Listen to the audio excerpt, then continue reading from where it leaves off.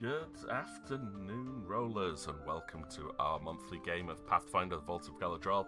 I am your DM for this session, Samurai of Tears, and I'm no Samurai, but everyone calls me P-Chips. We're back for Season 3, Episode 5, which I'm naming The Frozen North, because in our last session, our players bravely decided that having the option to go anywhere, instead of going to go and see if they could rescue their own family, let's just go wandering north with no supplies into the middle of the frozen tundra. And yeah, ran into a little bit of bother last time. But finally, they got some loot. A little bit of loot. Which, if you've been watching the previous sessions, is a very rare thing. They tend to run away from loot. So I'm very proud of them. Hopefully this session, we won't kill off many of them. I'm down to only 4 players. There used to be 9. We got 4 left. And yeah, let's see how well they survive today. It's only been 2 weeks since the last session, so fingers crossed they all remember what it is that we're doing, how we got to this lovely predicament, and work out where they want to go next. But we'll leave the players for the recap, and might as well go and introduce you to these lovely, lovely folks. But for anyone who is watching, just as a reminder, if you're watching this live through Twitch, thank you very much for tuning in. You can cheer on your favourite player by spending those D20s, our channel points, on giving your favourite player a boon, where it lets them re-roll the dice and take the highest number, or give me a way to make them re-roll and take the lowest of their results, which could create some rather amusing situations. But if you're watching this live as well, please be aware that I am going to be so busy dealing with the storytelling of the game that I will not be able to respond instantly to everything that comes out in chat. I will try my best for anyone that pops in and says anything, but please be patient just in case I don't notice it immediately. Other than that, if you're watching it on YouTube, thanks, enjoy. You could I'd switch this over, have it on the background, though I will be sharing any of the battle maps so you can see in real time what the players see and what they're doing as best I can. It's a bit awkward, I'm juggling 2 versions of every map, one for my version and one for the players, and hopefully I'm only sharing the players version on the screen at any one time. So at least that leaves a few things as secrets to be discovered as the players get there. On that though, I think it's time to jump across back into the chat and introduce you to our lovely players once more. Testing, 1, 2. This should be Discord coming through loud and clear. Whoa. It works. Right, so, as usual, just to make sure anyone who's tuning in for the first time here, if they haven't gone back and watched the previous 100-odd hours of footage that we've got from this game, might as well introduce all our fantastic players.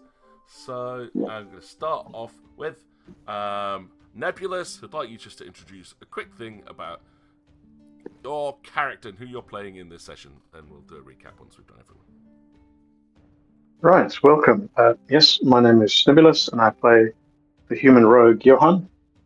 Johan is an intrepid sort of character, and he can often be seen wandering around carrying a leather-bound volume in his pack, which contains artworks, drawings that he likes to do. So occasionally you'll get mention of those at some odd occasions during their travels. On to the next one. Right, next up would be D. Hello, I'm Dee. I'm playing our half-orc paladin Merla, follower of Bahamut, enjoyer of all things meat-related and dragon-related. Dragons are pretty cool. Doesn't really have any hobbies to speak of other than alcoholism and eating. Um, yeah, she's pretty chill. Pretty green too. Like that description. Sage. Yeah, I'm Sage. I play the dwarven wizard Kazeel, the ever-suffering. I think that's about all you need to say about Kazeel. Yeah, pretty much. And then, Mira. Hello, I'm playing Eudoxia, who is chosen by the Star of Rebellion and currently experiencing exactly what that means. And a fun fact about her is that I actually have her full list of revelations now, so I should have been way better at initiative last session. I'm sure you'll get your chance coming up shortly. Worrying. But speaking of last session, let's have a little bit of a recap. What happened last time during... Was it Lost at Sea? I think that was chapter 4. I believe so. Anyone want to take the storyline for this? Where you start Sage. on board a boat. How about you take it? Alright, Kazeel got chewed out for, messing up the plan by Merla. A lot of drinking happened on the ship, we discussed where next to go, and we headed north. Turns out the north was very cold, full of snow and ice. People had trouble moving, we fought some winter wolves. And Kazeel remembered they had a spell that was going to help us get through the snow.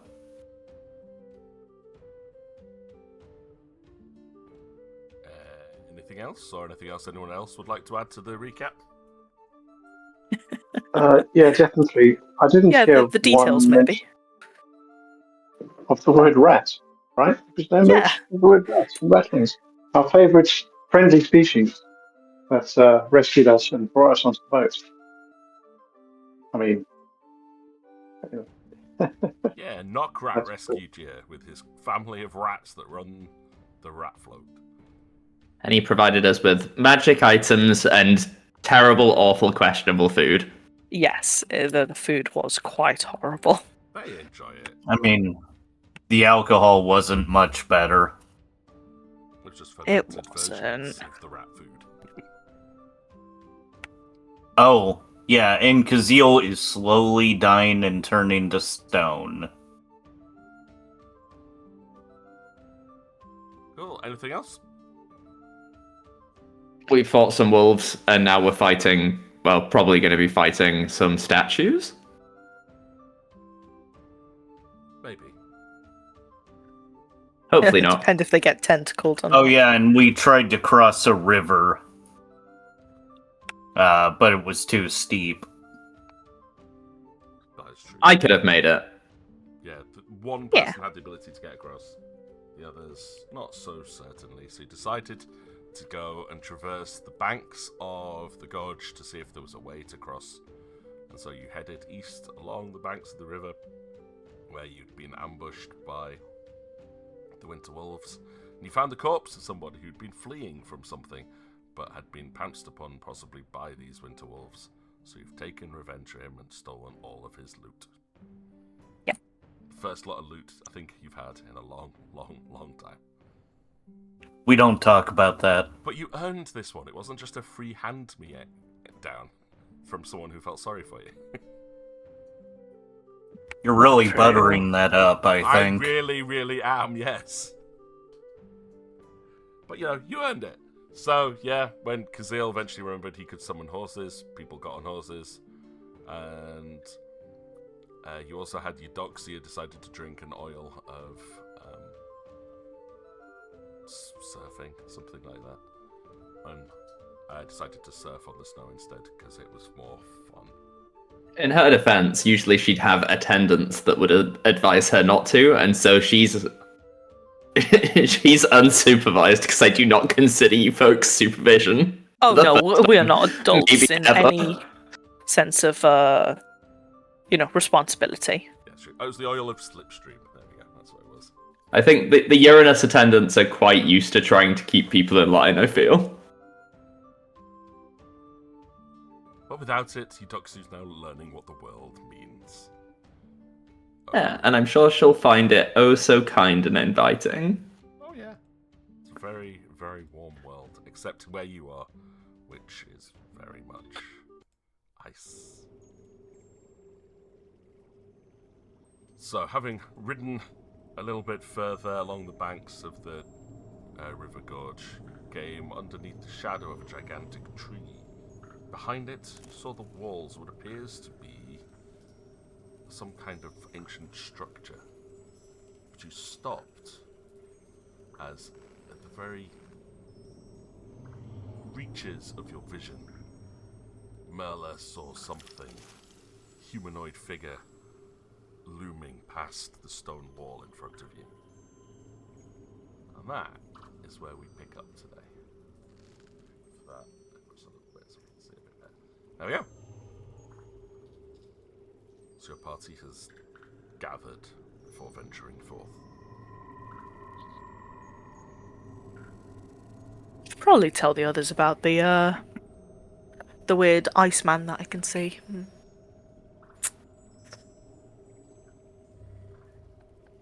Oh, but they have been annoying me. Eudoxia hasn't. Oh yeah. I'll tell you, Eudoxia. We are stood next to each other whilst surfing. I'm imagining. I think I've run out of surf juice. No, not the foot juice.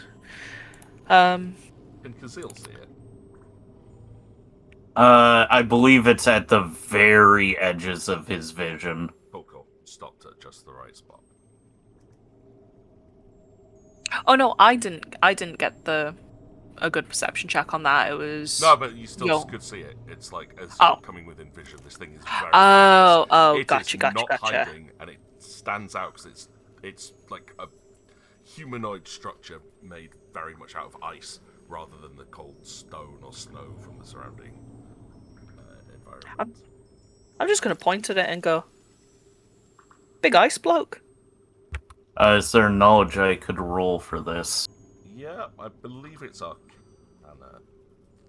I would also like to roll. That's pretty good.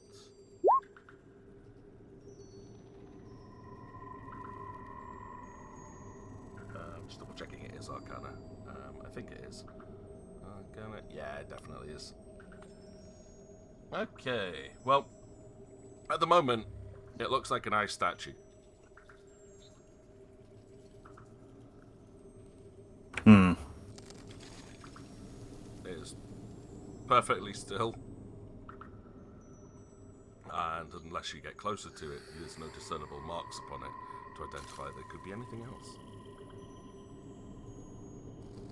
Having had this pointed out, I think Eudoxia is going to step just a little bit closer, so that it's actually within her 60 feet that she can see. Okay.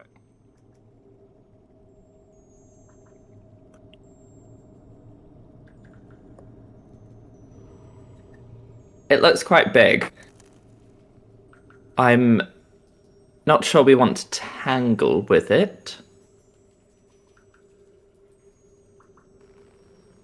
I mean, but likely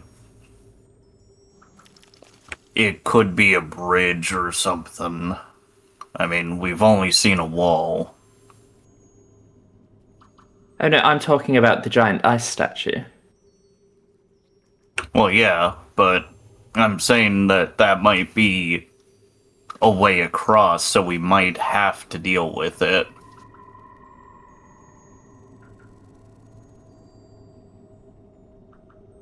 Does it look like a magical construct or just a statue? You can't tell from this distance. You are like 60 feet away from it. Yep. And Johan can't see it anyway. Mm-hmm. That is true.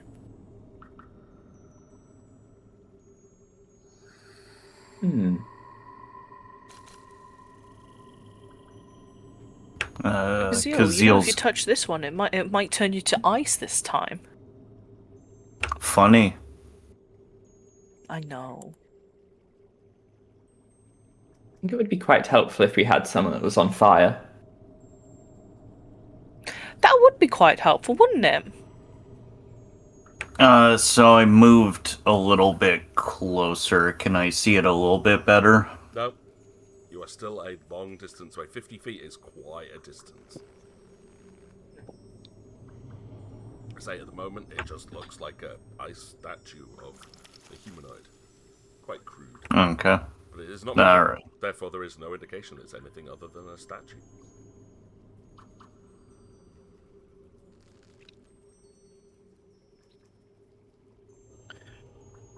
Does the wall look like it's just like a barricade sort of thing, or like, because like town walls kind of go all the way around things? Does it just look? It's just from the angle you're looking at it, all you can see is a wall right in front of you. It's a tall wall. You're looking probably about 15 feet up. Well, And spreads There- towards the river. there is, in my view, two possibilities. Either that is a statue, in which case it's quite a large statue, but ultimately non-threatening. Or it might be something that would block our path. Cannot tell from here. We could try and speak to it.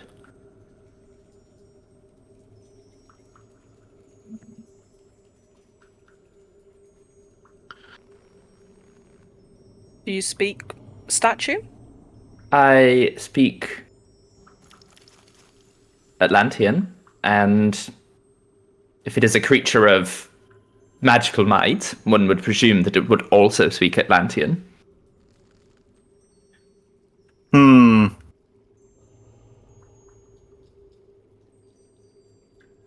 Kazil, do you speak Atlantean?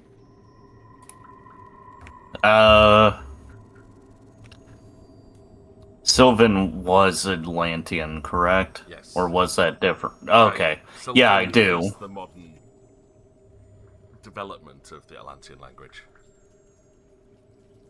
Well, that sounds like that logic works out. Magical might. Oh, yeah, fair enough. I mean, it's probably a slightly different dialect, but, you know. I know my dialect's probably fairly old compared to what you would have in this lesser age.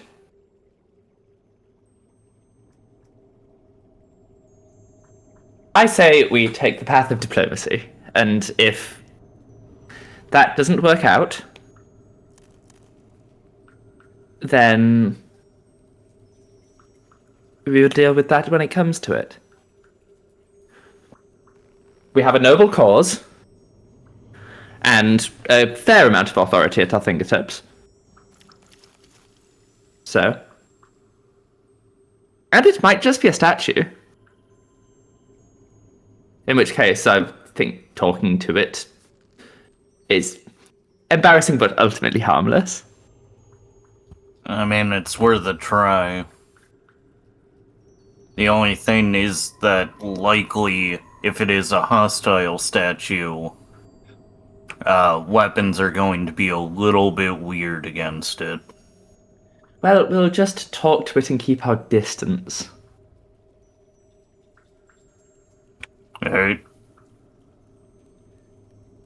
Johan's I'm going looking to forward to ready talking his to a statue. mace as a backup. Well, not a backup. Yeah, but- a mace might make more sense than a stabbing or poking weapon. Yeah.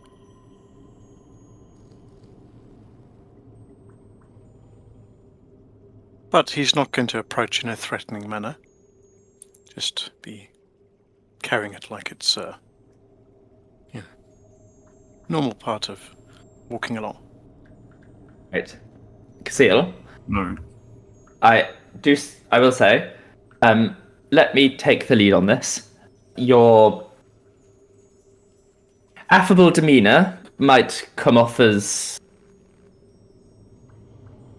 a little bit too a little too high in the grit department for diplomatic efforts.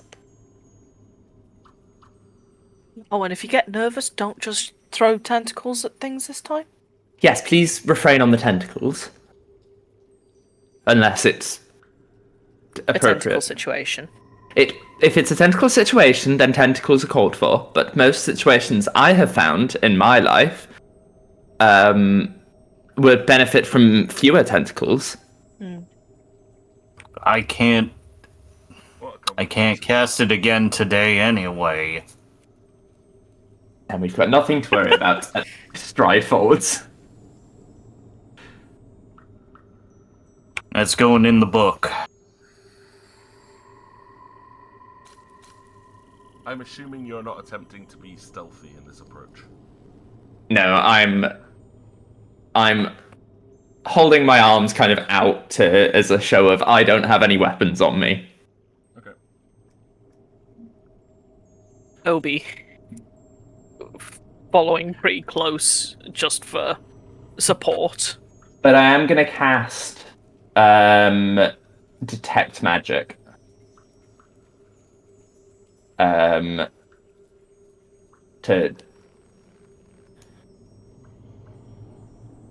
kind of as I approach. Okie dokie.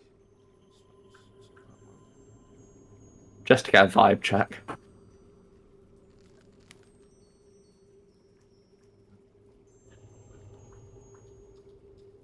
Just checking something on that front.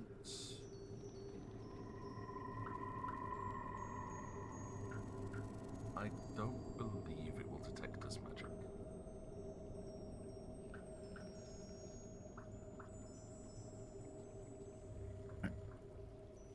How open is the terrain? Is there anything that Johan could hide behind or cower behind to kind of keep in stealth? The tree? Yeah, that's not close enough. Never mind. Because I mean, you could get behind the tree and then like saddle up against the side of the wall. That's about it. From what you can tell, it's kind of open, this section of terrain beyond the tree. Or two then, but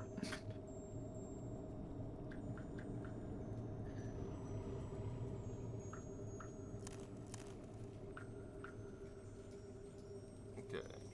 Now waiting that for Merla to catch up.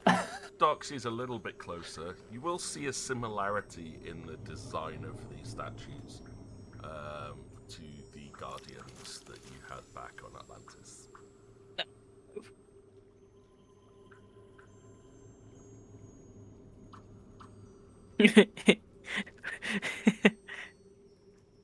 Will it look similar enough for us non-Atlanteans to make the connection? Yeah, when you get close enough. It's just because Eudoxy. PTSD. But these are very much crafted instead of like marble and bronze, out of a completely clear ice, like crystal substance.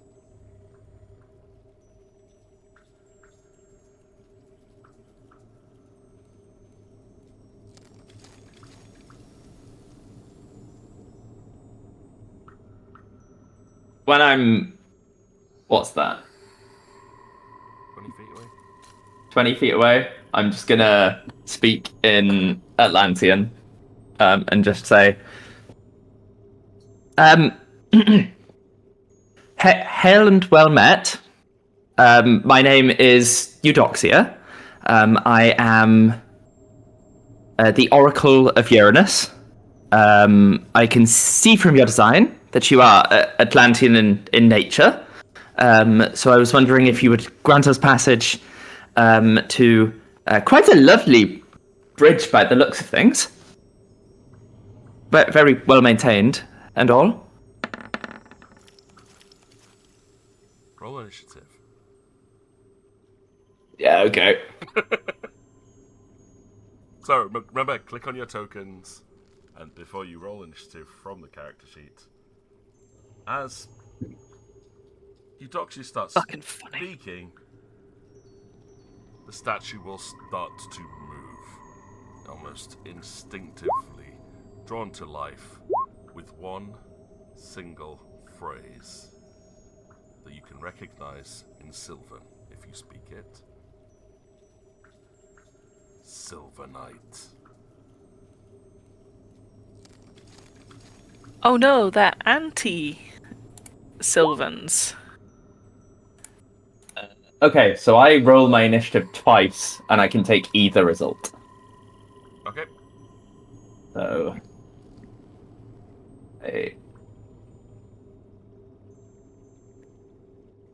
what's it? Right click my token and then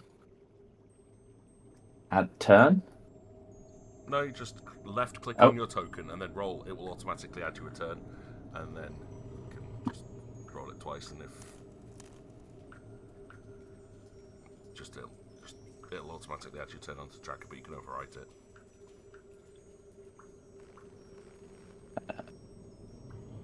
Initiative. And then, okay, I'll take the 16. Yeah, just type it back over the top on the tracker, and then I'll resort it. Okay.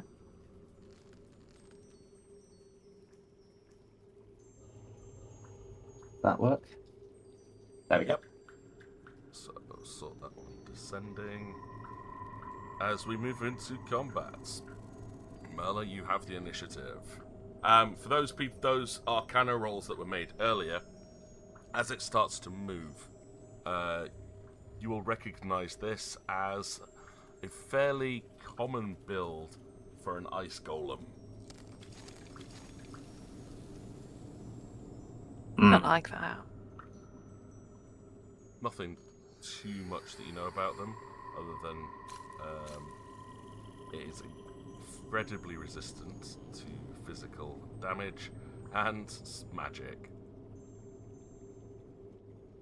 Ah! If only we had someone who was perpetually set on fire. That'd be Yeah, pretty cool if only. here. Okay, what can I do?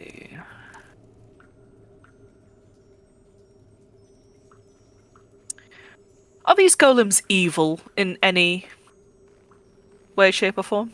Or are they true neutral, I believe like they're most neutral. most Yeah, golems? they're just true neutral as a construct. Damn. It harbors no good or evil, only what it is programmed. Okay.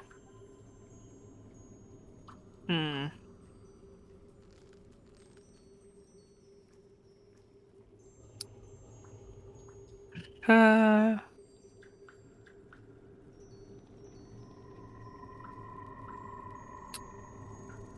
I think because Eudoxia stood right next to me, let's see. I will use my antagonize feat. Which I use against Sage constantly. Use it. Tony, for fuck's sake, piss off. It's Tony's turn to antagonize. Use doing intimidate. Which will now. I have to make an intimidate check against it. Standard action doesn't provoke attack of opportunity. DC equal to 10 plus target hit dice plus target wisdom mod. Does it have an intelligence of 3 or lower? It has no intelligence as a construct. Fuck! Never mind. We will not be doing that. I'm gonna hit. Okay, sounds good. I was just gonna let you continue planning through that and then go. It's essentially a robot. Yeah, no, it's not. It has no it'll mind of its understand own. me, but it won't be annoyed. Damn. Okay. I'm just gonna go and hit it. I was sitting there Oh, just looks- grinning to myself as you were discussing this plan, because it had Yeah. one specific trigger. I was waiting for someone to speak Sylvan at it. Ah. Ah. Right. Let's see. I'm gonna hit it. Go for it. Let me get me silly weapon. To help it help you out, it has an armor class of 17. 17, and I'm gonna assume it's definitely got some DR. Oh yes. Oh yeah. Let me find my thing. I'm gonna find my weapon.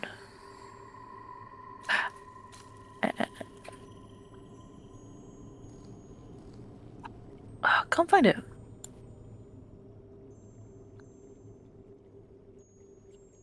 I'd accidentally closed it. There we go. That's a hit. Does a 34 hit? Yep, 34 is a hit. Okay. Go. We'll do some damage. Yeah, and I get 2 attacks. Oh, I get 2 attacks, don't I? Nope, because No? you moved. Oh, yeah, of course. Full attack, you'll get your 2. But Yeah, there we go. move Yeah, and just that then. Single attack action. Cool. Yippee. Eudoxia. Yes, I have a rules question. What is a melee touch attack? Can I do that with dexterity, or does it have to be strength? I believe it's still strength based.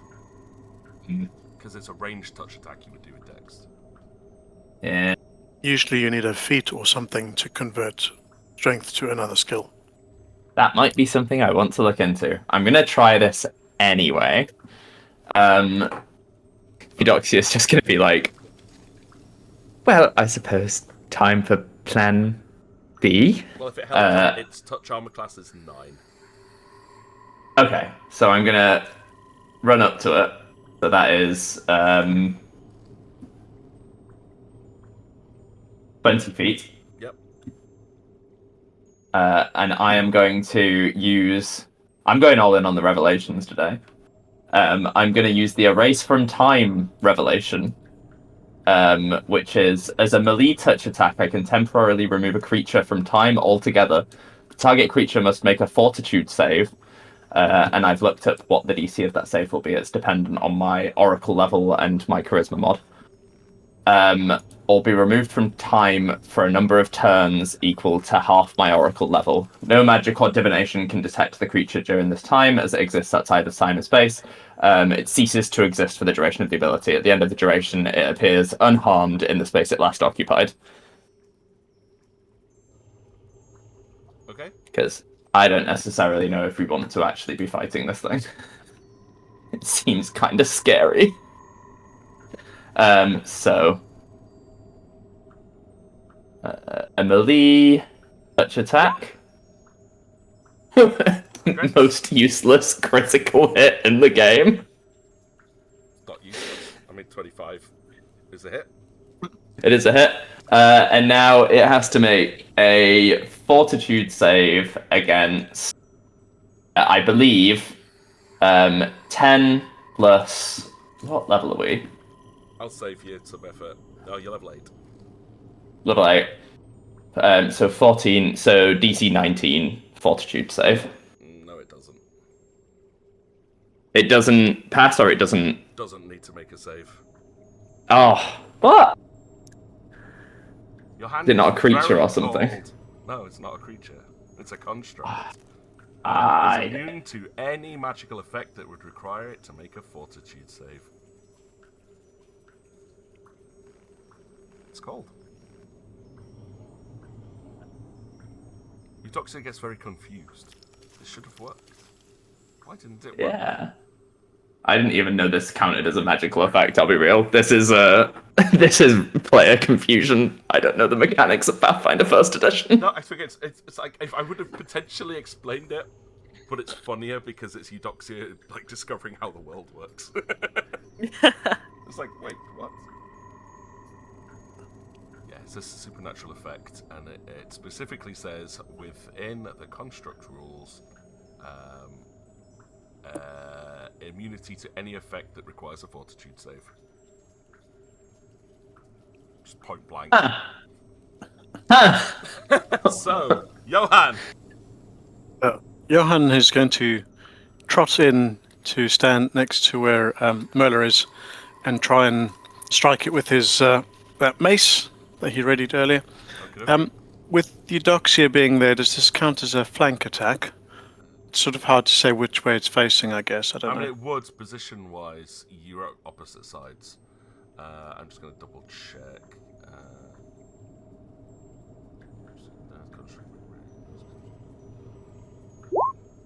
Just double checking, see if it can be backstabbed. I don't think there's anything that stops a construct from being stabbed at the back. Because the idea would just be finding like a crack in its construction. So, Yeah. Yep, so 31 would definitely be a hit. Not a huge amount of damage with the mace, though. But it is a +2.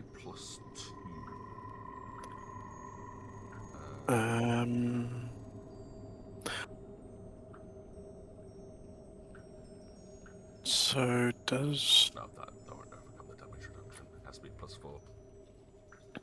So, is that the +2 from your strength, or is that +2 from the mace? So I put an attack mod of +2 in when I added it onto the character sheet. Just having a look here. Yes, I put a +2 in the damage mod as well, so that's including the So magic. right, but because you are flanking, you've got backstab, haven't you? Yeah. Probably backstab damage. I'm gonna let you go. I'll let you go through. I think it makes sense.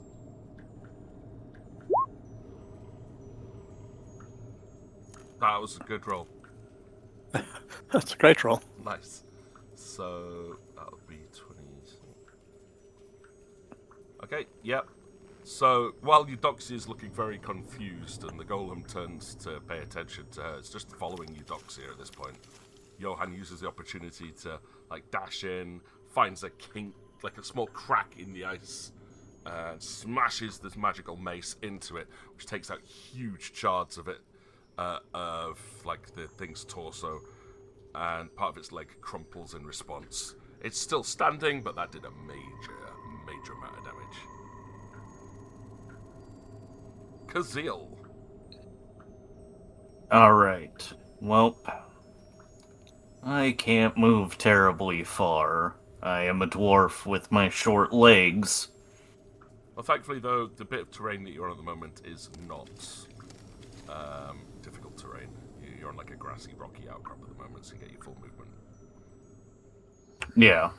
So I'm going to go ahead and move towards Merla, and I'm going to cast Heroism. Okay.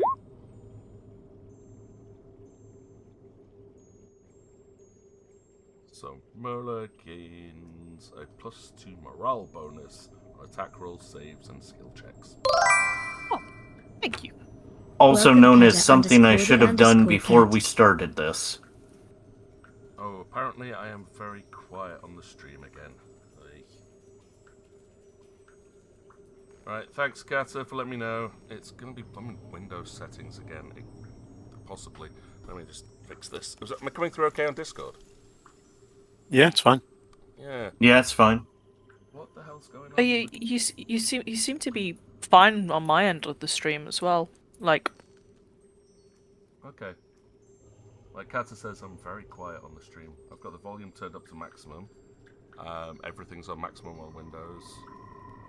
I don't know what else to do. It's just. I think maybe comparatively, Oh yeah, compared to me, you're quite quiet. Right. Okay. Hang on. I'm gonna just disconnect my microphone and try to plug it back in again. This will probably cause huge problems. Please let me know.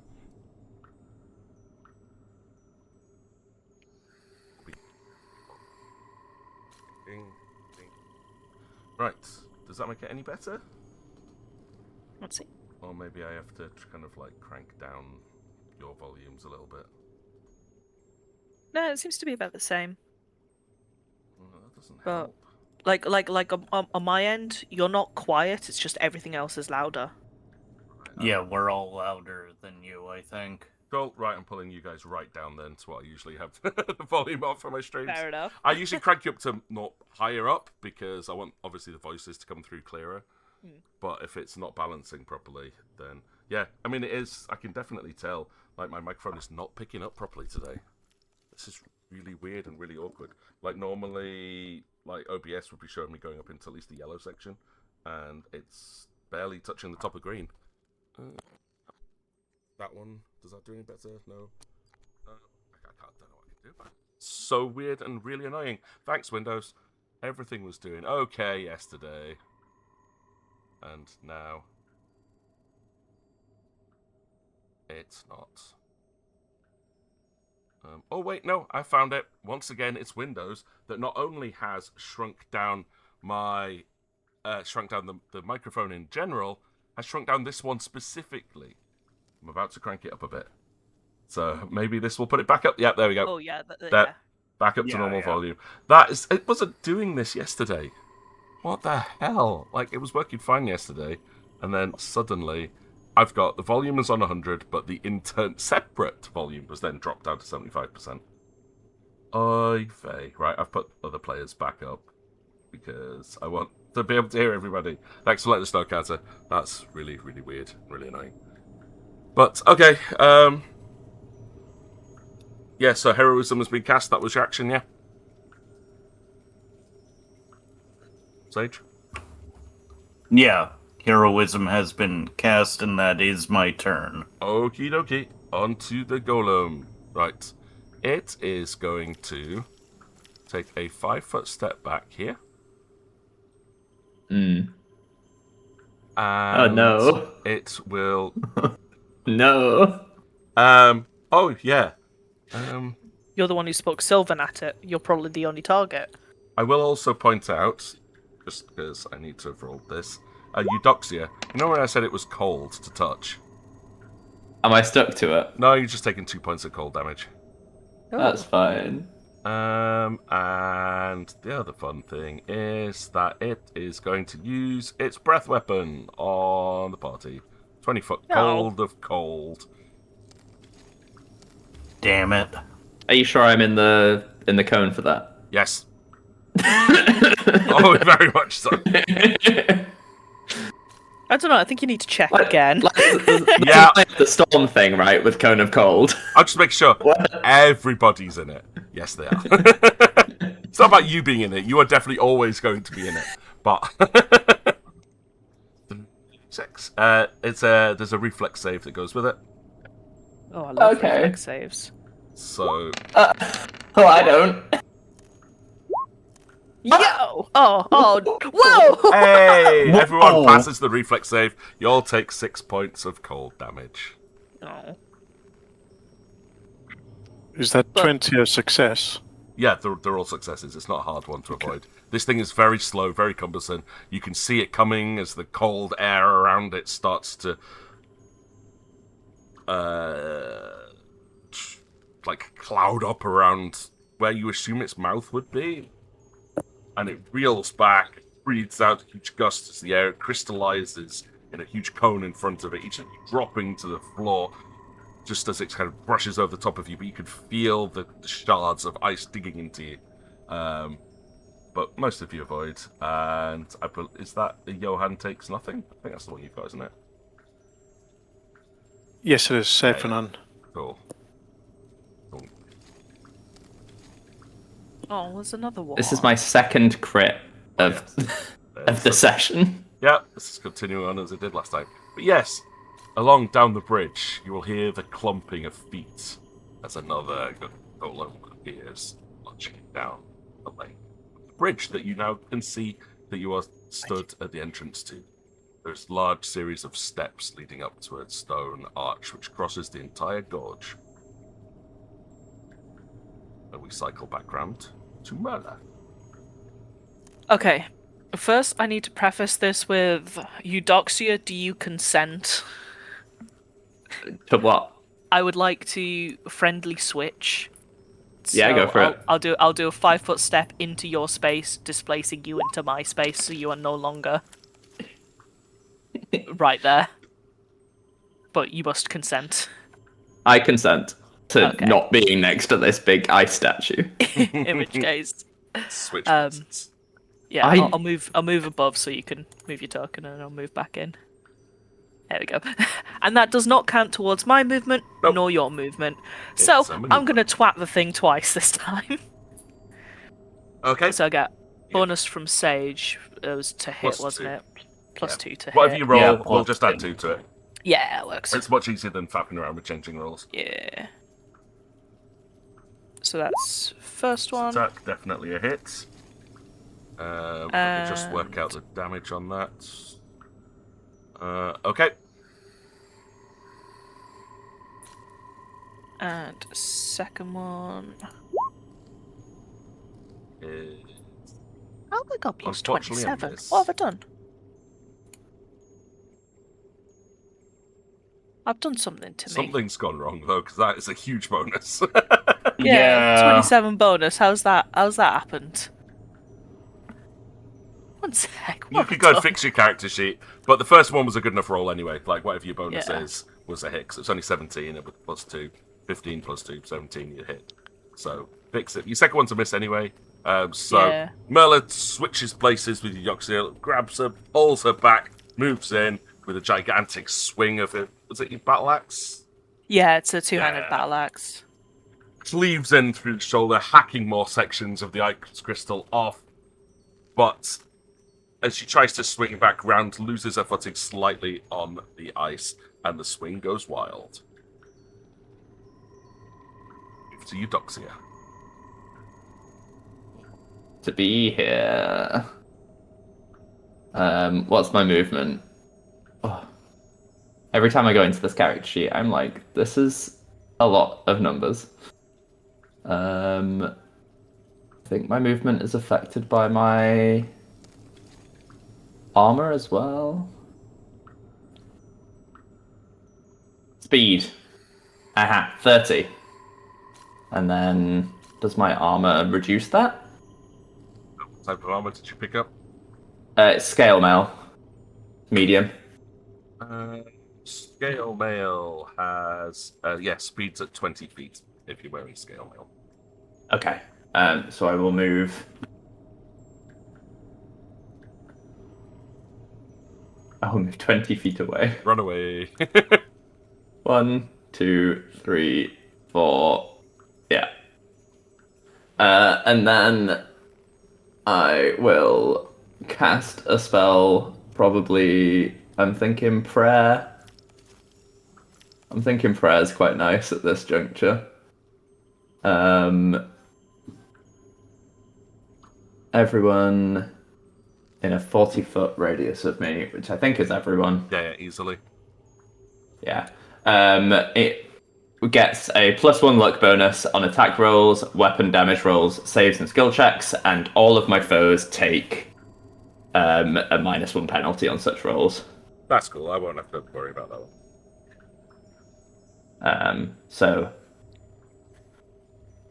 probably should have done it before I moved, but hey-ho, No, you no. live and learn. You're all good. Yeah, I'll just cast that. Righto. Johan.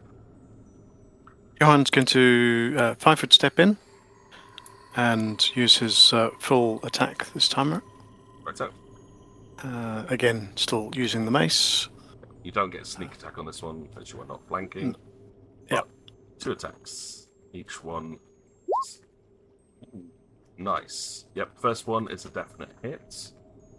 So that's... sorry, what was prayer giving? Was that a +1 Was or that something? +1. Plus what? Is it +1 Okay. damage as well? Or, yeah, so I believe so, yeah. 1 damage onto that, which makes sense. Okay. Things still And standing. then second attack. I put it in the chat just so that Bear in people mind can we see have it. to take 5 off that one because it's a second attack. Yeah. But that's still it'd be a hit and another maxed out damage roll.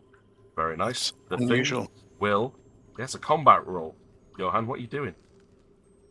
Not supposed to roll well on combat rolls. It No, crumbles. but he's doing the sneaky combat. It's damage. Maybe it's because I'm using a mace. It's the mace. Ah, that's the mace doing it. Yeah, okay. We've solved it. Yeah, with two gigantic swings of this new magical mace, Johann charges in, bashes twice over the head of the ice statue, the second one crumbling right through as ice crystals just scatter in every direction. Literally in every direction. Everyone within 10 foot can take 3d6 points of slashing damage and 2d6 points of cold damage. Reflex save, please, if you're within 10 feet. I don't think. I think I'm just outside. You're outside, so it's Merla and Johann. Oh, Johann was not expecting the explosion. So Merla will take half, Johann takes full amount, I think. Yeah. So Ouch. 3d6 plus 2d6. With the 34 on my Arcana roll, can Eudoxia shout that they explode just after it explodes? Oh yes, Just wait, yeah. That would be amusing. Okay, so that is 21 damage to Johann. And half that run down 10 damage to Merla. Unless you have any cold damage resistance. No.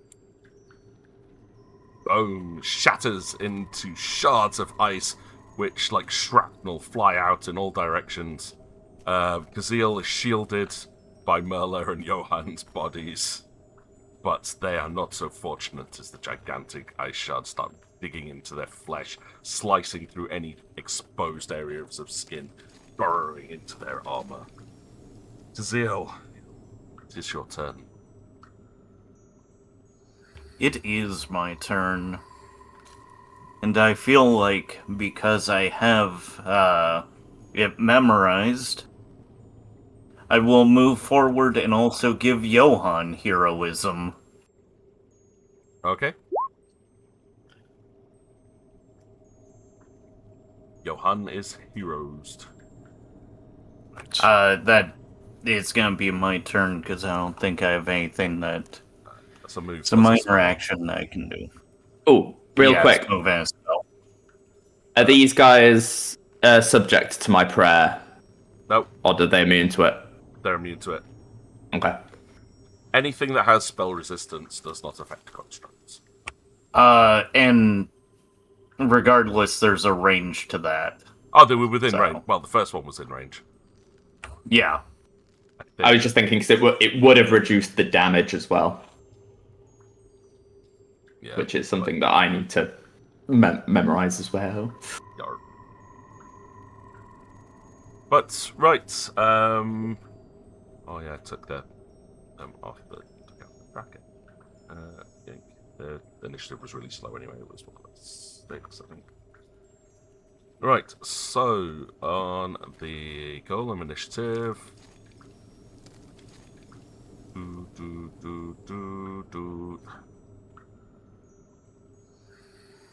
Going. Reflex save, please.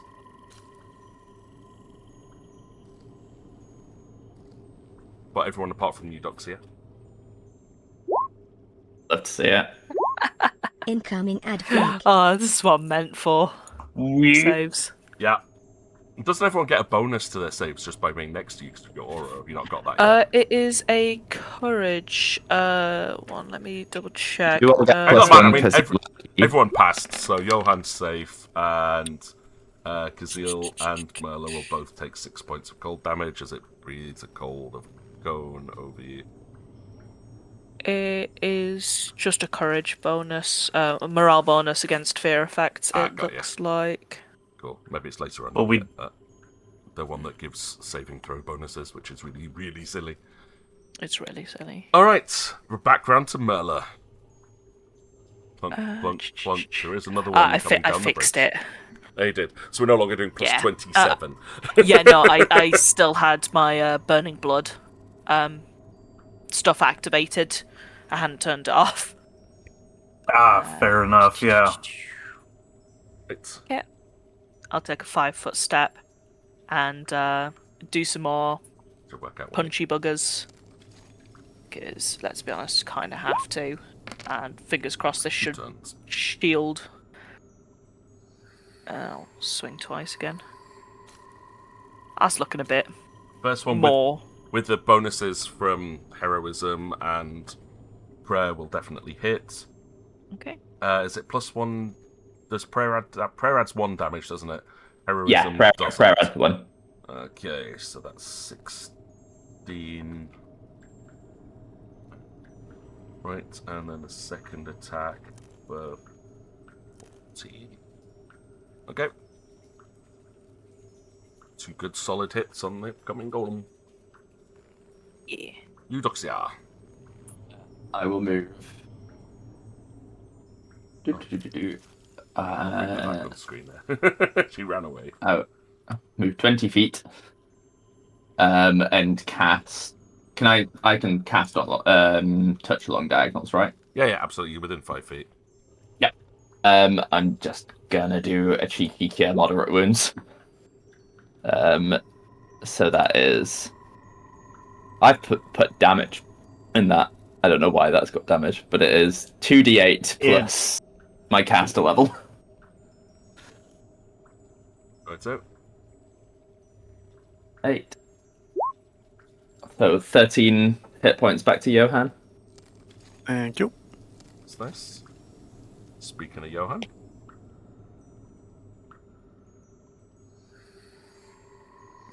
Johan is going to 5-foot step, trampling over the body of the yep. other one, and from his higher ground, smash down on with his mace. And sorry, just scrolling down here, down to here. That's first attack. Looks like it's going to hit. And then Yep. second one, -5, will still be hit. Still a hit. And a veritable blow, at least. Okay. 2 good hits. Just knocking chips off the golem. We switch to Kazeel. Yeah, okay. I'm gonna try that then.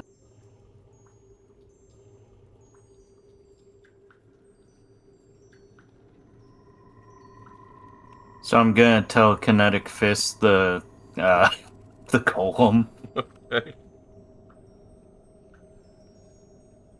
I think that's okay, because it's just bludgeoning damage, isn't it? That is. Yeah, it's a physical attack. Yeah, that's bludgeoning. Yeah. Okay. That would be a hit.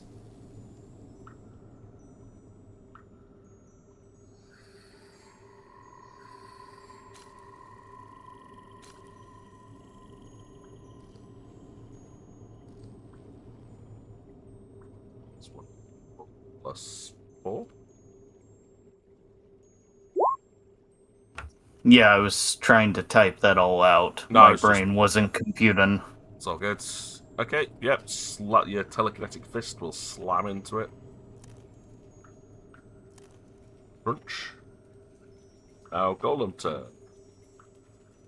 Eeny, meeny, miny, mo. Well, it looks like a good threat. I am. So, let's go for a punch on... knowing your armor class, this will fail, but it will get 2 attacks. Check. Yeah, with that fancy new armor, I'm on 20 AC. Okie dokie. Okay. Boink and boink. I'm just going to roll both attacks. Well, the second one hits. Yeah. So that is 1d6 plus 3. That's 1d6 cold damage. As it will quite cumbersomely swing with both fists going towards you. First one glances off your armor, but the second one will just kind of catch you in the side as it jolts you the other direction, and you'll take 9 points of damage. Okie dokes. Say another one comes clumping up the bridge towards you. It is your turn, Merla. Okay. It is indeed my turn. I'm going for him again. Right, so I'll just have to add 1 onto all the damage at this point, I think, right? So, Yeah. Yush. Okay, first one hits. And second one also hits. Wonderful. Drink. Okay, 2 solid hits. Eudoxia? I'm gonna step to Merla, and I'm gonna cure moderate wounds again. Okay. Oh. Thank you. Ooh, 20. that's it. That's a nice roll. That was a tasty heal. Whoa. That was a tasty heal. This is to clarify. This is part of what I'm built for. I'm a health pack. It's good. The group needs something like you. I might be polite, but I am also a health pack. Okay, if that's it, then we go to Johan. Right.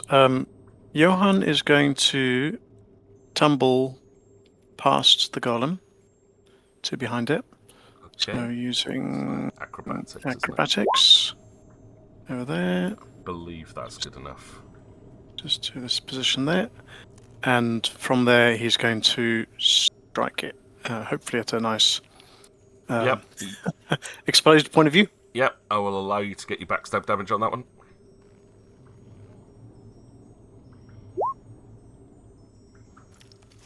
A definite hit. And then backstab damage.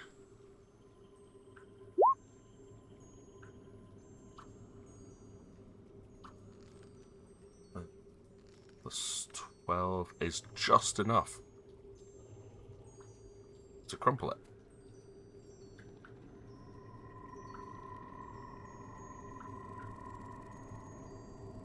You know what that means? Everybody apart I love from exploding. Eudoxia is within 10 feet.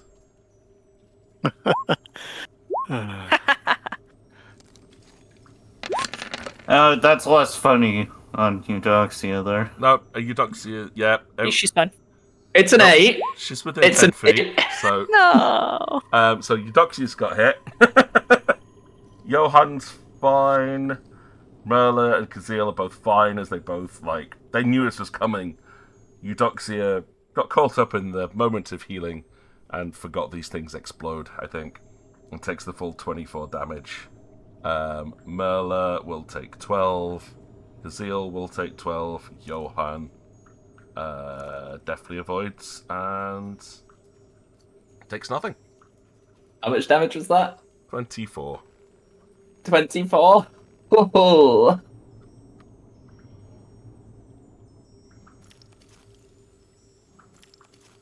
That's quite a big explosion. Yeah. I think after that happens, she's just going to mutter to herself. Eudoxia, you need to remember that they explode. Right, Kazeel, there is one more on the bridge that you can see. There is no sounds of anything else though approaching. So you can I'm going to sensibly assume this is the last one that's here. Although that seems a bit weird that only 3 would be guarding this bridge. But it is the last one that you're How thick is the stone of the bridge? what, are you looking at the wall or the bridge underneath you? The bridge underneath. It depends on which parts, because there'll be the stone supportive pillars will go right through into the earth. The stonework itself at the bottom is probably about 5 feet. Okay. Break the bridge. Don't break the bridge. Oh, No, I'm gonna I love stone stone shape the bridge, yeah. It's gonna build a wall. But I'm going to have to cast defensively. So it is me taking a risk. A big risk.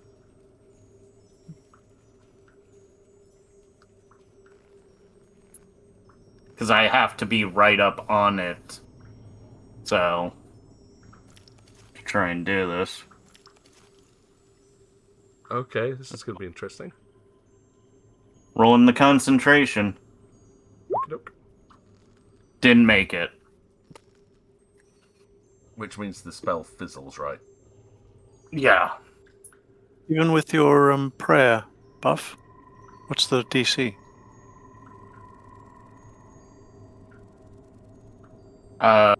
Sadly, prayer does not apply to concentration, I believe. Yeah, it's not because prayer gives skill checks, attack rolls, and damage specifically. Ah, okay. Thanks for clearing that up. If you're casting a spell defensively, the DC is 15 plus double the spell's level. If it fails, the spell is lost.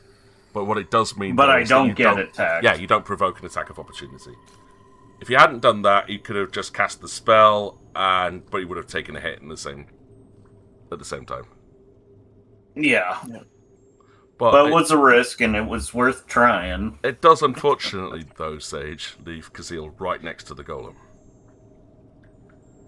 Yeah. On the Yeah, I golem's know. turn. Yeah, So I know. it's clobbering time.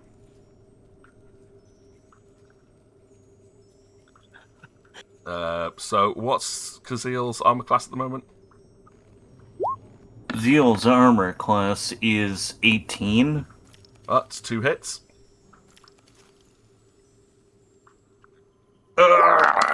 This is gonna hurt. Yeah, he just took 24 points of damage. Okay. He's still up. Then it's gonna take a 5-foot step as it continues to try and march past Kazil. Merla, it's your turn. Right, yeah, no. Only I'm allowed to hit the dwarf. What? My turn. 1 attack. 1 attack. No! Yeah, that's a miss. Merla slips this time as she tries to charge in. The icy stonework beneath her feet just causes her to lose her footing as she swings wildly. Eudoxia.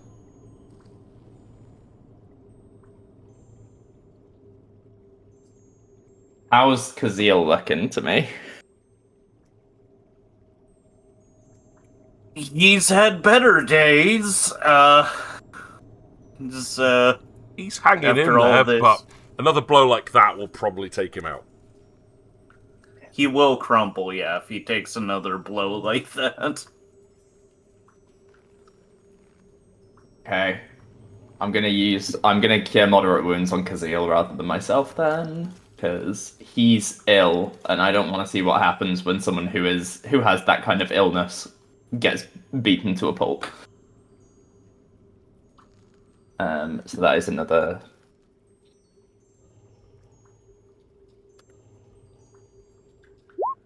18 hit points for you.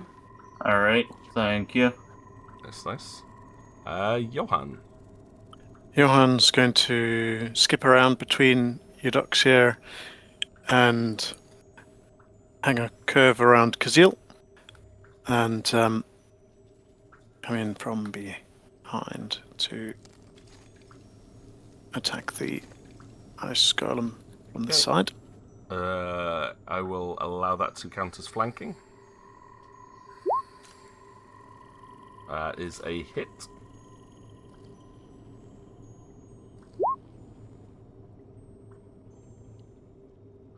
Okay. So 16. Very good. Kazil. Okay. What can I do here? Speaking of free action, can I say something? Yeah, speaking's generally a free action. So, make sure you don't finish it off while we're all so close.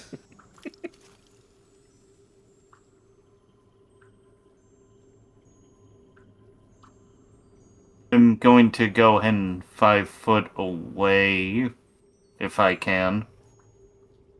Yep, 5 foot's a non-provoking action. Alright. Then I will...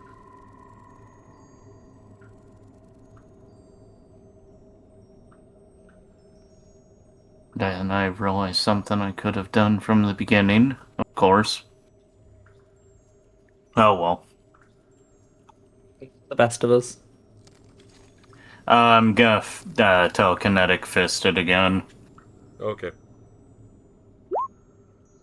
That's a hit.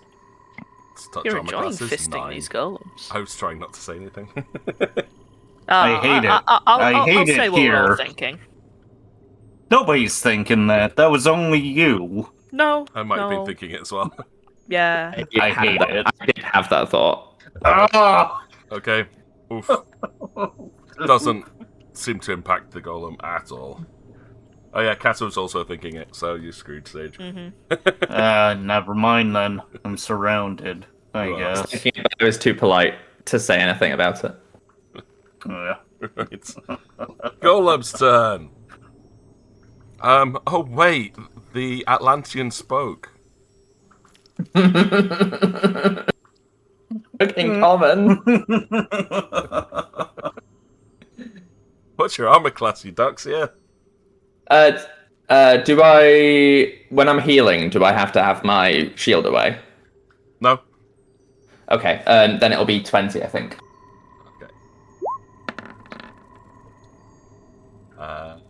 Okay, it misses with both of its attacks. Mela. Wackus bonkus. Nope. Yep. Nope. Yep. I don't think I can Yeah. take an Wackus explosion. bonkers, both of them hits. Wackus bonkus. No. Plus 1 on each of those would be 31. Oh. Okay. Eudoxia, your turn. Okay, wait, it doesn't explode. No, it's still standing. Okay. I'm gonna use a revelation. Which is my time hop. As a move action, I can teleport up to presumably, yeah, it doesn't provoke attacks of opportunity. That's good. I was going to say, if you tried moving away, it would provoke. I'm Unless you gonna time hop. I'm gonna say 30 feet away to here, and then I'm gonna cast a 3rd level. Not cure moderate wounds. I'm instead gonna do cure critical wounds on myself. Which is...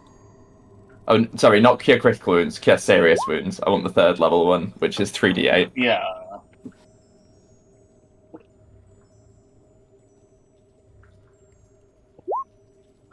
To heal myself for 17, and be feeling a lot more confident about Probably being a very alive. sensible idea.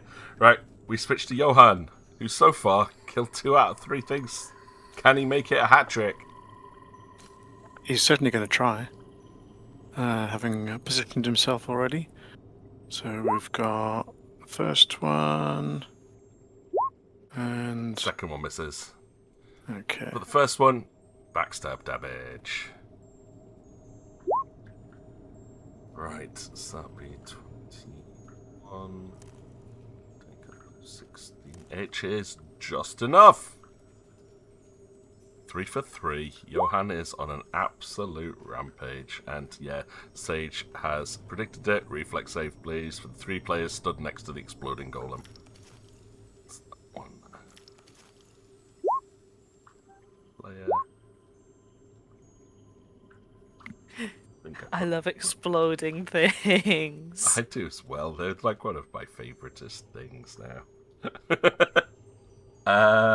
That's fine. Everyone makes their reflex saves. It's only 13, Sage. You did alright. Alright. So you only take half damage instead of full damage. Johan survives all of it. He don't care. He's just going around murdering golems.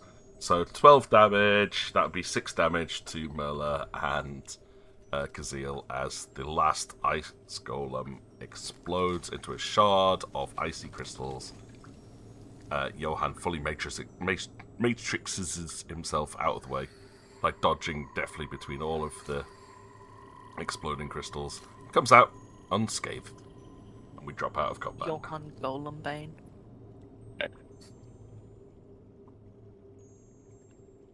I'm going to walk up to the group. And I'm just going to be like, yes, hi, hello.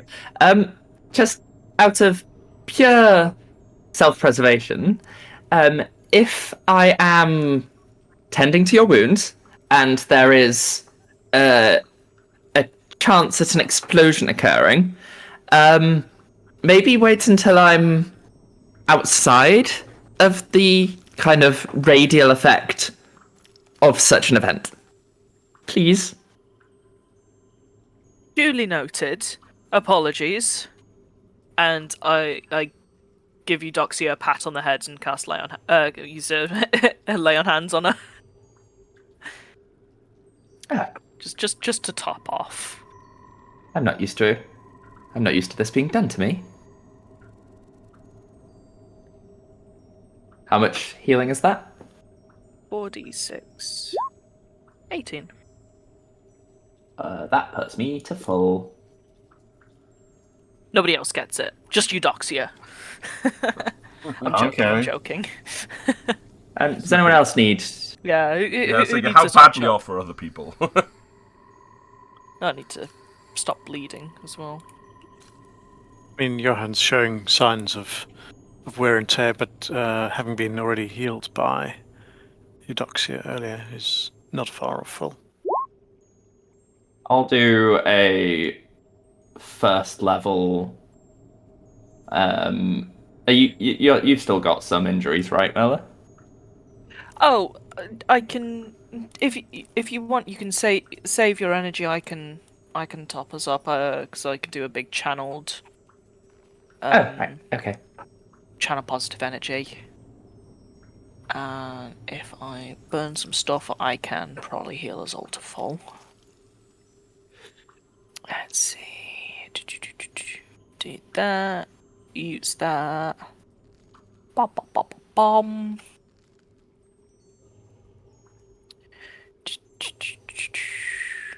Where's it gone? Gonna gather everyone up into a little huddle so I can hit everyone at once with this. Where is it? I keep losing it. Yeah. So if I burn enough of my uses here, it ends up being 10d6, but I can only do it once a day. Well. A lot of ones. That's not. It's not too great. Wasn't the A best. single 6. What are the odds of that? And 10. Not great. A little bit below average. Yeah. Thank you, Merla. Thank you, Marua. It is cold, and you are tired. It explains Mm-hmm. a little bit why there may be distractions in the faith. But the healing wave of energy bestowed upon Merla by Bahamut travels through each of the party members. Your wounds start to heal.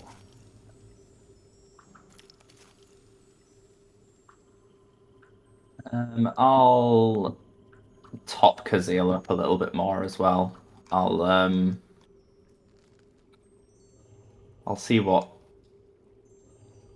a cure light wounds does. So this is If I've got something here that says a healing spell is maximized rather than empowered when I use it, but only on myself, what does that mean? Does that mean I get the max? You get the healing? max. Yeah, it means you don't have to roll. Fucking hell! But that's only for me. Everyone else gets 25. I get 60. Wow. That'll does be top if me you up. cast a healing thing on yourself. No, wasn't on it's yourself, Yeah, that's the a group healing It says won't specifically if it casts on multiple, this Okay. benefit only, yeah. Oh, nice. There you go. Yeah, Yeah, okay. that's They just thought of that, crazy so that's good. good. Yeah. Yeah, you just gained 60 health back. Okay. So Sage, have another 12, by the way. wonderful. Yeah, I've added that. Kazil's looking hardy. Like, he's gonna be fine for the most part. You don't need me to... He's not full. Do you want me to do that again? Full, but how many first level spells do you get? I get 8. I've got He's some fine. more paladin stuff. So. Yeah, don't listen to the DM. Maybe one more. He's fine. You greedy little Or dwarf. one more. I'll do it again. Okay. Oh, Oh. Have another Oh. 18 between us. Okay, well, there we go. I'm at... The power of Yeah, numbers he didn't compels you. even need that second one. Yeah.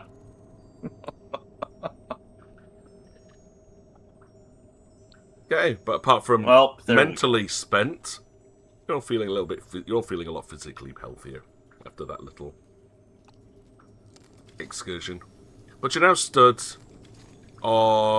just at the top of the steps to a large stone bridge which leads right over the gorge. can I make a quick Arcana check to see if there's anything valuable, if there would be anything valuable at like the cores of these things that might be worth rooting around for? There's not much left of them. There's just little shards of ice Okay. all over the place. Ah, Like the block, wonderful, the that's what I parts was from the gonna block ask. that was used to construct them is shattered into pieces. I just thought it was worth asking because... Oh yeah, no, absolutely. will anything happen if I eat some of the ice? It's just ice. Okay, cool. I'm eating the ice, like ice chips, just like go crunch, crunch, crunch. Revenge. Eat your enemies. It's cold. Corpse. Well, didn't quite go to plan. I still stand by that the path of civility is preferable in most cases. However, when they are programmed to detect you and eliminate you, as it would seem these were, but perhaps Plan C is amicable. But we have a bridge now. Well, I was gonna say, look, it's a bridge. It's a bridge. Yes. All I could see was a wall. So this is a. I'm assuming that it goes to the other side. It appears to. Yeah, I can't see that because I'm limited to 60 feet. Well, yeah, And was it at night? yeah, it's nighttime, so no one can Yeah. see that far. So So yeah, I can't tell. everyone's limited. At the beginning of combat, you said that the golems said Silver Knight before they attacked. What language was that in? Sylvan. Sylvan. Okay. It's your Can I- Sylvan. Johan It doesn't didn't speak say it wasn't Sylvan. Silvanite, it was Selenite. Oh, is it Selenite? It's- Can I it's supposed to be make Selenite. I've got either a knowledge religion check on that word. You can do, but you don't need to. Okay. Selune is the name of the Dialis. royal family from Atlantis. Oh. My brain, genuinely, it's been one of those days. That's my what I'm brain saying. didn't put You do not need to roll on that at all. So as It's far as also you're been a concerned, while since we've had that connection, too. So, But oh, right. I guess that doesn't really apply to me any, because she doesn't like me. Prometheus VT raided you. Perhaps Yeah, I should but- have fronted with that. But I am. You could have. and hello, Raiders from Prometheus. Thanks for joining us in our Pathfinder podcast. Just missed combat. Welcome, Prometheus. It was a very explosive combat as well. I don't get raided. This is quite a nice experience.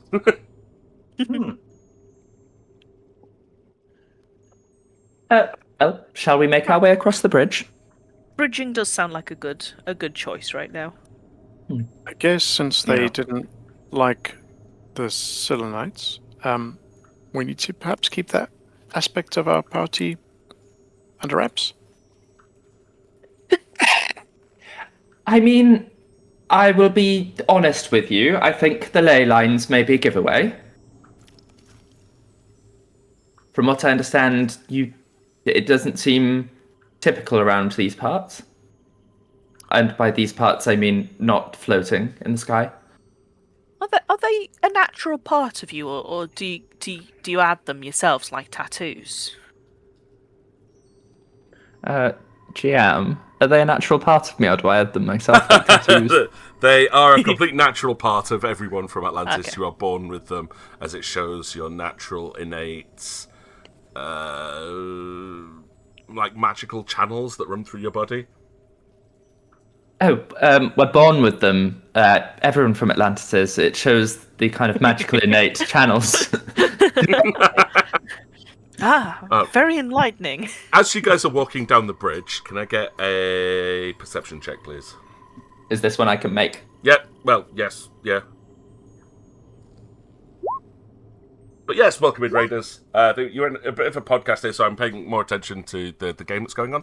But welcome in. This is our monthly game of Pathfinder. It's a custom game. The story is very convoluted. Hope you can pick it up. If you have any questions, let us know. I'm pretty sure the players could probably jump you in. But hi. Right, okay. So, Johan, we'll see this. Mira, you will... As you're walking along the bridge having this conversation, you will hear the crunch of, like, ice beneath your feet. Like, quite prominently, rather than it just being, like, the smooth, icy stone work of the bridge work when you first came onto it.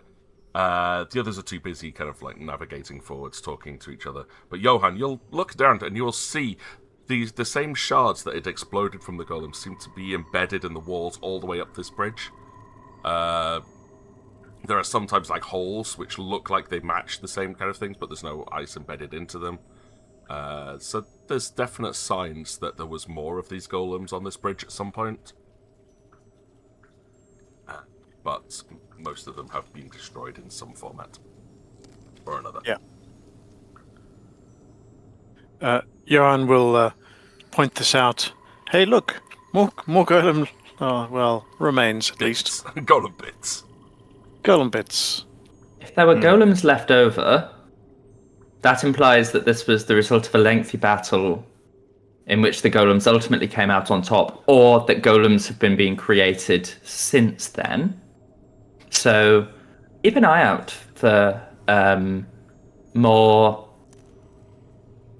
I don't know how the polite way to put this is. More remains that we could take stock from. I wonder if that's what happened to Morley McMullerson back there. That seemed like wolves to me, but Yeah, exactly. But he was running came from fighting something, here, then so... got dogged. perhaps. No, I shouldn't speak ill of the dead. Even if did get eaten by a wolf. And I find that quite funny. I mean, those are big magical wolves. I wouldn't, like... There were 3 of them. There were 3 of them. And yet, there was only one of me. And you saw how that went. Yeah, but I yes. boiled your blood, hasted. We also had a prayer. I mean... Shh. We had Uranus's blessing on our side. As you approach the end of the bridge, you will see the remains of an old stone gatehouse. The wooden doors have long since crumbled away and eroded under the harsh winters of this land, with a few bare remains of the wooden hinges and a couple of broken wooden planks still hanging on dear life.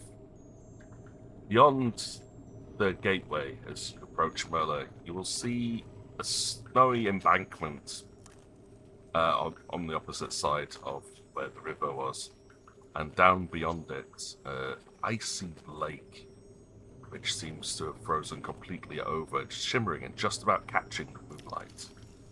The snowy pathway does seem to continue back down the length of the river that you've already walked, You've no idea what's to the other side quite yet, but it does look like there might be another sheer drop down the other side.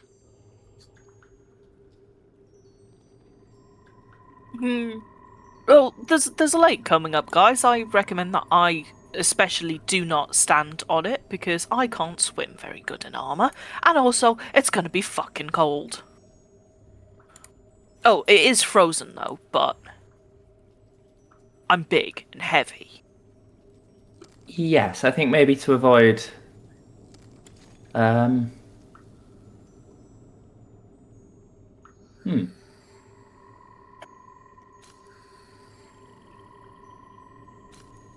Maybe to avoid that. Is there anything in and around the gatehouse that we can investigate? Any rooms No. that we can go in, or is it just... No, it's literally just a completely- big stone archway that's gone over the top. Okay. It looked like it did have secure doors on the front, Yeah. but they've clearly quite old and have been damaged and rotten away over time. So this is not recent damage. This has happened over potentially decades or centuries of neglect.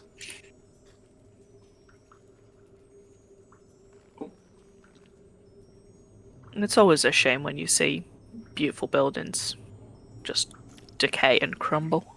So if you go Hey, much the stonework. further in that direction, Oh yeah, there is that's quite like a bank that leads Yeah. down towards the lake, and then up here to the north is where you can see it kind of drops down another cliff face. Okay. So the pathway leads downwards, which is west. So- I've got the whole map is oriented, so east is towards the top of the map at the moment. yeah, like with the bottom of the map. This was all the greyish stuff is just slowly turning into a drop, isn't it? Yeah, yeah. Or at least very steep. So just be careful Okay. as you're walking down that Yeah. direction. I will be nice and careful.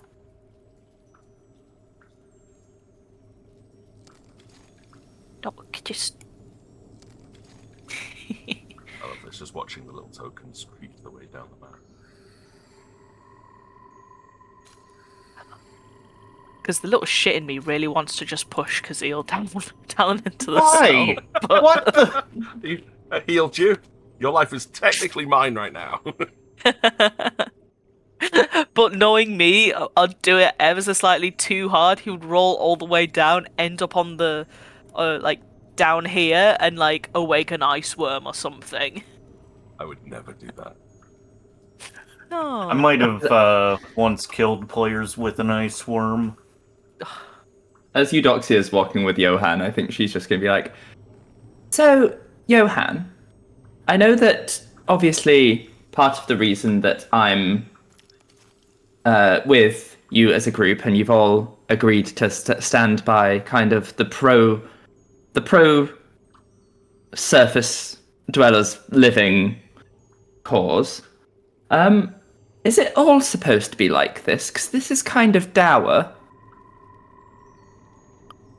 Well, this is actually my first visit to this part of the world. It does seem pretty barren. Is the rest of it so cold? No, definitely not. Or at least for the bits that I've visited, it was much more temperate. Oh, that's good. Why didn't we go there? I suppose that's not where the visions led. Not really, no. But the thing is that even in the more temperate areas, there are often wide open areas that are, uninhabited, and they can be just as desolate as this at times. But why would you not use some form of geomancy or magics to create living spaces wherever?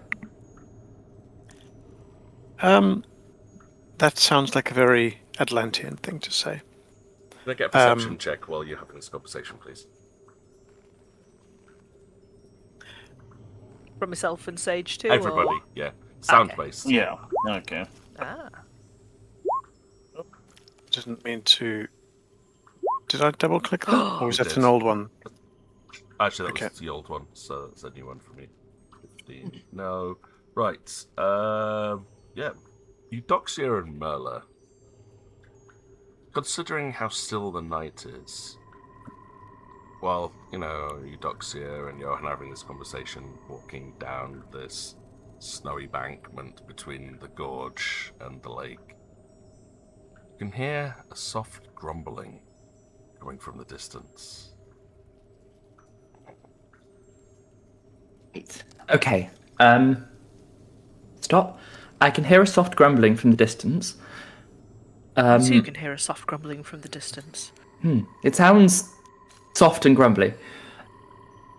I suppose this time, in the distance.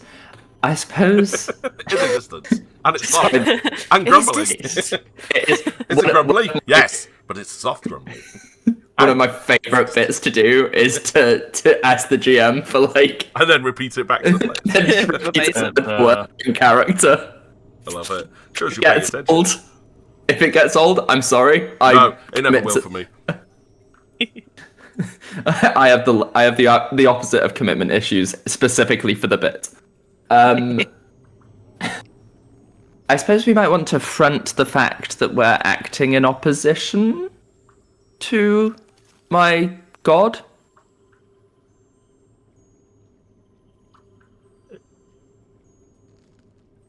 Is there any way that we can think about the this is our character, the Golemoni attacked once Eudoxia spoke in Atlantean to it? Yeah, absolutely. It was very obvious. Oh, okay. Like, it hadn't done anything. Like, as you were walking towards it, nothing happened. It was the second that they heard the voice of Eudoxia that it activated. Okay.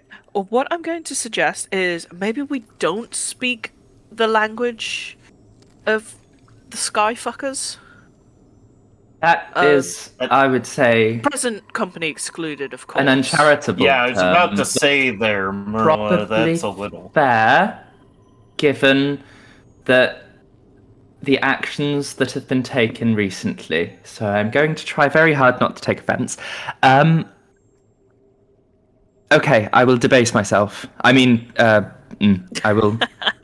Oof. Oof.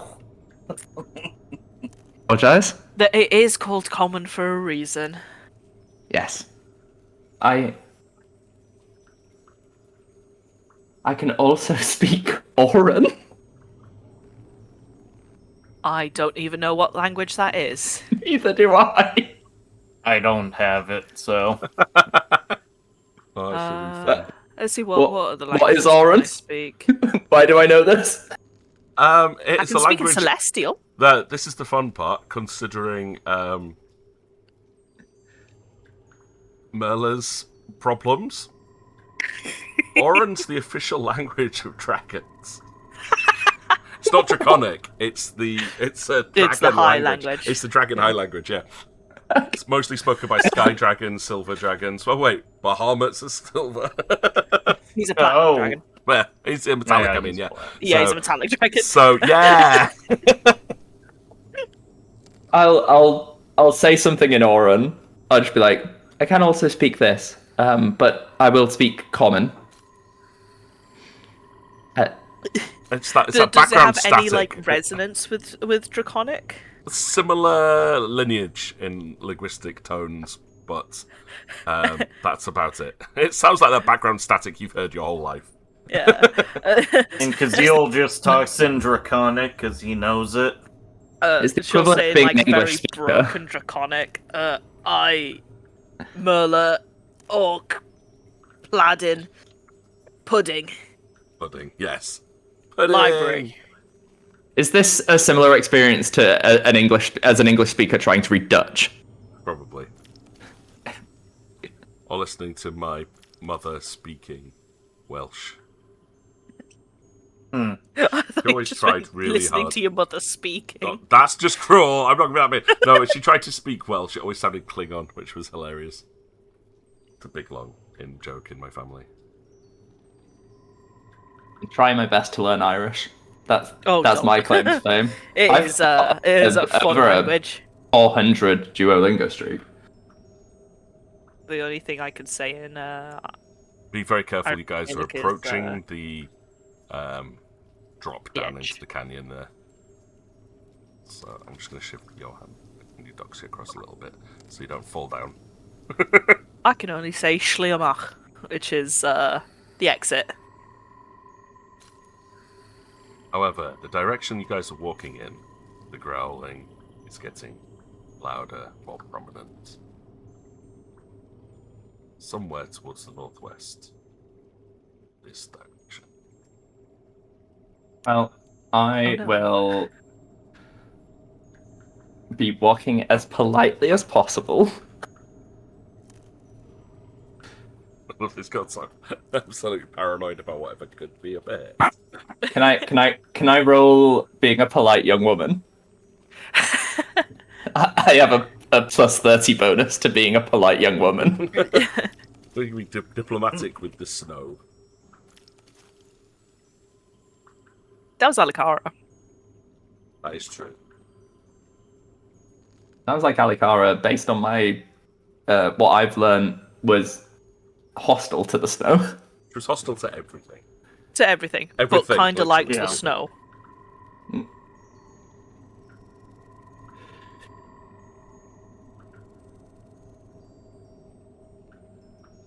Wait for people to catch up. Oh, Right. Oh. Yeah. As you start to slightly slip down the edge of the embankment towards a flatter plains of the snow embankment next to where the frozen lake is, you'll see the source of what was making that rumbling sound. he's a big boy. Appears to be a rather large feline curled up in the snow, snoring. Oh, kitty. Right next to it, you can just about make out mounds of snow that appear to be human-sized in neat rows. Less cute. Now, here we have the problem of trying to figure out, is this something that we can speak to, or is this hungry? Or Why both? wouldn't it Like be there's both? graves. I don't could think be a both. cat would dig a grave. Can a cat dig a grave? They could bury hold the things, shovel. but not in That as makes more neat a sense. format as the conceal put. No. I apologize, I'll be right back.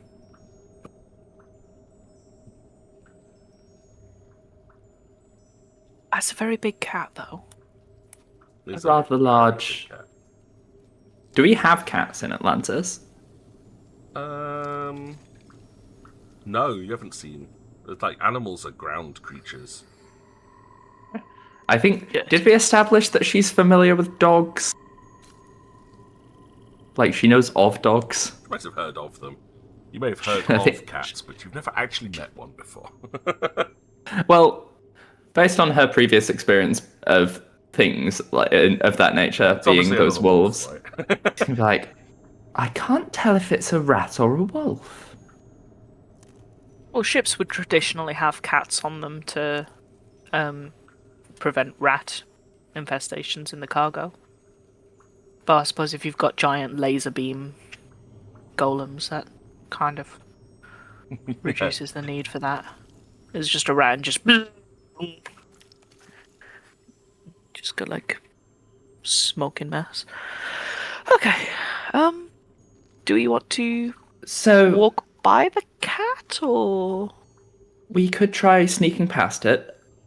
I could have, had I not tried to do so on the golem, I could have had it take a break from space-time temporarily, which would have let us all move past, but that reservoir is currently unfilled.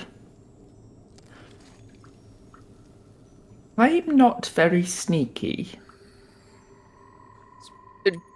I don't think I'm very sneaky either. I'm a clanker. A clank.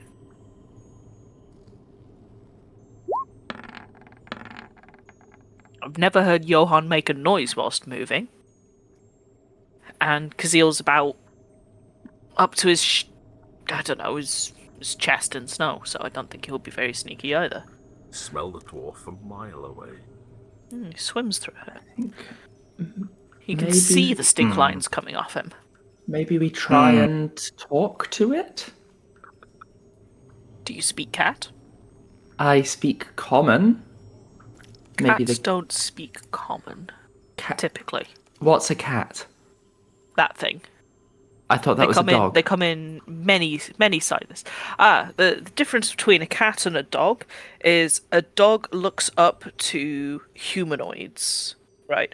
They worship the The humanoid. dogs that we encountered didn't seem to worship us. You have two kinds. You've got domesticated, which are like pets. They are subservient, and then you have wild, which bows to nothing, but the others. What does the cat cats. look like? It's big. Sleepy cat. Can I cast Detect Magic on this cat? You can cast Detect Magic. There is no magic coming from the cats. Okay, so the cat doesn't appear to be magical. Nope, and no magic coming from anywhere else in range. Which, one would presume, means that it will not understand us. From this distance, Sage, it is a great cat. Yeah, I know. I'm just trying to use my knowledges. I know, no, I appreciate it. I'm just saying, you've made the roll now, so if you get closer and to see any more discernible features, I will let you know. But from this range, it is a great cat. It says it in brackets. Great cat. Yeah.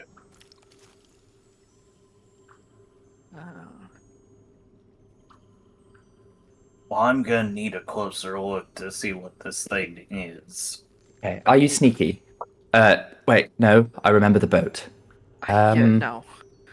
I will stay at a distance to you, Kazeel, but if shit goes down, this is a situation where you can tentacle. Because that thing looks like it could eat you in two goes.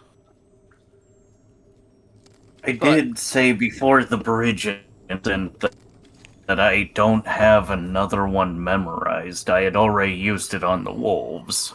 What do you mean memorized? That's a conversation we'll have later, preferably when I make the cabin again. That is actually a good question, Kazeel. If you've memorized it once, why can't you just do it again? Surely you've memorized it. We're not having this conversation right now. So you can't do it again. Right, so you know how you have to ask or worship Bahamut to be able to do the things you do? No? Oh. This is why this is a later thing. Is that We'll deal with is that this how later. it works? Kazeel, if you are going to go closer to the cat, first, and I'm gonna cast Magical Vestment on Kazeel. I'll cast which guidance on him. you imbue a suit of armor or a shield with an enhancement bonus of +1 per 4 caster levels. An outfit of regular clothing counts as armor that grants no AC bonus for the purpose of the spell. Okay. Well, I do have actual armor. I have, like, a belt. Does it have an enhancement bonus already? No. Okay, add 2 to that then. 2, okay. But And that's the next 8 hours. Alright. And I'll let you keep track of that 8 hours. Yeah. But usually we rest by that point in time, so...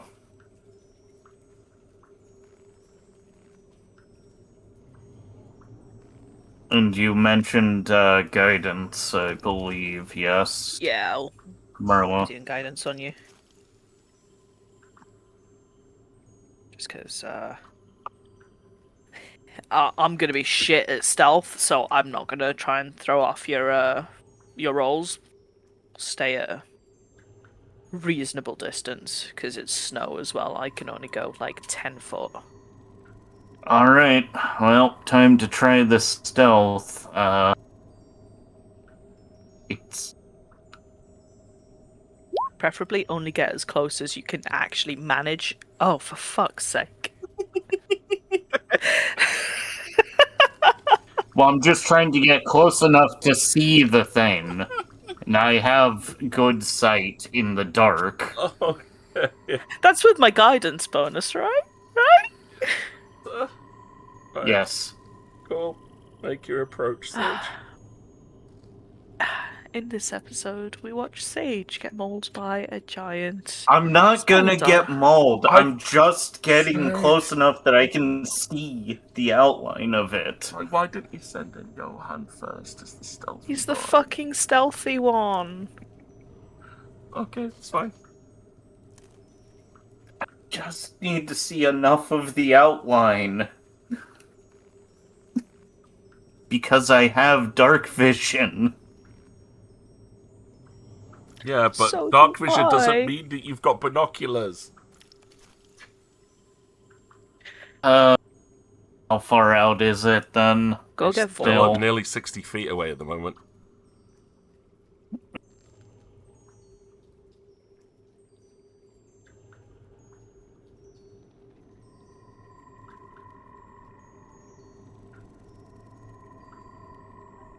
Five. I'm gonna move a little bit closer. Yeah. I'm only moving in increments of 10 because that's all I can move at once right now. I don't like the pointer Yeah, coming that's from from the cat to us. It's much easier for me to measure from there because I can see how far yeah. away from it is. Can I see enough of it now to like use that knowledge? You can, yeah, and you can, yeah, you can, yeah. Mm-hmm. I'm guessing I don't know then. No, I'll No. describe something you see because it's about to wake up. It's back. The perfidious initiative tracker.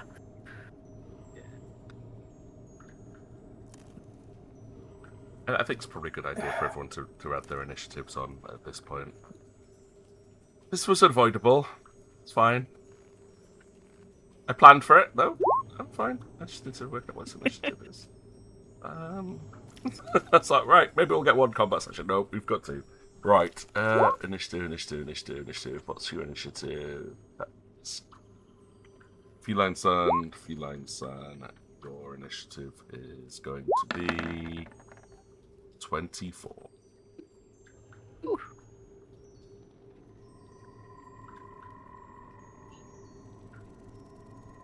Okay.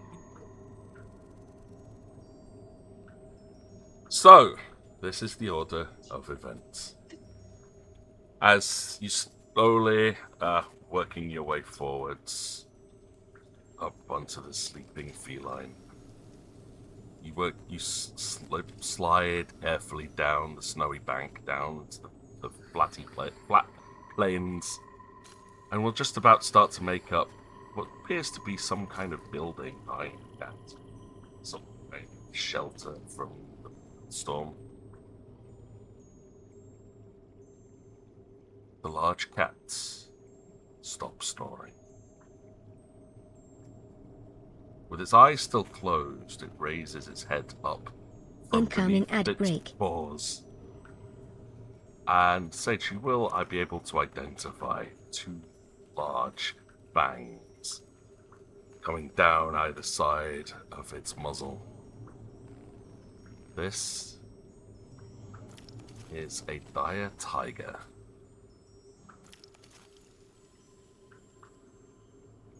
Smilodon.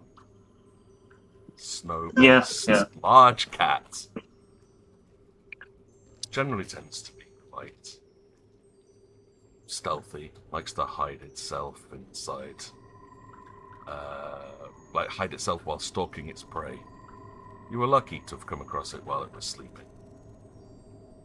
Unfortunately, it caught your scent.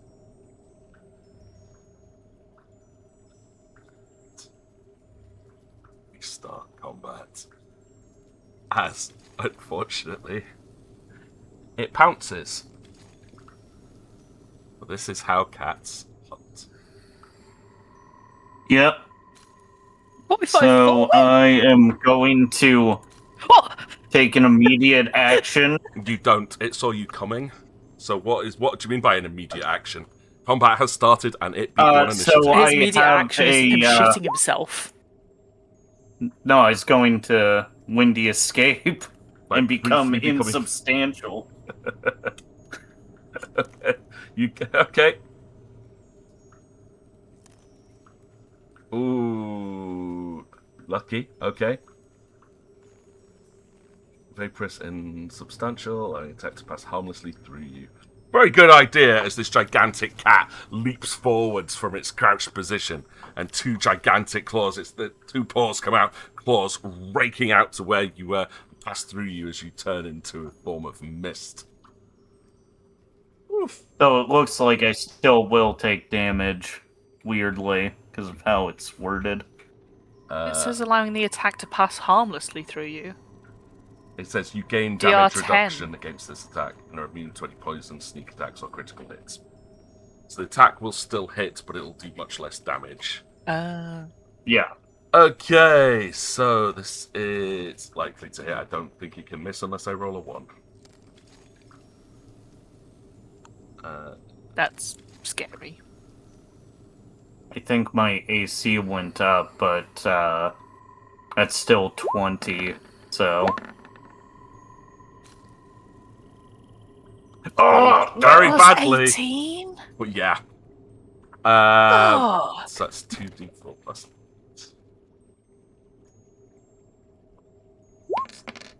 It hit me on a 2! It did, and I've rolled very badly here, but you'll take 8 points of damage. Even in your misty form, you can feel the claws that rip into you. That was Good such a thinking good on the idea to spell, use though. that, yeah. Yeah, that's potentially saved you a little bit. Yeah. As the thing gnarls and tears into Kazeel. Right, Merla. Kazeel, do you consent? Yeah. Yep. Okay, I'll step through Kazeel and displace him.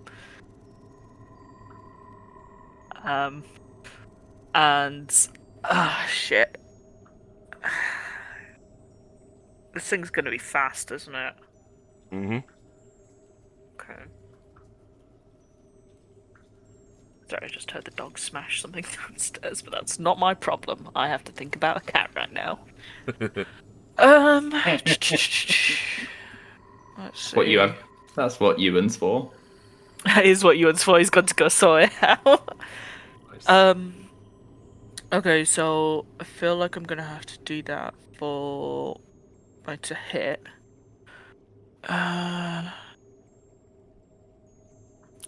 Okay. How scary is this cat? Like, out of character, what kind of CR? This is a scary fight. I'm going to tell you, this is a scary fight. It's a scary fight. This is why I made it completely optional. Like, you had the Okay. option to We bypass could have this just one. snuck by. Okay. Right, in which case, I am just gonna go full send into this thing. Okay, there's a lot of story that goes along with this, though. So, you know, if you Yeah, I'm gonna be very interested to find out what's happened here. Let's see. So yeah, I will be swinging into it, power attacking.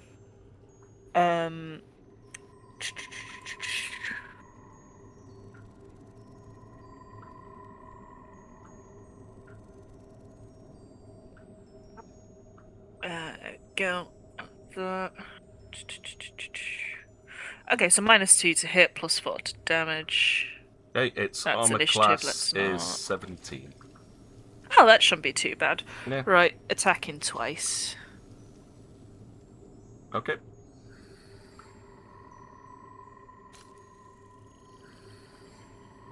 Yeah, that's not horrific.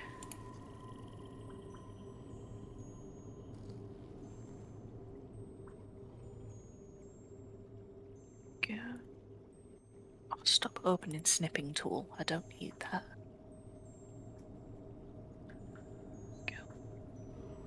Okay. Yeah, that should be. That's it from me. Well, it's slashed in. Johan?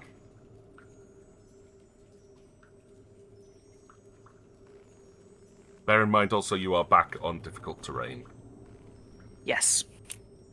so all movement speeds are halved. I'm guessing this thing doesn't treat it as difficult terrain.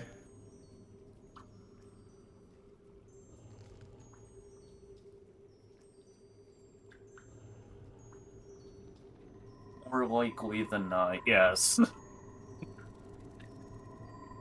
Don't. Yeah, Nev, just point out you are muted at the moment, so I can't hear if you're saying anything.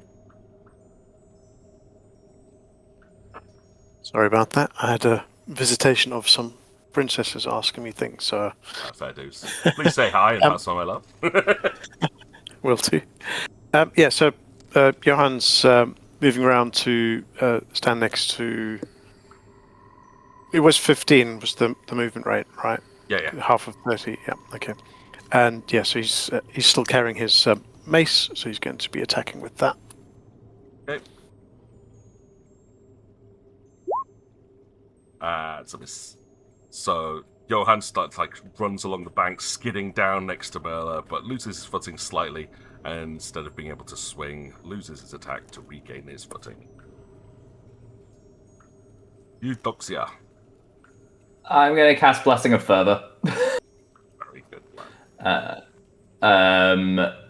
I was debating either Blessing of Fervor or trying to do something to this thing, but I think I'm better at supporting everyone. So for the next 8 rounds, I believe this can just get everyone. Yeah. This is one spell I'm very well aware of. It's a good spell. Yeah. At the beginning of your turn, you can choose between the following: increase your speed by 30 feet, stand up as a swift action without provoking an attack of opportunity, make an extra attack as part of a full attack action using the highest base attack bonus, gain +2 on attack rolls and a +2 to dodge, and AC +2 dodge to AC and reflex saves, or cast a single spell of 2nd level as if it was a enlarged, extended, silent, or still. Cool. And then I am going to move. I believe 10 feet is the maximum I can do. Yep. In the anti-cat direction. Righty, okay. Because that would, if that gets me, it will be a catastrophe. So, Kazeel. Alright, I'm going to make a move down a little. And then I will touch the weapon Merla has equipped, because I am giving it magic weapon. Nice. And it's a level 1 spell. What blessing are you guys taking, by the way? Well, actually, Eudoxia can't just cast it, but what blessing are you going to take, Kazeel?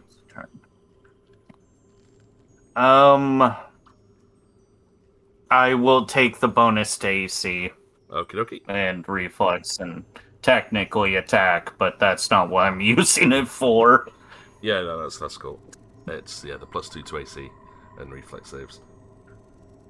Yeah. Okay, so Mela's got a +1 on her weapons. Right. Yippee. Background to Tiger, who is just going for the biggest target in front of it at this point. Mela. It can fucking try. Oh, it is going to. Because it's in point blank, it's getting 3 attacks. No! Well, I'm going to have 3 attacks, so... Yeah, so it gets 2 claw attacks, which is going to try and grab you, and then a bite attack, which is also going to try and grab you. That's fine. So 1, 2, 3. Misses on the bite attack, but... Good. First one, let's check. Is that a crit? It could potentially... 27? I'm assuming it confirms the crit. Yeah. Okay, yeah. so that's... I'll do it. Do. Right, okay. This could be So nasty. we double the dice roll. Yeah. so it's 44. And then the second one there. So that's 34 damage as it rakes its claws around you. Oh, I'm so glad I maxed out my heal earlier. 34, And- you say? And it attacked. Yep, it's attempting a starting a grapple. So it's going to make a grapple check as well Okay. with its CMB of plus 19. What's your CMD? CMB. CMD. 20. Oh, CMD. 34. Right, you avoid that one. I rolled badly. Whoa! Oh! Right, Merle, it is your Okay. turn. Right, so as previously stated, I will be taking the third attack. Okay. So 2 I attacks think at full it's bonus. imperative that I take this down as fast as possible. Now let me just quickly look at one of my silly little perks I've got.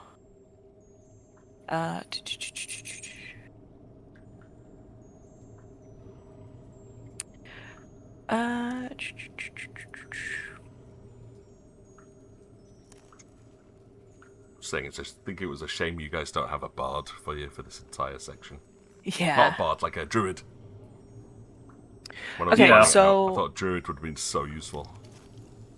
I'll expend one of my channel energies in order to channel a smite into this. This is the first time that I've actually done it, because it doesn't have to specify that this is on a creature of any any alignment. I just channel positive or a channel negative. I am a good boy, so I'm channeling positive. Now this would only do additional damage if it's an undead. However, I have a silly little feat that or class point thing that says I increase my damage by 1d6, and if it fails to save, it sickens and takes some bleed damage. But this is for a channel smite. Yes.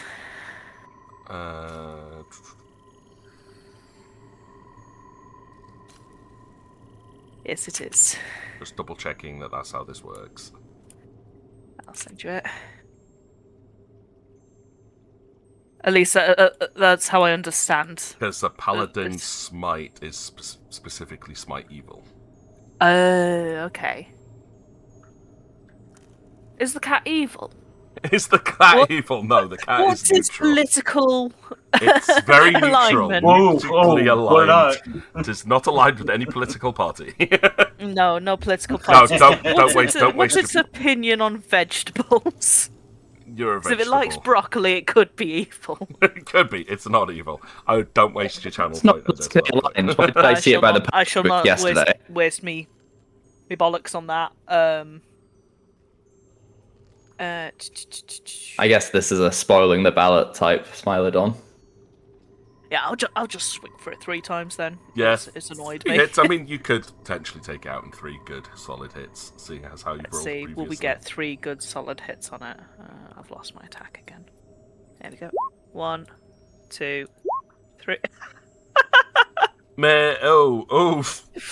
So hit. I know hit, this. hit. I know this bonus damage. They do all hit, Mm. and there is bonus damage, right? Because you got your magic weapon on, and I stuff. do have a magic weapon. 22. Yeah. 24. Okay. It's a good hit. I mean, that was a good solid No, series no. of hits. Not Good really. swap. You'll find that 5, the 18 damage. pure size of the Smilodon, it's like your axe is just struggling to try to bite through its thick, furry hide. But you do hack into it, and there's blood splattered across the snow. Johan. Johan's going to take a 5-foot step round. For the further bonus, Johan's also going to take the extra attack. Okay. How far around does he need to get flanking? Can we draw a line directly through? I think possibly there, like one There. more Okay. square across, so that you've Yeah, got next round then. yeah. He's just making his way around. So this will be Just because of the pure size. 1. So Your hand's on fire 2, today. and then last one will be -5. That still hits. 3 hits with 2 of them on maximum possible damage. Wow. Right, okay, so that's what, 28 damage? Yeah. This thing is looking very hurt, but it is still standing. Eudoxia. I'm gonna try and do something fun. Okay. So as my move action, I'm gonna do time hop so that I can get right up in this thing's grill. I'm gonna teleport here using 20 feet of it, which means that I have 30 feet left in the tank until I sleep, I believe. And then I have flanking bonus on this thing, right? Yes, you do. I am also going to take advantage of another revelation called Momentary Glimpse, which gives me a +2 insight bonus to a single attack, saving throw or skill check. I'm going to use it for attack. And for my Blessing of Further blessing, I'm going to take the dodge, the evasion one, but also that gives a +2 to attack. Yeah. So what does... and then I'm going to be making a... I believe it's a melee touch attack. I'll find it. Yeah, it's one touched creature. So, presume that means I have to make a touch attack on it. Yes. Yeah, yeah. So what do I get for... Attack is 11. Touch attack is 11, okay. And I'm adding 4 to this. And do I get anything flanking or no? +2. +2, okay, so I'm adding 6 to this. So that is... 17. Yep, it's enough. And this is fun, because what this does is advance it to the next age category. Okay. It immediately... You fucking what? He's aging the cat. The target immediately takes the age penalties to strength, dexterity, and constitution for its new age category, but it doesn't gain any bonuses. Okay. No, I have to look at what age penalties are. Right, okay. How Like, old was the Smilodon? Length of time. It's now a Smilodon. Yeah, we took its teeth.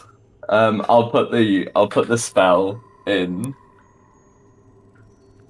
the chat. There you go. Oh, it would have done something to a construct.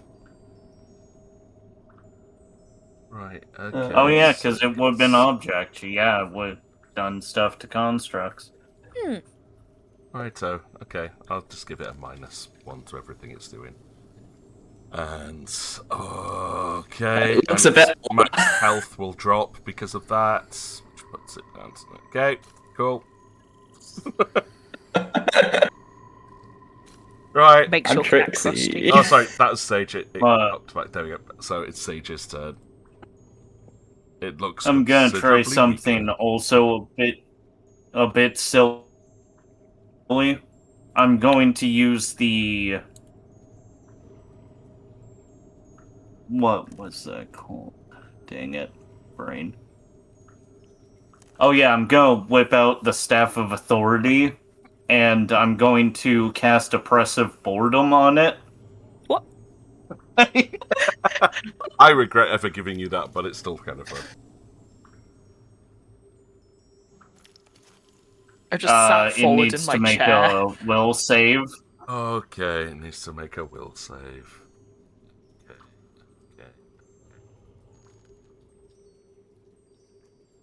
On And the I'm plus- looking for 17. It's a good thing it didn't get the bonuses for aging, because, you know, it's... Yeah. Its will save would have gone up. I specifically checked that was the case. Right, so it's a will save, yeah? Yeah, It is its worst save. DC 17. It's a 40% chance it'll pass. passed. It did. Yeah. So it gets to keep taking its action. Yay! It gets an action before you murder it. Mela, it don't like you. I can tell. So it's gonna again make its attacks against you. Thankfully, it's a little bit weaker this time. Yeah. It's only a plus 17, so 1, 2.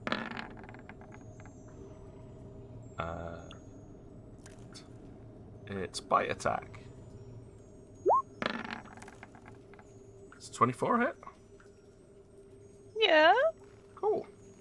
No crits this time, so. Well, the 36 doesn't hit. Just so you know. All right, yeah, 36. Is I've got recursive AC. Which does what? Oh, the higher it gets, the less likely you are to hit me. You know, it's fine. Recursive AC is AC that calls itself. Okay, so it calls itself. 36 will become 63. Brilliant. See, I win. So it hits. Yeah, brilliant. It hits. As opposed to iterative. It hits itself. Yes. Iterative It's AC. gonna- stop hitting yourself, Merla. I get it. Yeah, what's it? +7. How much is it swinging Let's- for? Okay, so the 2 claw attacks will come in for 22. And then its bite attack is. What did I roll on the bite? That's okay. You'd be glad to hear the bite attack actually has a higher crit range, but it did not. Okay, I see. Okay, 2d6 plus 7. Okay, so that's another 16 from the bite. And then it gets 3 grapple attempts. Would you like to know on a scale of 0 to 90 of how good I'm looking? 0? 1? 8. Oh, darn it! It's so close. I'm so close. Yeah. Can't do any more damage than that though. So it's. But does it grapple? Oh, but its grapple at this point is actually at plus 22.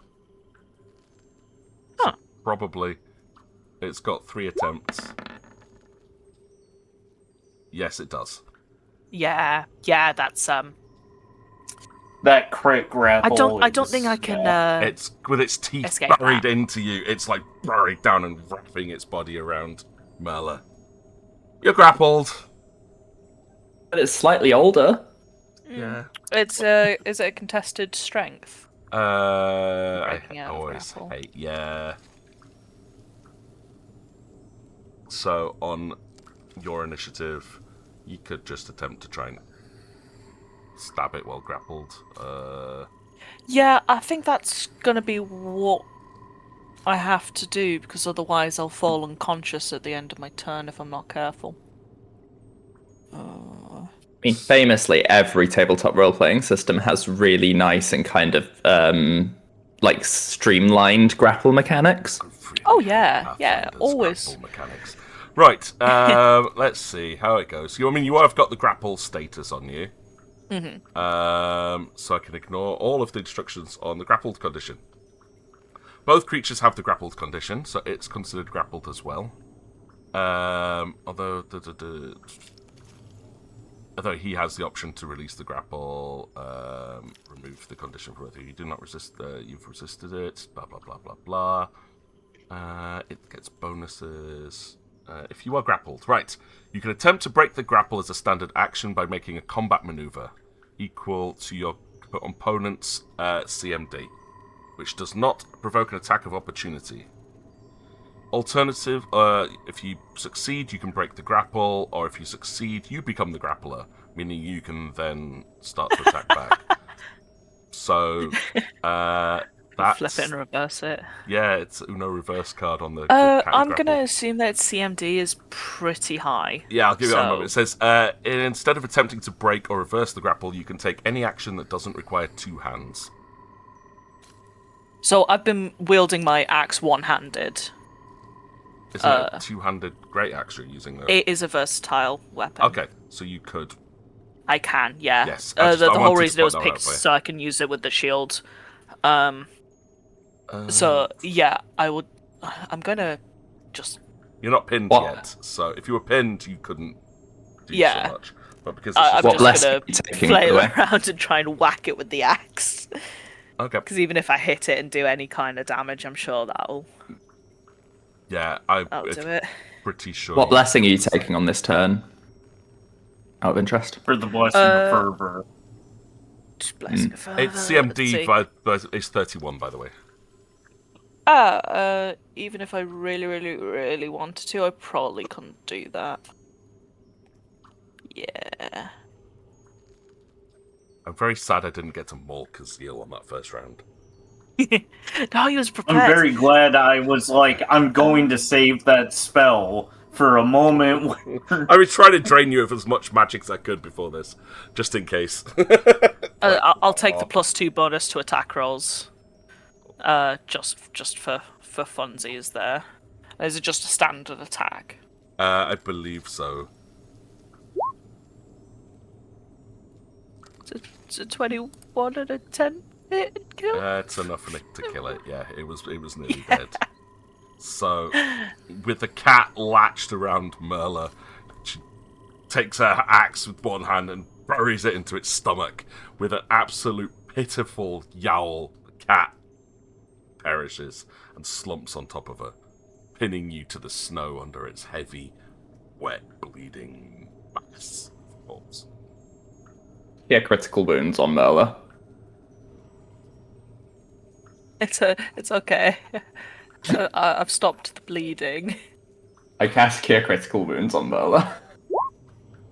You don't need to. It's okay. Yeah, but it's what my Yes, hello, character Tony. would do.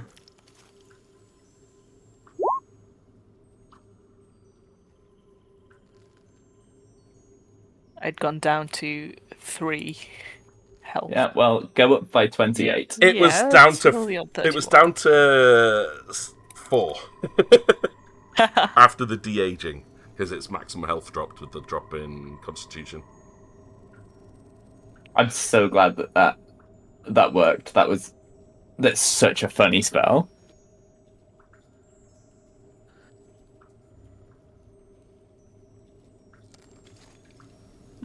Okay, you've been healed a little bit. Okay, yeah, can we get this fucking cat off me? I'm going to use the Staff of Authority to push the corpse off. Because I don't want to touch it, and I'm not strong. I was tempted to get you to make a strength check. Make him do it anyway. It would be funny. Yeah, come on, Sage. Let's go for a strength check.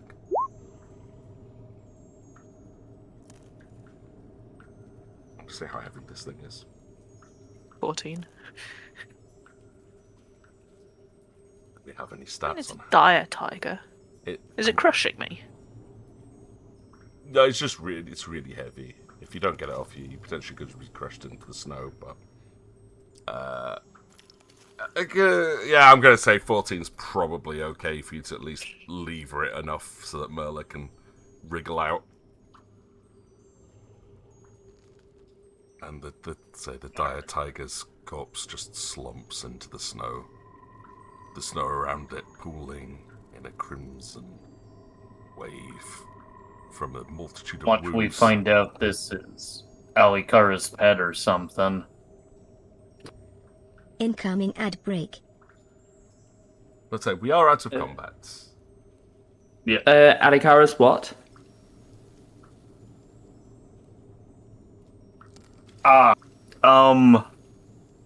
So occasionally people keep animals for companionship. Why? Can they not gain companionship from other people? Are they too... Well, you can gain from both. I don't understand. That's alright. That's alright.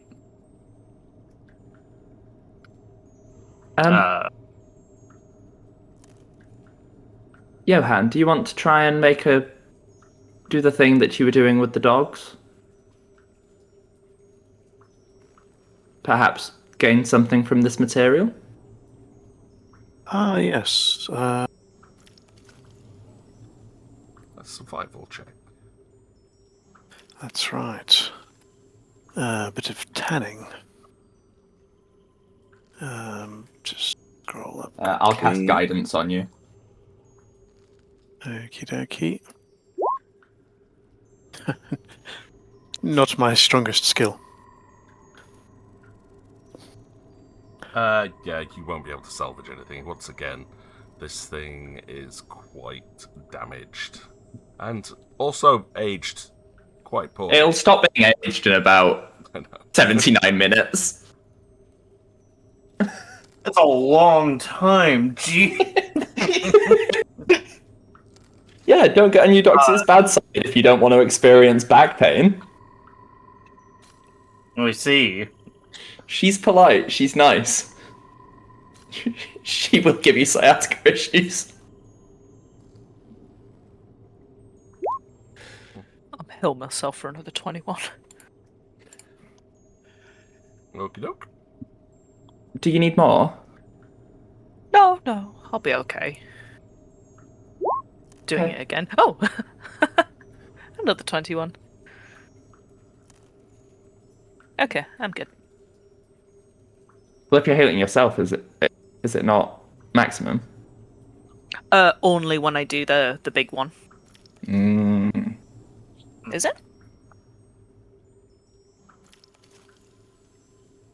It's a new one. I haven't really looked into it much. Worth looking.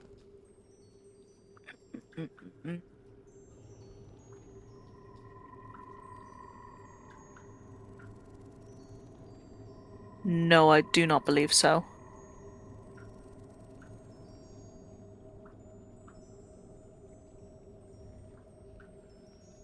Well, shall we see if there's anything to salvage? Any less fortunate victims of this creature?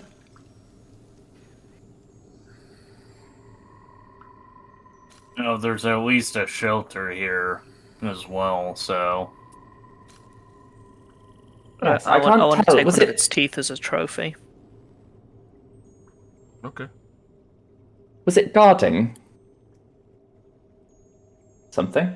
Or there appear to be some mounds.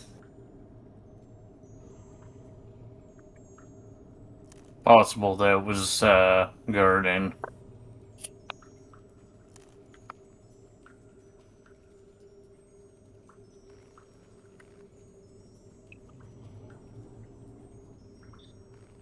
That 2 dead dogs. Yep. As you approach the hut, again, you will see these two, like buried mounds of snow. Each of them has a small stone marker at the top, like a headstone type thing.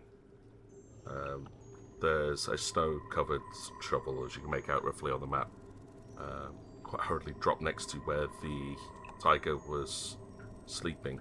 And behind it, next to the entrance to the building, you can see mauled corpses of 2 more winter wolves.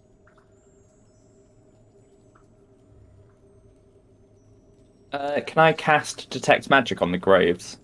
Mm-hmm. There is no magical effect coming from the graves. I don't think there's Grave anything to rob, salvage there. Is there any kind of names on the graves? There's no names per se, but there is a couple of items that if you go to investigate, you'll be able to see. Around one of them is hung a very simple metal chain with what looks to be a wedding band around it, and the one next to it is a rather bedraggled doll of some kind, which has been placed next to the headstone. Oh.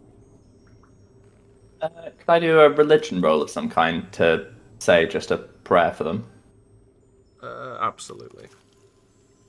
Knowledge religion. I mean, there's no indication of what religion these people might have followed, but within your own religious tenets, at least, you're able to make some kind of blessing over these graves. try and make it a little bit more generic as well. But it will be informed by my upbringing.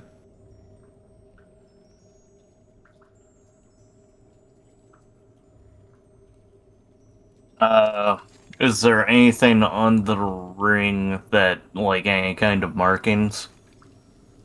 No, it's a very, very simple ring. Quite poor in design, so it's not like a really elaborate ring. But it's tarnished, it's old. But it was probably well cared for until placed here. Yeah.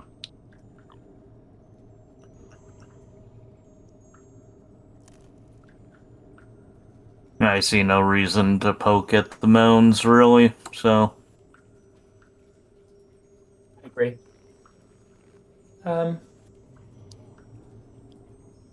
Yes. Shall we hold up here for tonight, or...? Not a bad idea, actually, with a bit of shelter. Is it? And then I cast my shelter spell.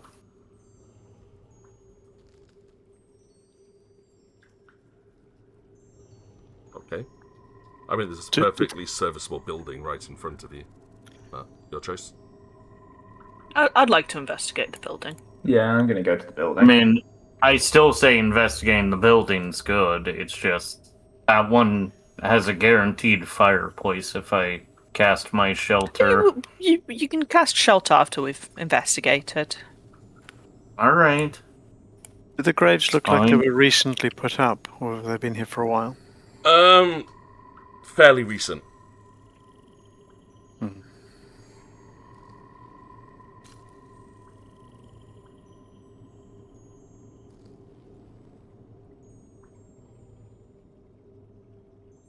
We go into the building? Yeah, you could go to the building. The door itself is slightly ajar, with a little bit of signs of the elements have drifted slowly into the main room. When you step in, the hut itself is... It's not small. It's a fairly large, single-roomed place with... what should I say? Quite humble furnishings. There are a couple of beds, rolled up floor mat next to fireplace, but the fire is, long gone out. A simple dining table with 3 chairs, a kitchen. There's some, dried fish hanging from a rack up on the wall. A couple of shelves with kitchen utensils, and not much else. Very simple designed home. Well, the fish should be edible, no? Doesn't make sense to not take it. And it's dried, so... likely fine. I'm not familiar with food that doesn't come out of whirring masses of arcane kind of energy. But it seems better than what the rats were giving us. Yeah, so you can pull down the fish off the rack. There'll be enough at least for a single meal for the 4 of you. There's plates, cutlery available with a couple of castings of crate water just to make sure you can wash up and pour drinks for everybody. Let's raise the question. If the lake is frozen, how did the fish... There's a survival trick that I've heard about where you can make a hole in the ice, and then you can fish in there. Oh. But not something I've tried. You're very worldly and knowledgeable, Johan.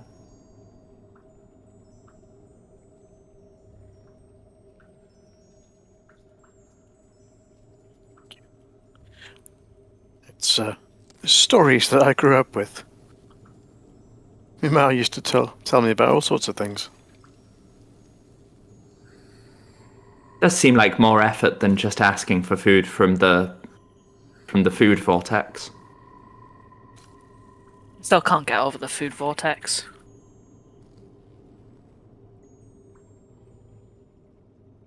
I suppose we shall all have to get over the food vortex. She says solemnly.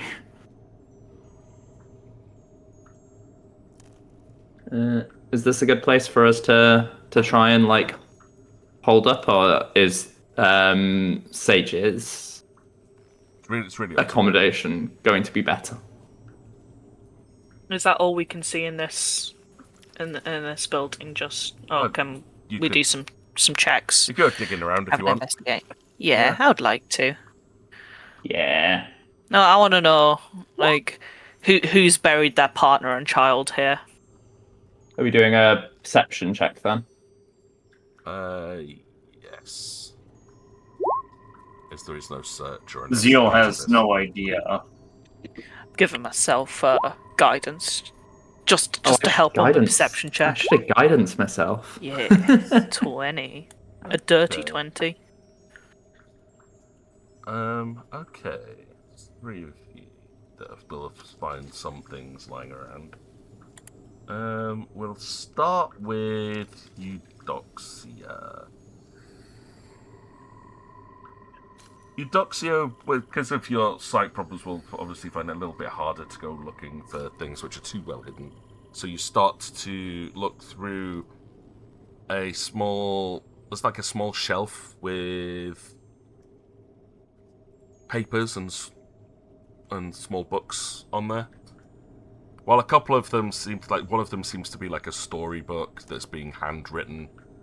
There are some notes in there of someone who was you would see as very much a novice practitioner of magic, with some notes on some very simple alchemical recipes. Do they match up with the potions that we found? Yes, they do. I'll put those in my pocket. I want to make more of that juice. The slipstream stuff. Yeah. The skate I guess juice. it was very delicious, yeah. It didn't taste great, but it was fun sliding around. It was really fun. Right, next up, Johan.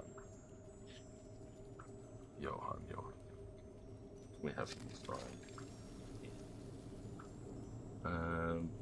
For you, I'm just going to have you, like, as you're searching around, you'll find evidence of, like, the tools and things required. They were stashed underneath one of the beds, required for drilling holes, like a little stool, fishing supplies. So there's definitely like a small hand axe that can be used to chop down trees. So just a few very simple tools to help with survival in these lands. Yeah.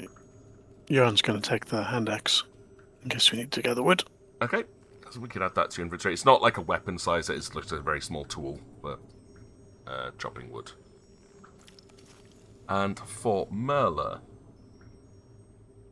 in this small bed that was in here, tucked under a very makeshift pillow, you will find a very rough drawing that looks like it has been like scribbled with burnt out charcoal, a complete lack of colour to it, but very childlike. Yeah. In design, showing what you best would describe as a male figure, female figure, child, and a rather large cat.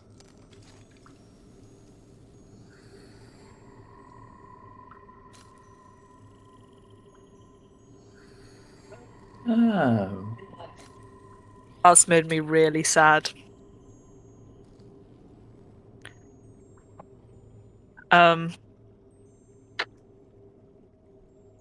How firm is the ground outside? Can I dig a grave for the father and bring him back.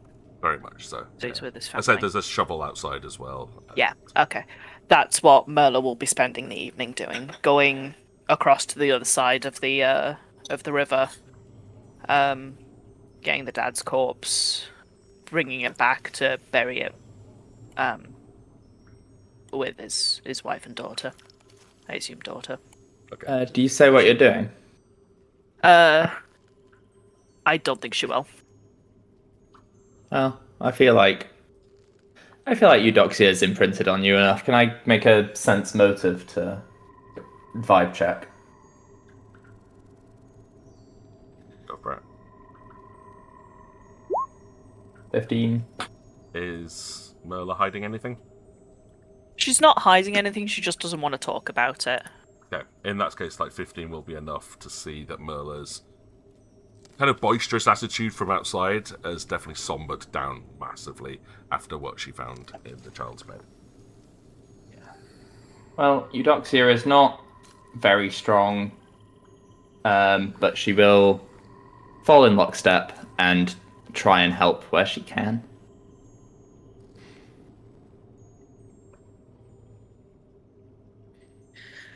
So, yeah.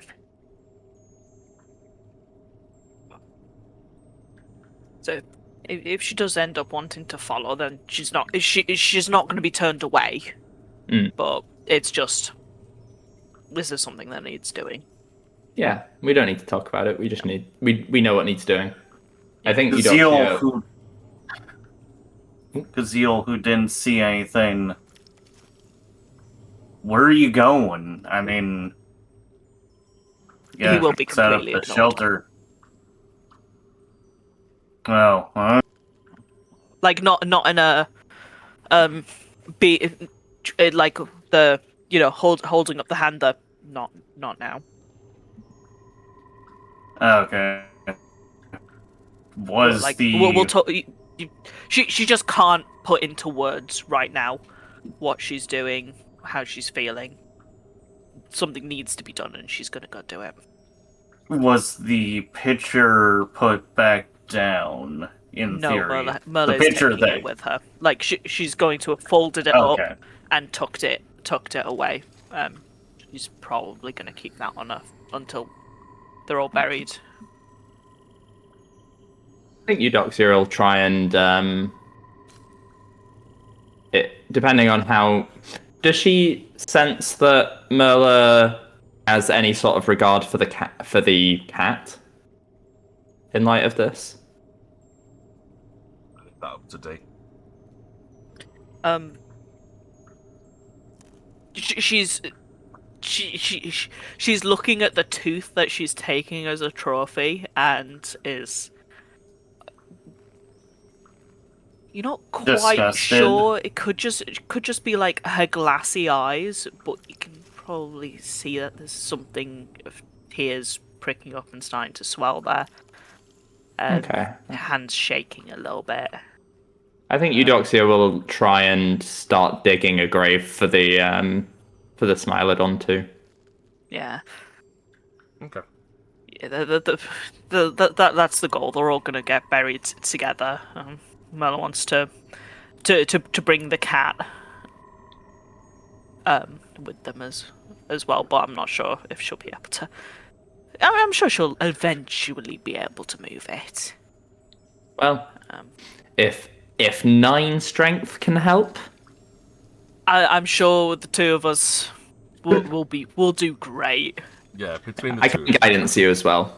Yeah, I can guidance you. Guide each I other. think probably at some point Yeah. it will become self-evident what they're trying to do. At which point, Johan will probably clock. I think that's right. That's what's happening, and will help out. Maybe halfway through. So. I mean, at Is some there a point, Kazeel's gonna help. So Is there any chance of us being attacked on the way to No, and from? not at all. Or is it No. okay? So we'll disappear off and Said there was a pack of winter wolves. They've all been taken care of one way or another at this point. And you did take out all the guardians on the bridge. yeah. The journey will be completely silent, just crunching of snow underfoot, and I imagine the wind as well. Yeah, the snowstorm is starting to pick up a little bit as you're coming back over the bridge. What else did we take from him? Was it just the potions? There was potions, some scrolls, a couple of wands. There was, yeah. Was And there a some wedding money. ring on it? Not in the bag that you loses, no. I'm imagining it's on him. It's on him, yeah. When you actually get... Because you only saw the one hand coming out through the snow. Once you unbury him, you'll see the other wedding ring on his other hand. Okay, cool. So, we'll go about... once retrieved, we'll go about digging the graves for both him and the cats, and Merle will ask Kazil to stone shape.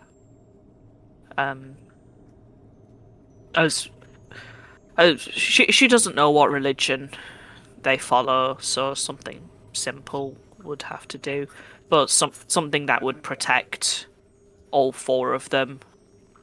So it's something that they clearly couldn't afford neither time nor money to do themselves, but something that will keep their legacy standing. You know, something to just say they were here. So, slight problem. I Doesn't have to be done can't right do now. that till the... Okay. Doesn't have to be done Okay, right yeah. now. Just would you do it, please? Yeah. Could I cast mending on the existing gravestones? You can, yeah, just to kind of polish up a little bit of the weathering. I'll be doing that also. I love a good mending. Can I mending the cat's tooth back on? You can, yeah. Thank you. When you said you were doing that, I'm like, she might regret this. I'm gonna regret that. Yeah.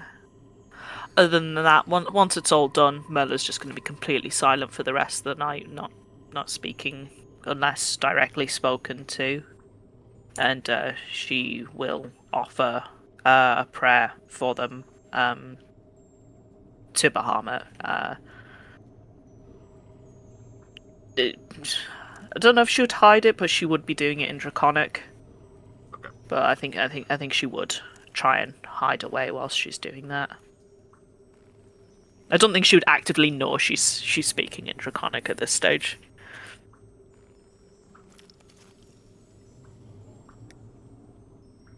Something instinctive. Can I make a diplomacy roll of some kind to be to just be there for Merla? I don't have to make a roll to be that. You can make the roll if you want to, but that's just something I do want to. I just want excuses to make diplomacy rolls. That's fair.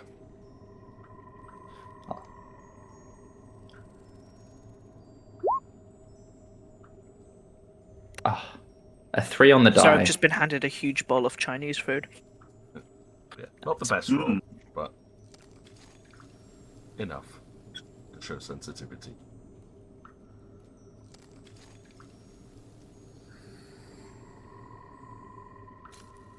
So where are you guys spending the night?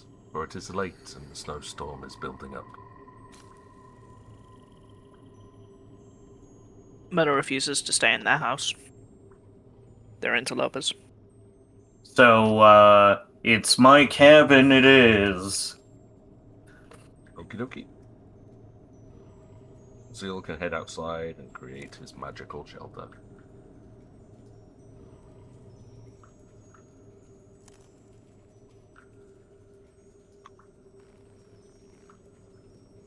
There you can see protection from the elements. Not stay in that house.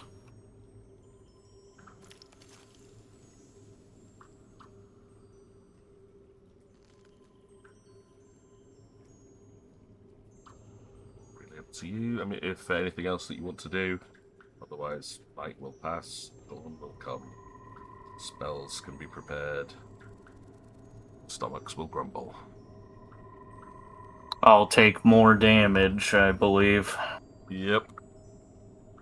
We need to. But I deal- heal 1, I You believe. heal 1 for the strength and con, and then can make your fortitude save.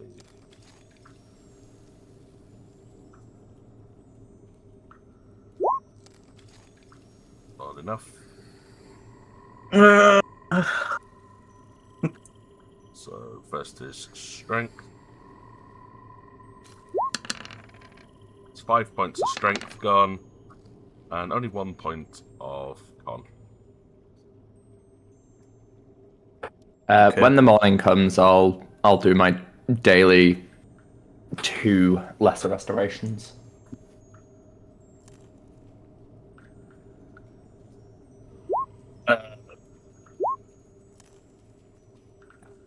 Which one's which, then? I was thinking same order as what they were rolled. Strength con. Yeah. Okay. Well, that heals the con for me. That will get that back.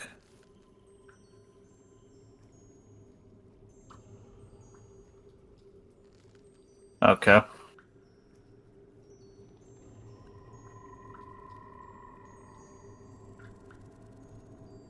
I leave it all to you guys. This really is up to you now. I guess we continue to head west on the map, which I think North. we determined is north. Yep. That's the only Yeah. direction you knew to head was north. Yeah.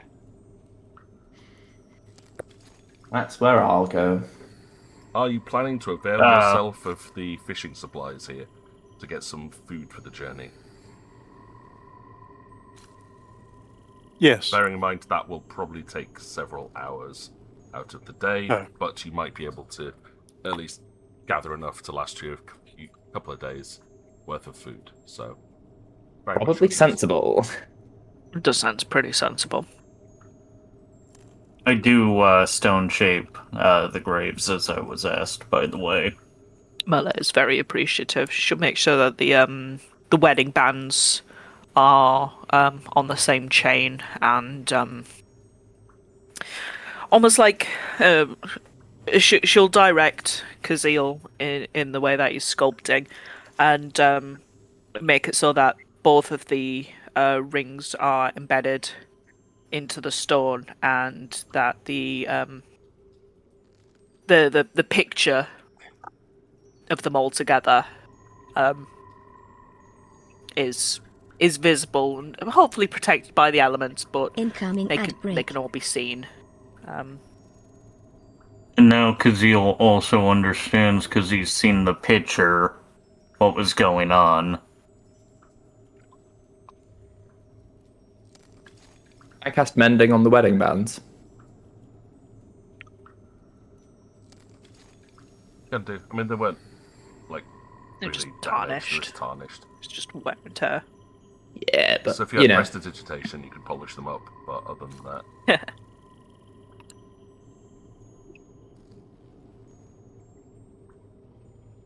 you may finish preparing the graves. Johan, would you like to give me another survival roll? my guidance, Johan. That is appreciated.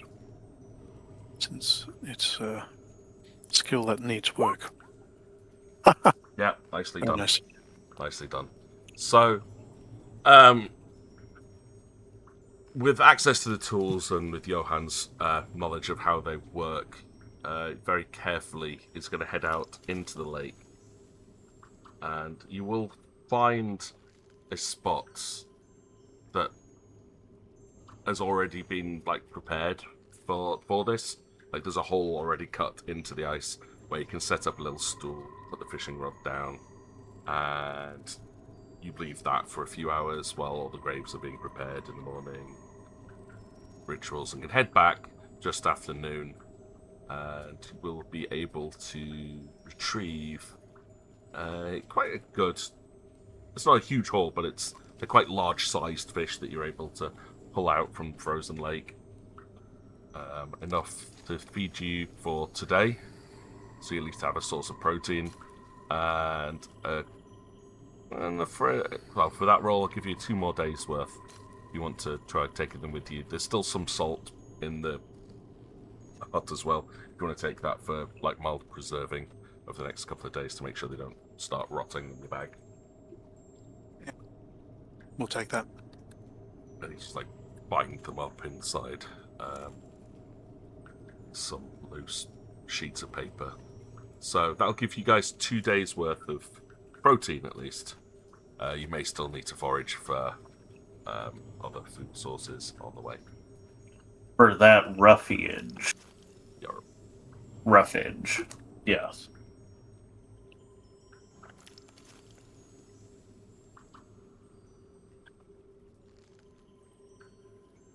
So it is early afternoon, while snow is still gently falling and the temperature is below 0. You are fed and rested, shall we say.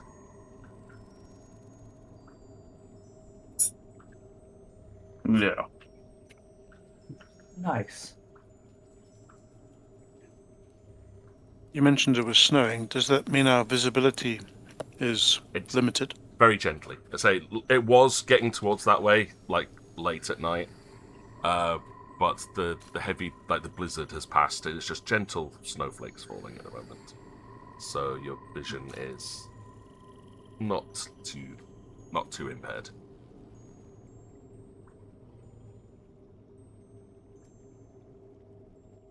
But as such is the hazards of this area of the world. As we are about to set off, I will cast threefold aspect of the self on myself, and take the young adult form, which gives me a little bit of a boost to Dex and Constitution, but a penalty to Wisdom. Okay. So I make myself a bit younger and a bit hardier. I'll mage armor myself and get the communal horses going. Nice. How long do those last? I will have to double check that. I believe about 8 hours. That's cool. I'll let you make quite a journey. I do have it prepped a second time, just in case as well. Okay.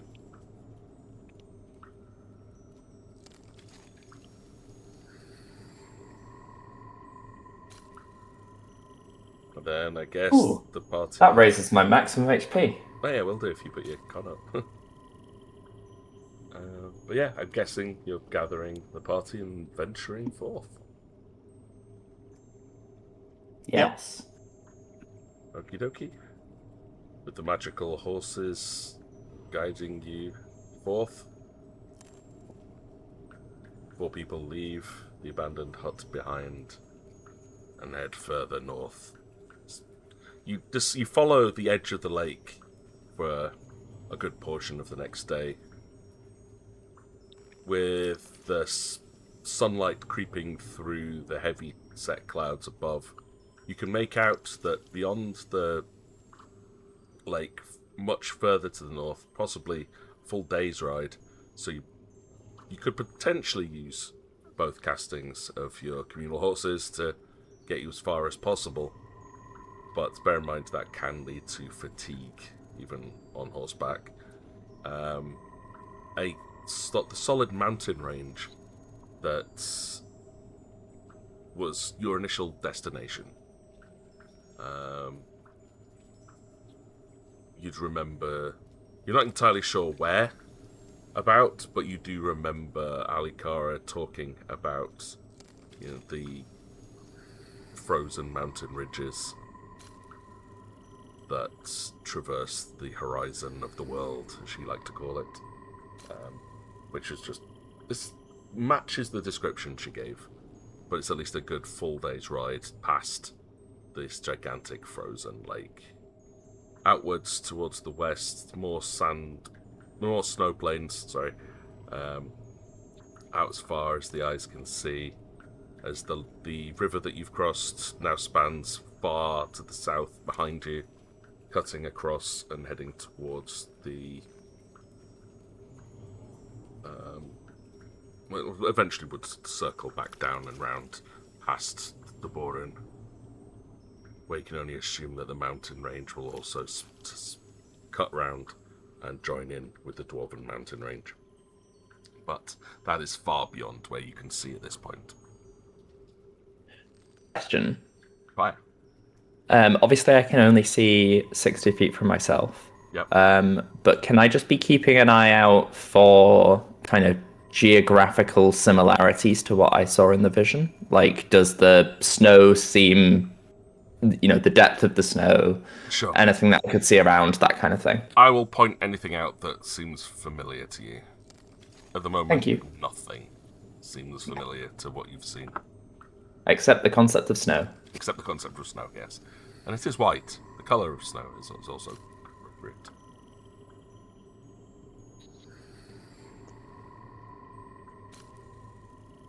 But, yeah. How far are you travelling then on this following day?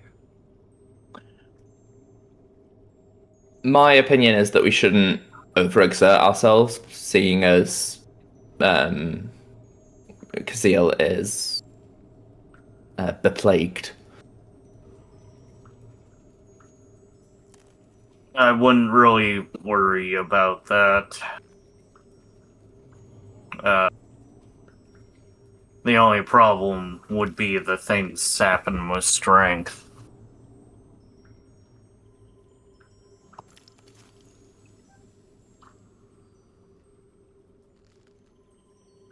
Well, we don't know how far we're going, and we might be at this all week, or all 2 weeks, or a month. So, pacing ourselves is important. Kazil is... You see kind of a twitch with that just because he's worried about Deborin. Like, it's very clear he's worried about Deborin. But he's, well, actually... yeah, no, you can just tell.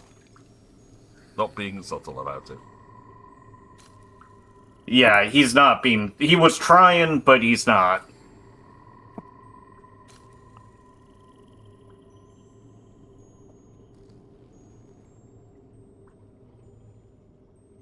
I still think it's a good idea for us to keep our strength about us. But I will happily be overruled. Nah, you have a good point on that.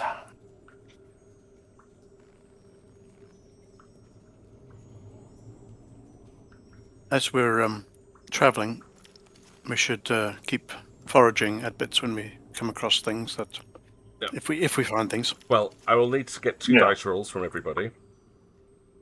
And it depends on how long you're going to be riding for the first one.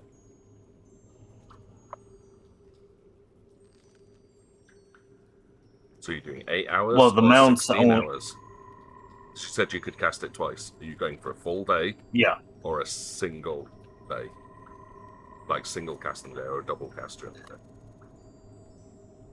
If you need time for foraging, 16 hours would put you right back at night. I think My we need opinion is 8 hours. 8. 8 would be better. I think Eudoxia also wants to catch Merla at some point, when there's been a bit of time.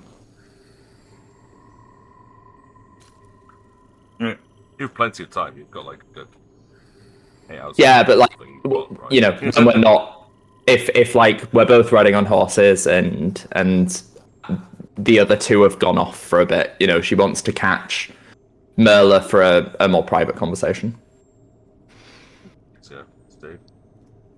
Do you want to do that while foraging at some point, like as you pass into the evening? I'll need survival checks for anyone who's going off looking for. Johan will be doing some of that.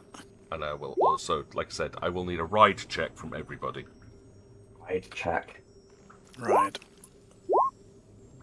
Non-combat roll. Johan's just good. Oh, Oh well, Merla. Well, that gives Eudoxia us also chance did not. to chat about it then. Yeah, the horses are not going to be helping out too much.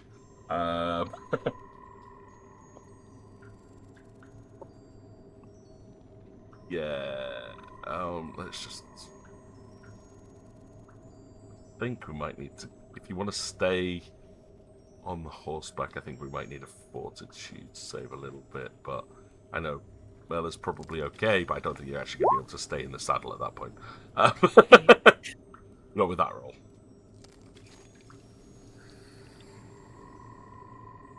You need to roll a fortitude as well.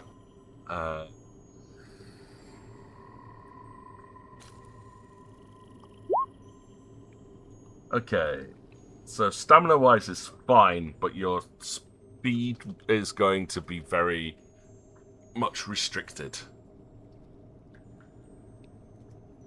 with your difficulty in handling the animal and staying sat upright.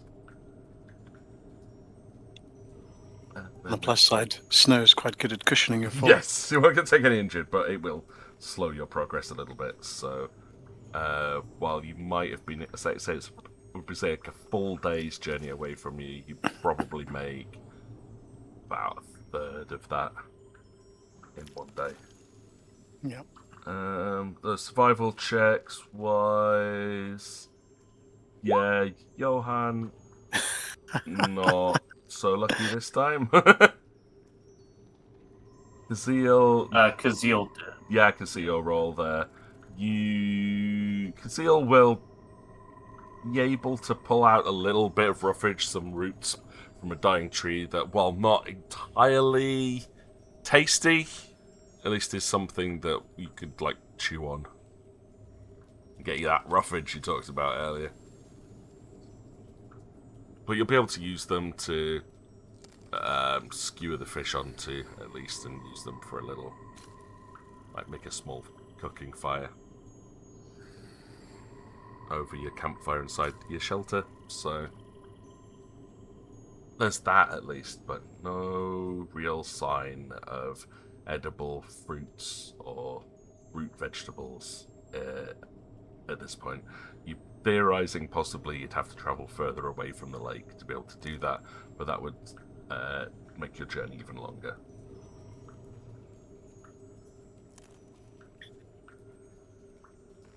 Well, we've got fish to keep us going for another day, so Yeah, we've got fish and water, so we should be fine in the short term. try again tomorrow. But while they're off scavenging, that will give Eudoxia and Merla some time to themselves, should you wish to have that conversation.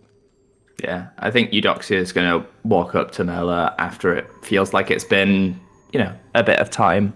And she's just going to kind of look at Merla with her cloudy eyes that almost seem to be reflecting the kind of almost coldness of the world around. But she's just going to say, "It was a very kind thing you did."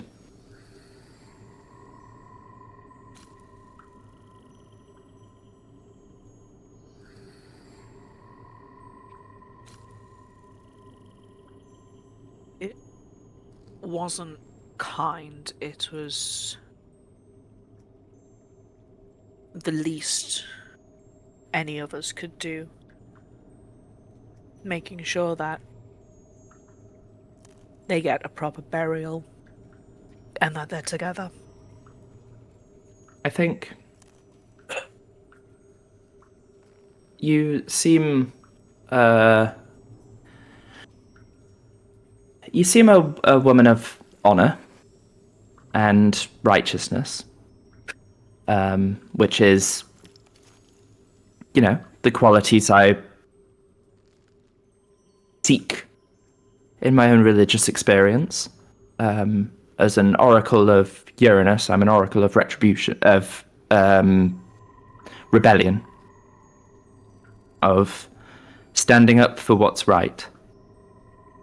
But you can't do that without a sense of what's right.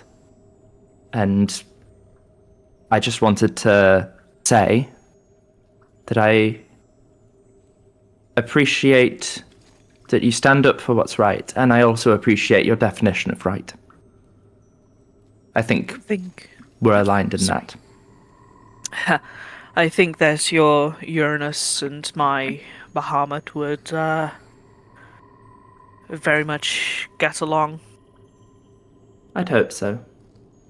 When I stood against my goddess, I did so because it was the right thing to do, and it took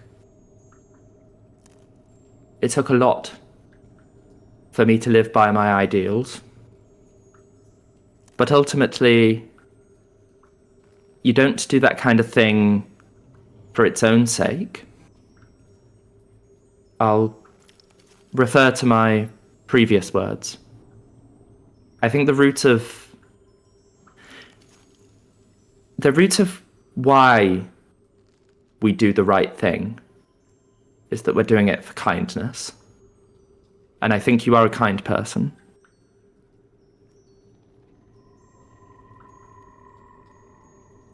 I'd like to believe that be true, but I think after so long of fighting for what's right, for what's good, I felt that each time I raise my shield, I lose a little bit more of myself. And this has gone on for years and years and years.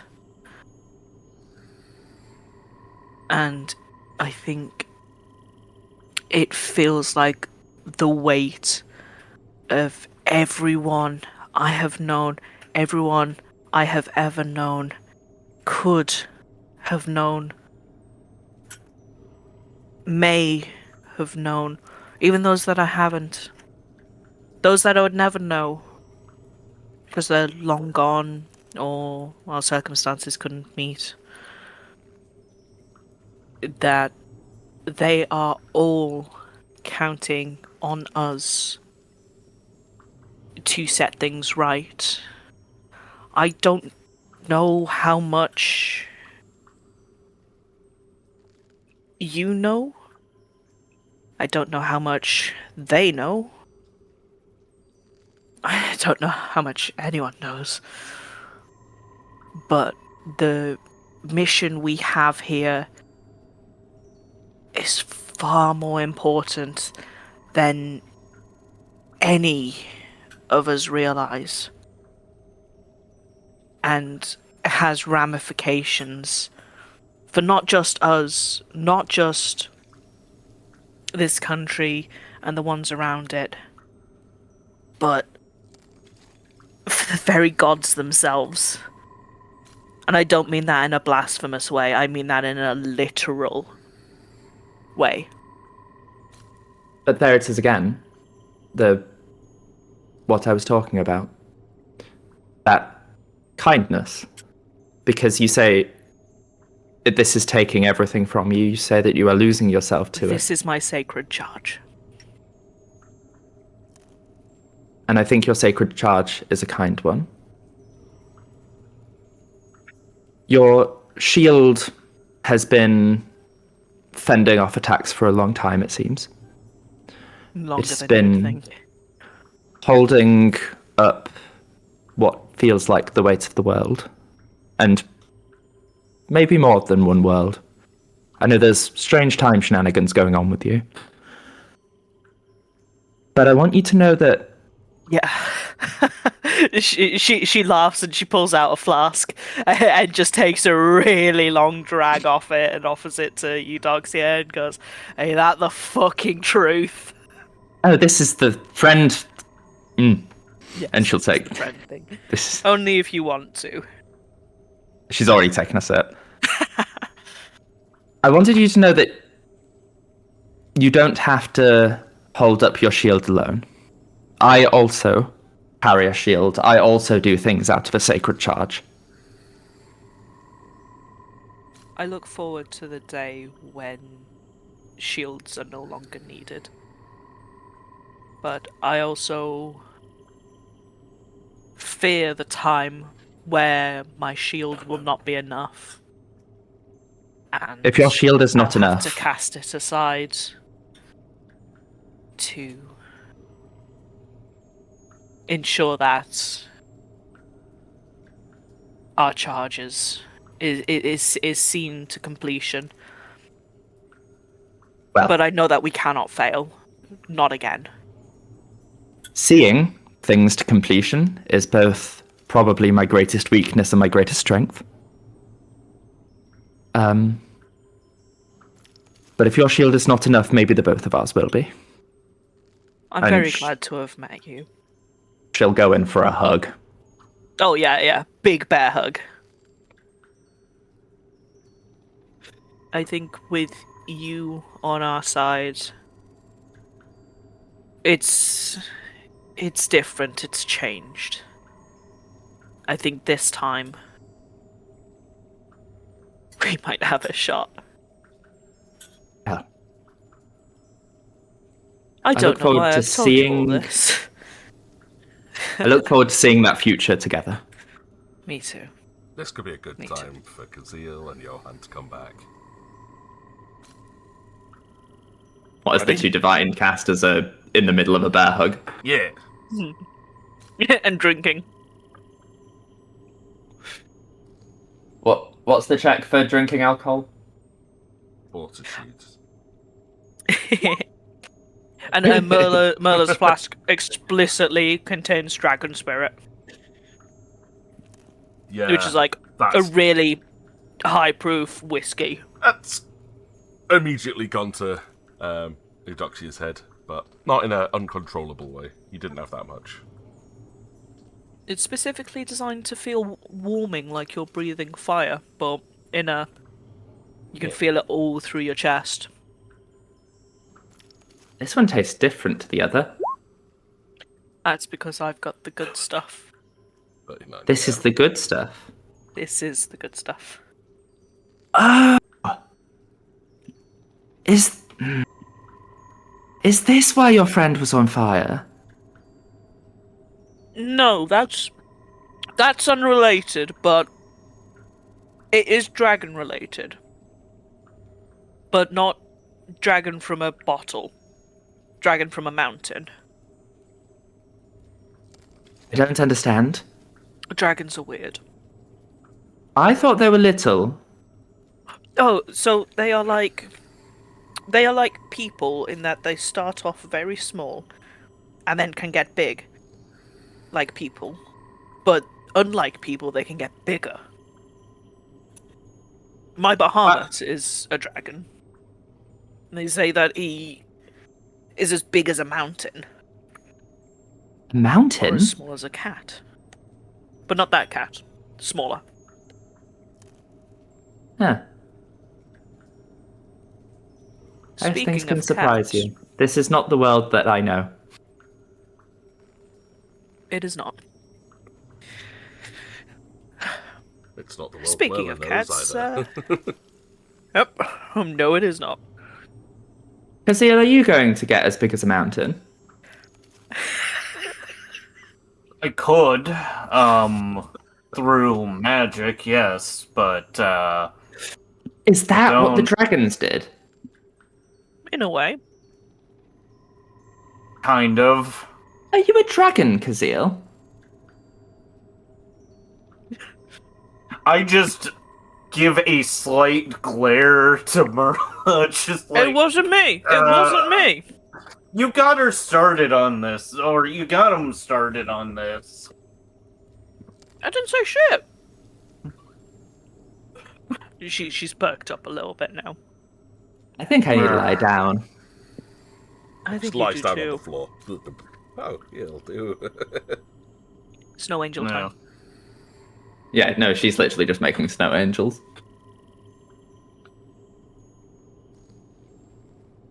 Do my usual thing, create the cabin. Okay, yeah, Kazil will make the cabin. and go inside to start helping cook the fish on the sticks and roots he found, while chewing on one of the roots himself. Eudoxia is going to continue to be white girl wasted. Yeah. Yeah, cheap date. One drink. That Dear. was day 1. Day 2.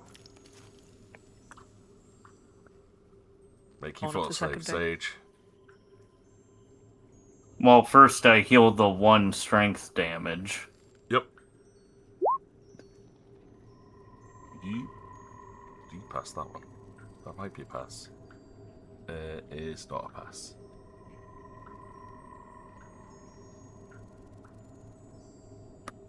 Yeah, wasn't it something like 18 to 20? Nope. But actually, No. if someone... Does guidance give you plus to saving throws? Don't think Oh. it does. No. It's just skill checks. So, yeah, no, Let me double 17. check. I'd have to be using my luck thing, but I don't think that would work out in terms of, like, 2 strength, 4 con. this isn't really a, It is Okay. saving throw, yeah. Bonus on single attack roll, saving throw, skill check. Okay, in which case, if someone guidances you, you don't take that damage and you get your first pass. I'll guidance. When at night would he do this, by the way? I'll do it in the morning. Yeah. We kind of have to guidance him. Yeah, so I'll let you. I'll be nice. Yeah. You got. All right. You've got He has to your hit first 3 saving subsequent throw. ones, though, right? Yeah, you have to get 3 consecutive. Yep. That's fine. Consecutive? Yep. 3 consecutive saving throws to cure the disease. Oh dear. But he doesn't take the damage today because he made. The Okay. Yeah. So if he gets successes, it will be easier to heal it, but he could be with us for a long time because it's nasty. Right, so on to day 2. We need some survival rolls and some riding rolls. See Do the same thing with being hardy spry youth. Okay. Yeah, the ride is as anticipated. I'm praying that the survival is not. Woohoo! Okay, survival's going better.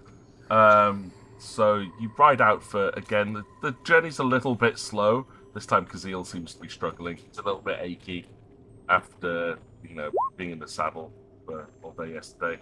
But between you, at least, come to an area where you've moved a little bit away from the lake as the lake starts to bottom a little bit towards the east. and you Incoming find ad break. a lot more foliage, so you're able to find some berries which you believe are non-poisonous between you.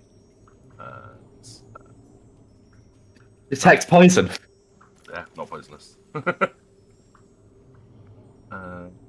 So yeah, that was a pretty good day. Not the nat 20 for a total of 16. Hey, that's the best you've ever ridden a horse. You're getting used to it. I'm definitely not. No, that was the best you ever could have done. Okay. I've peaked. Same thing though will have to happen, and you are out of fish for this day. So finding sources of food is going to be a little bit more important and harder. So one more fort check, please, Sage. Guidance. Not enough. That's 4 strength and 5 gone. Yikes.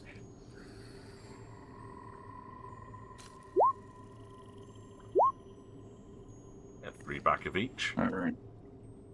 How are your stats looking by the way? Well, with that healing, my strength's at 11, and my con's at 15. He's doing okay. I'll do another really one on high. con. Yeah.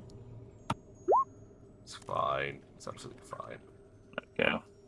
Con is the one in I was thinking that you're like actually getting dangerously close to dying. That's because you've got Lesser Restoration. No. If you don't cast Lesser Restoration on him, he'll be dead in 3 days, basically. Yeah, because it would start affecting my fort save, and my fort is not amazing because I'm a wizard. Yeah, your con makes up for that. Yeah.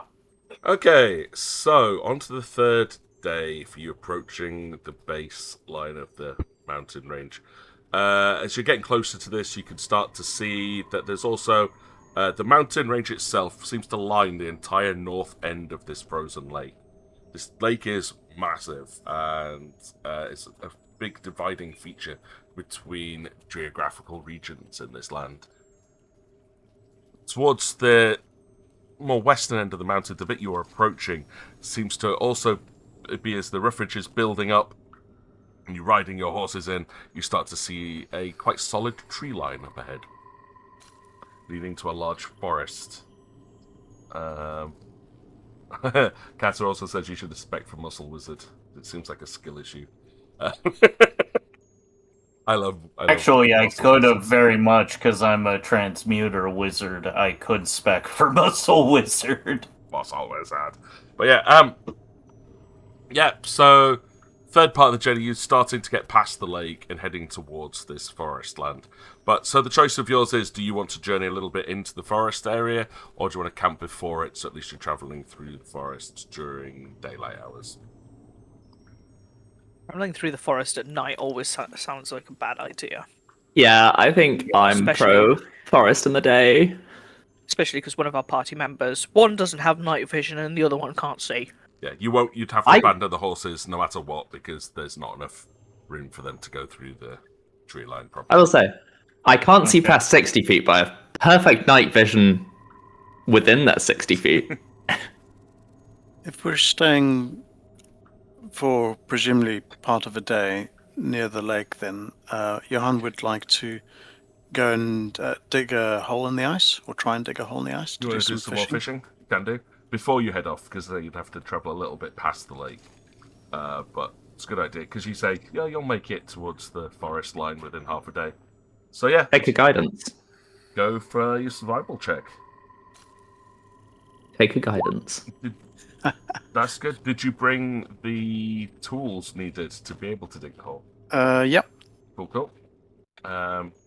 Then, you'll be able to go out and, definitely pick up enough fish again to get you through today and a couple more as well. Yeah, we'll go for another 3 days worth of fish from that. Okay. Anyone else want to go foraging, like, when you get to the forest, just to see if you can find Why not? some other sources of potential foods? Oh, look at all these 20s. Yeah. Yeesh.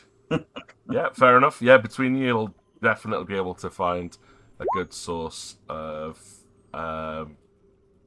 native fruit within these trees. Unlike the trees that you saw south of the river, this forest is very much alive.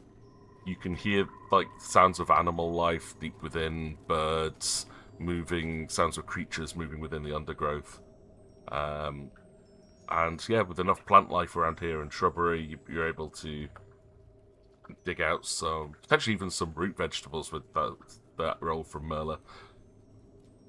You find something that equates to like carrots or parsnips, not quite, but in a similar kind of vein. And with Eudoxia, checking just to make sure they're not poisonous. And you're pretty sure they'll be edible, especially if you boil them up and prep them, maybe make into like a little fish stew. Possibly with all the stuff that you've got for today. Oh, let's make a chowder. Yeah, I think you should be. You've got enough stuff to make something along those lines.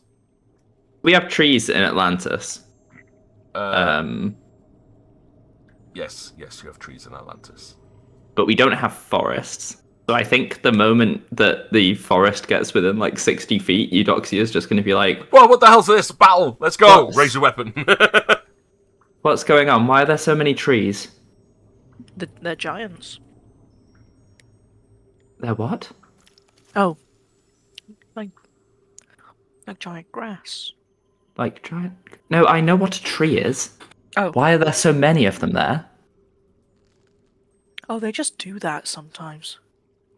land, there's forests of trees. This is what a forest is? Yes. Oh. I assumed it was like... I don't know what I assumed, really.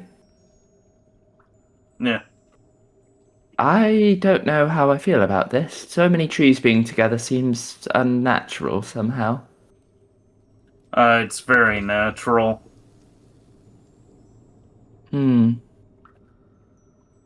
Well, I'm gonna be on guard anyway. I mean, it's just a good idea to be on guard in general. Considering the days we've had up here. No, this just feels like some kind of a trap from the trees. I would say trees don't really plan like that, but occasionally there's trees that are alive. Are these trees not alive? All trees are alive. Well, they are alive, but they're not, like, Then talking dead trees. Wait, there are trees with sapience. No, I think all trees have sapience. Well, When you a cut druid them, would they know leak that out. better. I mean, druid would know better than us on that one. I just feel like I can't see very far, even more so than usual, and I don't know why the trees would be doing this if they weren't trying to hide something. You've got to be careful in the trees because there are things and people who will use the trees. Kata's response is, sounds like they couldn't see the forest for the trees. Very good. True. Very good. Yep, the trees are in the way. But you guys can camp up, spend the morning fishing. It's about half Welcome, a day. Sage, your time. Journeying up towards where the forest line is, and then set up your camp there. Go in, cook a nice meal, and have a hearty chat about trees inside the shelter over your evening meal. Now, the discussion should happen as to what you plan to do in the morning. Are you wanting to cut through the forest? Are you wanting to skirt alongside the outside of the forest? Or are you wanting to head towards the mountain and follow the mountain range?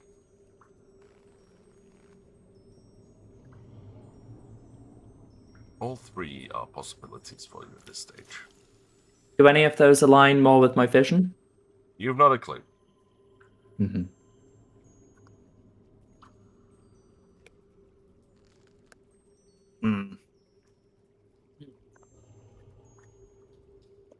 From our chats with Alikara, I think I remember somebody saying that where people were living was that up in the mountain range? Am I remembering that right? Well, she Was it said beyond? she mentioned two different things. One was there was civilization beyond the mountains, and the place where she trained was in the mountains. But she didn't specifically mention which ones. That's pretty vague enough, just in case, But there's a lot be of mountains. guarded and whatnot. There's a lot, yeah. Classic Alikara. Yeah. Although we haven't seen signs of much habitation either, so. At the moment, it's very barren up here. If you tried doing this on foot, this would have taken you probably about a week just to get past the lake. And I'm so glad I took that spell. I mean, I like to make use of the talents that you all take. Yeah. I think maybe the mountains?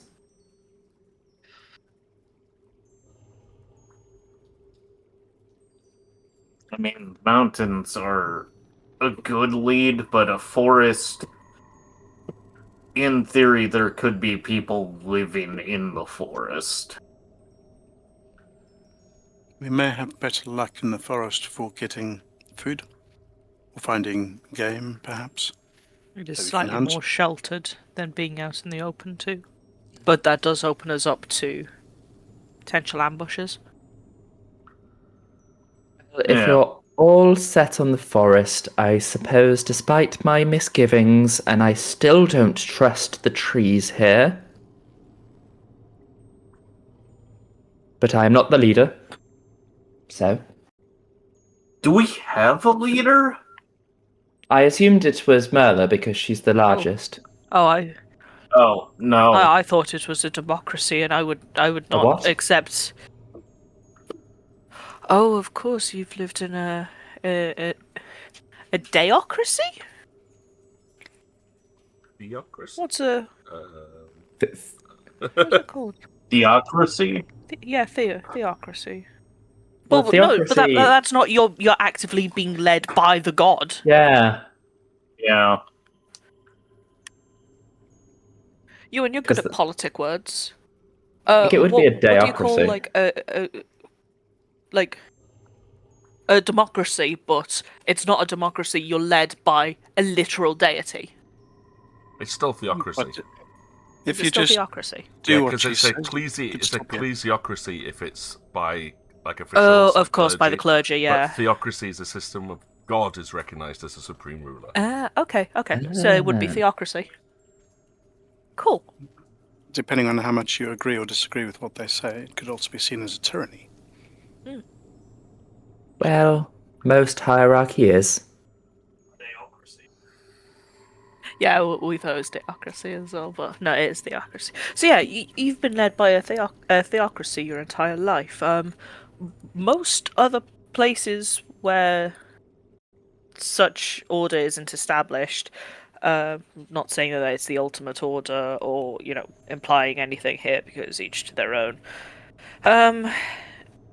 Typically, everyone has an equal say in what's to be done and what actions a particular group or collective make.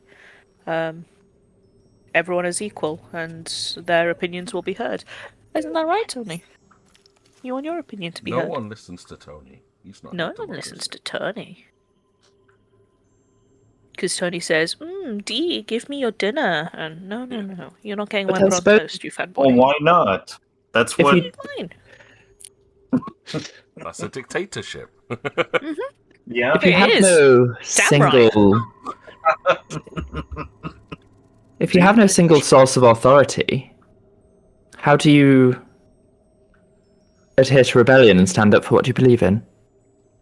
Who do you stand against? You Everyone? can stand against whoever you want. That is your freedom to do so. Others who may try and impose their will on you, you can rebel against them. Rebellion is what you make of it, I suppose. Rebellion is what you make of it. That is a bold theological stance that I think I'm going to have to reckon with.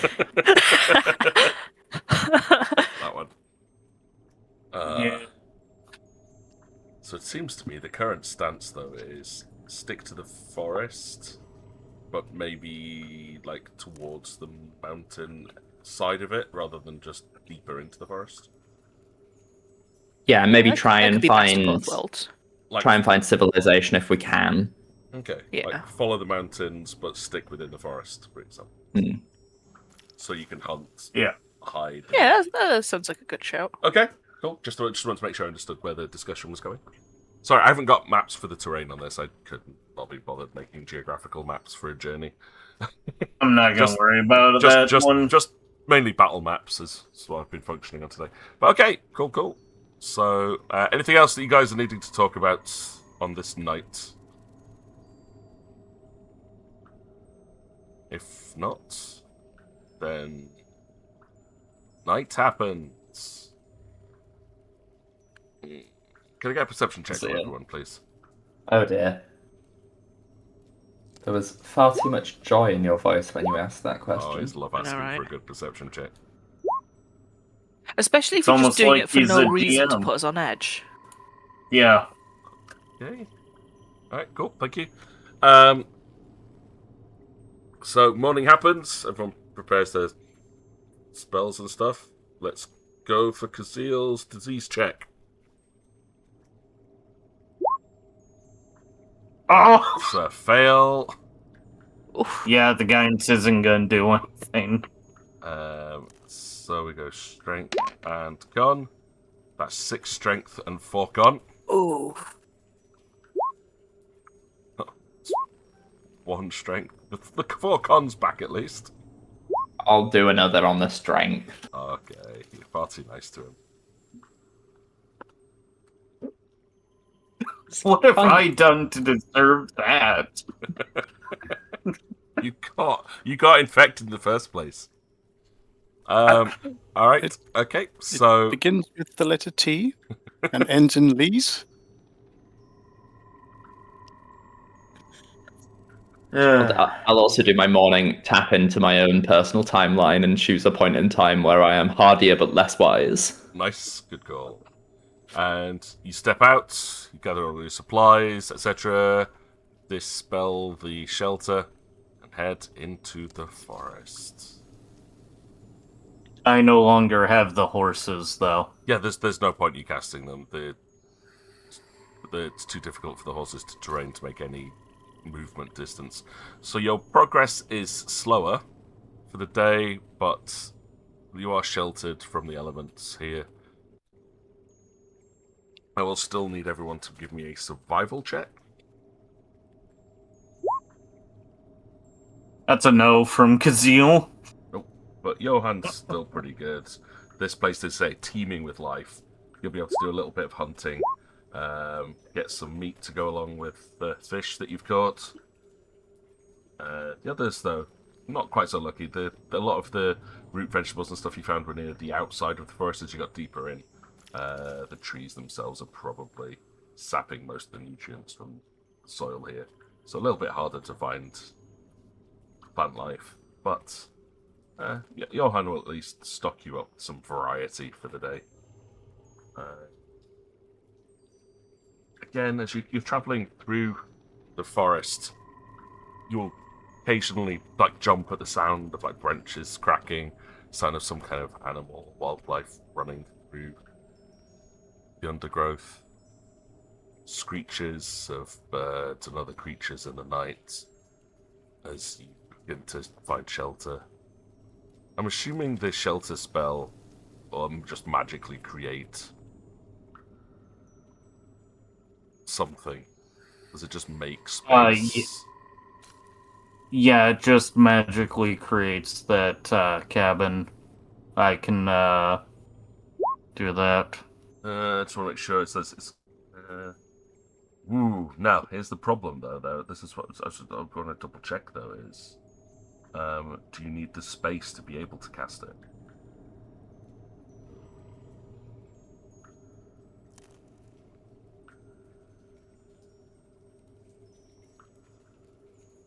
Lodging resembles a normal cottage with a sturdy door. I don't think you got space within this forest to be able to cast that. If we're hanging out by the kind of following the edge of the forest, could we just duck out of the forest to create the shelter?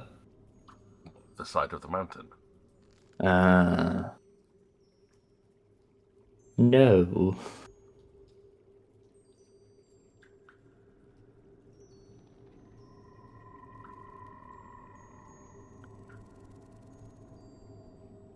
How we find shelter then. I was going to say, how dense is the forest? Is it something that we could, in, I don't know, half an hour, cut away some smaller bits to make enough space? I wouldn't say in half an hour, but you could put some time into clearing out a small grove, just big enough to fit the cottage spell in. So, yeah. Gonna try chopping some trees down with your little hand axe? I think we'll need to do that. Otherwise, it's... Guidance. I have a not hand axe we can use. Guidance. Guidance, Then the tree falls and we die. Is that still survival? I'd probably survive all right. Oh, I want to attack the tree. You can attack a tree, but if you still leave like the stump there, then that's going to block the spell. Hmm. So you have to find specific ones that you can Fine. pull down. So we'll still let you attack the tree once you found the ones that you can chop down. But survival will let you pick which ones and find a good spot and where to cut them, etc. If we do create water enough, over a long enough period of time, the erosion will have formed a valley.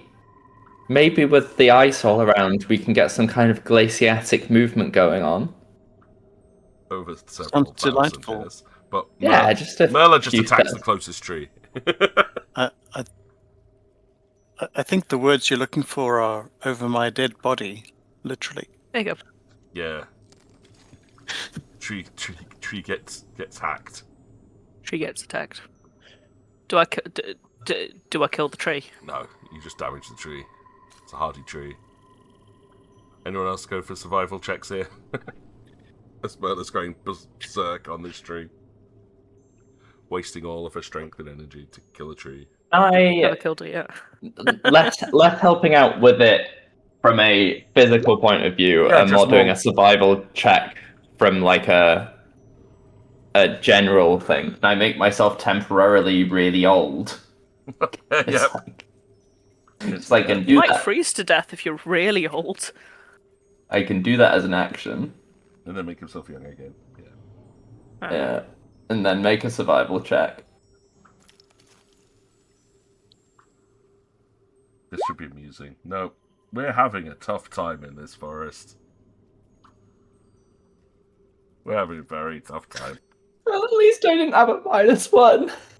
Yeah, that's something, but no, you just can't seem to find anywhere tonight. You might have to rough it, unless you got tents. Okay, I'm gonna make myself young again. I think we're Oh. going to have to rough it. What a Yeah. poetically low roll. So, do any of you have a tent on you, or sleeping bags, bedrolls, things like that? I have bedrolls. Have bedroll. I guess you're sleeping out under the trees tonight. I have a bedroll and a But I blankie. don't trust So- them. There's a winter wolf pelt I could use as a blanket. That is true. True. It's gonna be an. Oh no, I'm gonna do that. So I'm going to where we sleep cast alarm. Okay, good idea. I was going to ask, do you want to set up watches or anything?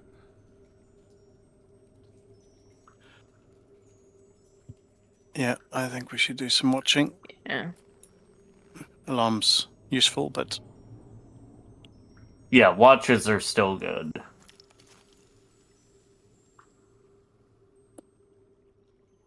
Eudoxia, have you ever done a watch before? Is this something new? I know of a timekeeping device that my compatriot acquired that I believe was called a watch. I see. Well, funnily enough, for a period of time, so what the purpose behind the watch that we do is so that we can keep ourselves safe when we don't have a safe place to sleep, and we take turns to, so each one of us will be, keeping a lookout for Keeping a lookout, kind of with our eyes surveying the scene, Exactly. watching for anything that might come in further than 60 feet away. I might not be the best option for this. Well, I can't see in the dark either, but that doesn't mean I can't listen for things. True. I'll keep an ear out. But if something sneaks up on me, Well, what type of alarm are you going for, Sage? I'm going to go for the mental alarm. Okay.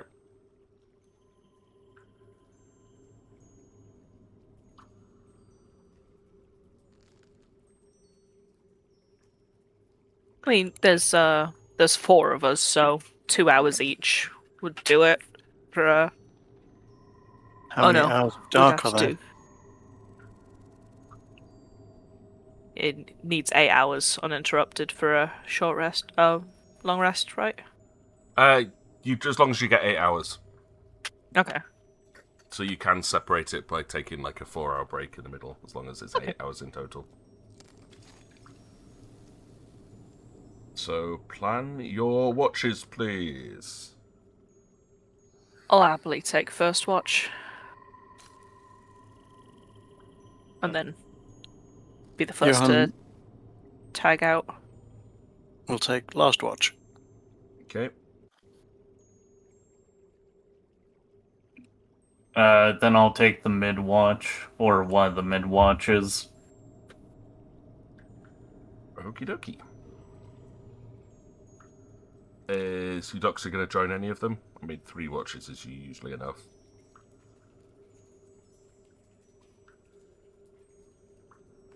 Oh, we lost them. Oh. She's gone to go do the watch.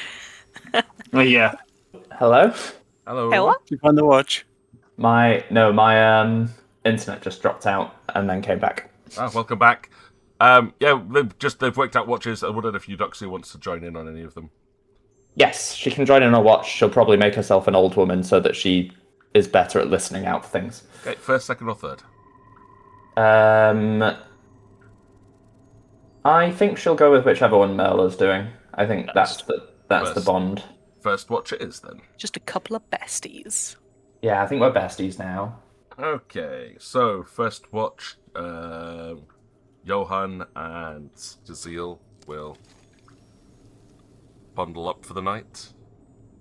Can I get your perception checks from Merla and Eudoxia, please? Yes, I'm just prone maxing. Prone maxing. It's like age. It's like age maxing. Oh, jeez. You ever been youth mogged by a crone maxer? Oh! No, I haven't, and I hate what you just said. I actually love that idea. That is so horrible. That is beautiful at the same time. It's so bad. Yeah, it's just bad. Youth max by So Crown bad. Max. That's just the one. It's my favourite thing out of this stream, I think. Right. Okay. Okay. Apart Oh, from... here's a question before we actually do the have we lit a fire? Oh, that is a very good question. Because it is freezing cold out here in the far north. It is very cold, so whilst a fire would keep us warm, it also brings a lot of attention. Both Incoming smell, ad break. sight, and sound. Will we have set up a fire? We have prepared food previously, so it's not like it has to be cooked. So I think we could do without one, at least for one night. Would we receive extra penalties for being in the fucking cold? We'll be making everyone make fortitude saves in the morning. Okay, cool. Yeah. We'll see. We'll see how that goes, I guess. So no fire? No fire it is. Cool. No fire. That, no. My You're all fortitude snuggled as an up old like woman squirrels. is bad. This is going to be fun. Right, okay. Second watch, that was Sage. Yeah. Give me a perception check, please. I will say while this is happening, once we've stopped being on watch, and Eudoxia is going to sleep, she's going to return to her hardy young woman self. Okay, that's fair. She's not sleeping as an old woman. And Johan, for yours? I'm just going to make everyone make their rolls first. Okay. Whew. Right, so, first watch. Eudoxia and Merla will take their seats, like position themselves back against trees, giving themselves the best view or range of hearing that they can, while the other two like curl up between them to try and get some sleep. I'm not going to make a roll to see if Kazil starts snoring, because that would be really cruel. But to who? to everybody. Having to listen to it. Okay. Yeah, fair enough. But no, it's like other than the sound of like the usual like background sounds that you've had the whole time since you've entered. Don't see or hear anything extra untoward. So you hand over the thing, wake up Kazil, so you two can nap for the night. And throughout the time, just on your own, Kazil, don't really notice anything until a little spot just after midnight. You don't see anything, but the alarm goes off in your head.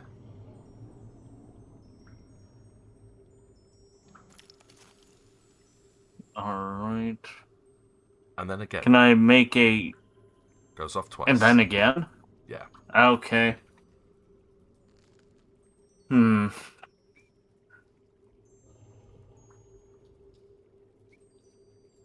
It's going to be a classic Peach kidnapping plot. No. We've had an in and That can out. mean a lot of things, because the spell alarm is tiny or larger. It could be squirrels. Yeah, it could be absolutely nothing, and I've heard the mental alarm for it. Yep. I think I will ignore it for now, but when I wake up Johan, I'll alert him to the fact of, hey, things moved, but it may have been nothing because of how alarm works. Just be aware. Okay. So, yep, Johan, you're woken up by Kazil to hand over to your watch. He passes on that info to you, and then snuggles up for the remainder of his long rest.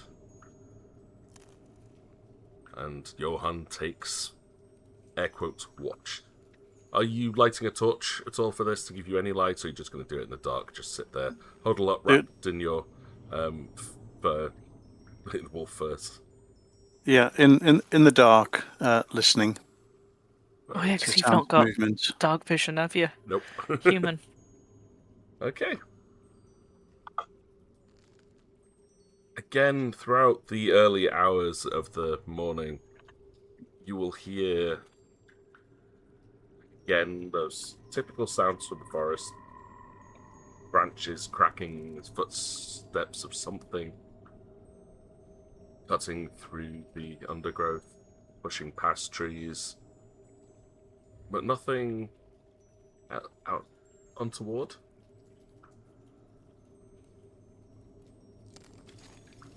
The rest of your shift goes smoothly. Morning. Can everyone give me a fortitude save? See how you've handled the cold.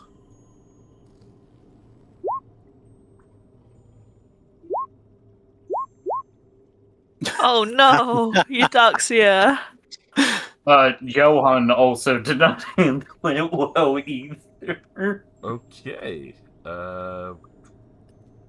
Not my fault, I'm used to temperature-controlled rooms. Yeah. Now, Baby's first sleepover. just to read out the rules for this, I'm not going to be quite this cruel. I'm going to take the nicer one, but it says, in conditions of severe cold or exposure, an unprotected character must make a fortitude save once every 10 minutes. Ooh. Oh, we're in the forest. You're in cold weather. Yeah. Which is a fortitude save each hour.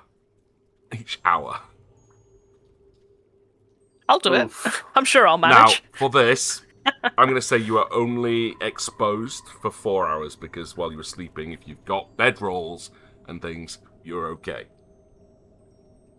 So what, 3 more fort saves? Or? 3, 4, yeah, but the DC increases each time. So, Okay. Also, do I take the hang on. bit of damage? No, this is first? while you were on your... I deliberately... That's why I want to know when your shift was. So, for the first one, then, the DC was 15. So just keep in mind how many saves you fail. Does a crit fail mean anything, or is it just a No, fail? it's just an auto fail. And that was a reflex save that you made anyway, not a fortitude save. Or was it? It's the same. So it's still it's a the 1, same for me. but just, yeah, fair enough. Yeah. So, yeah, you each have to make 4 fortitude checks. And then just work out how many you fail. So it's 15 I for the failed DC none. 15 for the first one, and then the Then it goes second 16, one is 17, 18. I'm good. 8. Yeah, I am a feeling- so fucking toasty. You failed all. Radiating. I failed the last one. Okay, right. So there is the cold damage that people will suffer for each of the 4 rolls. Ouch. So if you failed all of them, that's 17 points of cold damage. Okay. Also, if you failed all of them, what happens if you...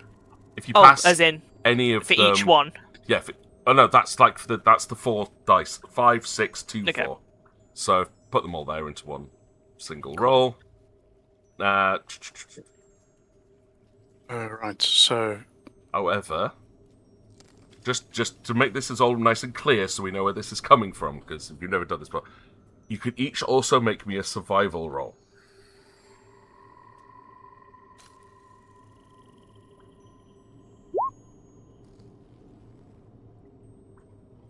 What does doing a survival roll do? It's going to decrease the DC Oh. for yourself only. So, well, it doesn't really need to. You pass them all anyway. And this is sleeping in armor as well. I love Bed of Iron. So Johan. Oh, Bed of Iron is such a useful Oh spell. well, Johan. really useful. Johan not doing so good in the cold. Mira, okay. I don't think your rolls were good enough anyway, even with a bow. Actually, no, you'll pass one of those. So we'll say 16 and 17 were both 1 below. yeah, we'll say you pass both of those. And Okay. Zeal, no bonuses for you. Johan Yeah, failed he 3. fails the ones.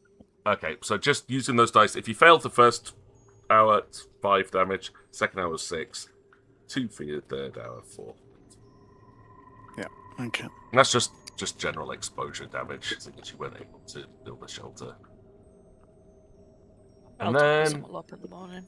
Zeal will also have to make his morning fortitude save. You can get you My 1 point back. guide. You'll get your guidance. We'll just assume you get guidance by default at this point. Yeah. Okay, you Hey. passed the fort save today. It's cold, but maybe that coldness is building up your resilience. I'm going to heal myself a bit of that cold damage. It's like, right. Too much of that would be very, very bad for you guys.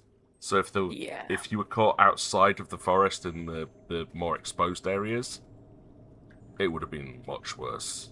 And then I'd also be rolling to see if you contract any kind of diseases. Sickness. Like cold, sickness, flu, etc. Channeling positive energy, so everyone will heal 23. Nice. Thank you. Either way, Oh, I shouldn't have spent a first level spell slot healing myself then. I did say I was gonna Yeah.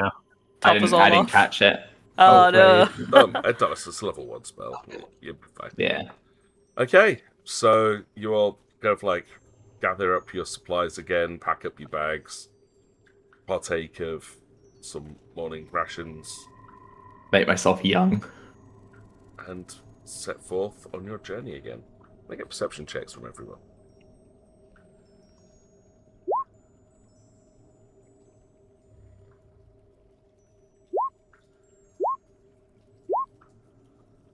Oof.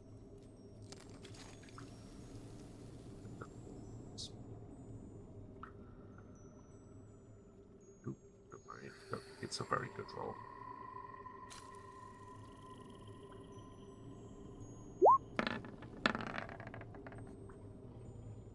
Okay. Yeah, okay. All of you are going to spot this. As you're making your way through the forest, trying to your best to follow the mountain side, those cracks of broken twigs you'll hear. You'll definitely hear them, but this time they're much more even, should we say?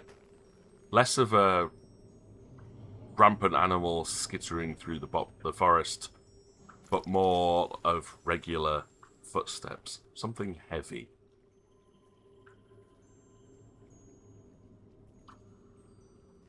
Up ahead or behind us? Where? Can't quite tell the direction. Somewhere into the forest. Hello? Yeah, I was going to look for a place to hide. And go into... The footsteps Hey. stop. Hi, my name is Eudoxia. We're looking for a society of some kind or other sort of amicable, friendly faces. Someone who might know a little bit about what is going on here, what the general situation is. We've come quite far. Give me a diplomacy roll. I can do that. Yeah, thought you might. 31. Okay, and let's get some listening perception checks again for everyone. Including me? Yeah. Johan will hear it from his hearing spot. From his hiding spot, sorry. Hearing spot, His huh? hearing spot, yeah. He was hiding and listening. His hearing spot. Yeah. I'm tired now. It's fine. Merla? Nope.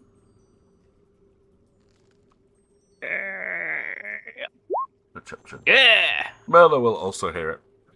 Very faintly, from behind a tree, you will hear a voice. It's not talking to you. It seems to be whispering to someone or something Welcome, else. Crafty Newscastle. Hang on. I'll get some spam. I need to do something about that briefly. Where's That's alright, I got it. ban button? Alright, cool. Thank you. Don't like people advertising stupid bots. If people watching want to talk about their channels and talk and engage, I'm cool with that. Not bots. Bots bad. Right, okay.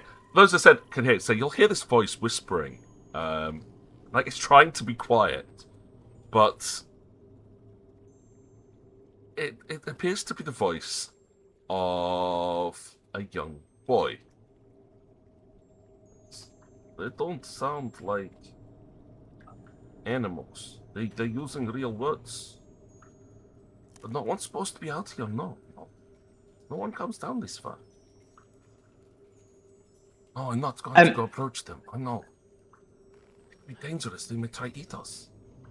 We're not animals and we don't eat anyone. God, I think We they are- hear us.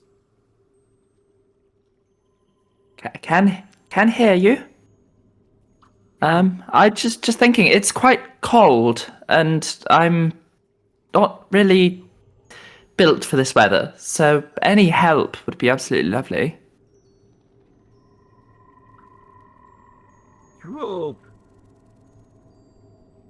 all potentially, well, for those that can hear, will look in the direction that you could hit the sort of voice coming from, and you will see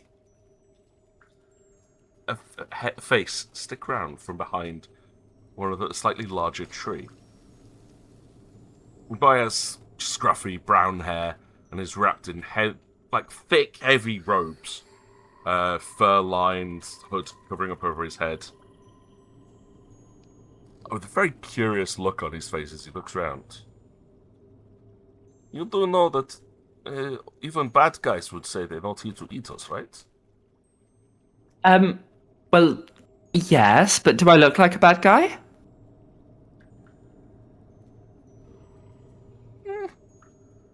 He shrugs. We're just here trying to... Well, we're on a very important quest, you see. He kind of, his face screws up a little bit and he nods a little bit, like listening to your words, and he'll step out from behind his tree. Boy looks to be probably around about 12, 13 years old. He has a big, heavy backpack like over his shoulders, and you can see like survival stuff hanging off it. So there's like a torch hanging off from his belt. The dice roll to eat him. What's that? You're going to eat it. I said, what's the dice roll to eat him? I was joking. Okay. I was going to say, you try it or run away. No, Eudoxia's in. I think she's not she's not lying. She's not being deceptive. Yeah, well, but she is playing up how, because she didn't do very well in the night. So I think she is, she's making herself seem quite vulnerable. Yeah, Kat just says you need to roll survival to make sure you season the small boy appropriately. Right. Okay. But First cannibalism joke of the session from the vegan. Yeah, there we go. But yeah, no, he'll step up. It was a really good diplomacy roll. There is something about you I think we can trust. Maybe. But don't try and eat me, or my friend will get very angry. I don't even have a big enough mouth. Sometimes I struggle with fish. Small. She has very big mouth. Marla. Oh, but that's... Big teeth. No, you see, she's so large because it's all for hugs. Mm-hmm. The giants around here, they're also very big. Their hugs also very much for eating people. There are giants around here? Oh yes, many hill giants, frost giants. Tree giants? Giant trees? No, this is why I stay within forests when not exploring mountains. He'll step from forwards towards you. Are you from a village of some kind? Zale, you were talking at the same time, so you can finish off your sentence. I'll respond to both. I was gonna ask if I could roll knowledge for giants. Because giants were mentioned. Sure. What knowledge is for giants? It is probably either geography for people or I think that's nature for monstrous humanoids. Yeah, I believe it is nature for monstrous humanoids. Okay. Okay. I mean, yeah, you're not in 100%, but there are stories of frost giants at least living towards the giant frost, the ice plains. But that's much further to the northeast as far as you're aware. Like, much further east from where you are. And not commonly things I would hear about, yeah. No, yeah. But then you're not massively familiar with this area of the world, so... Yeah. You've not come across anything. But, what was the other question you had? I asked if there was a village. Ah, village. Not I'm aware of. But my hometown is very close to here. Could you take us there? I'm starting to become slightly scared of the giants you mentioned, and would rather not run into any. And you seem to know the area very well. I should know the area. I am an explorer. I like to explore area. Ah. So we're very lucky that we found someone as brave and knowledgeable as you. Not lucky. You are very noisy peoples. That is true. I am wearing armor.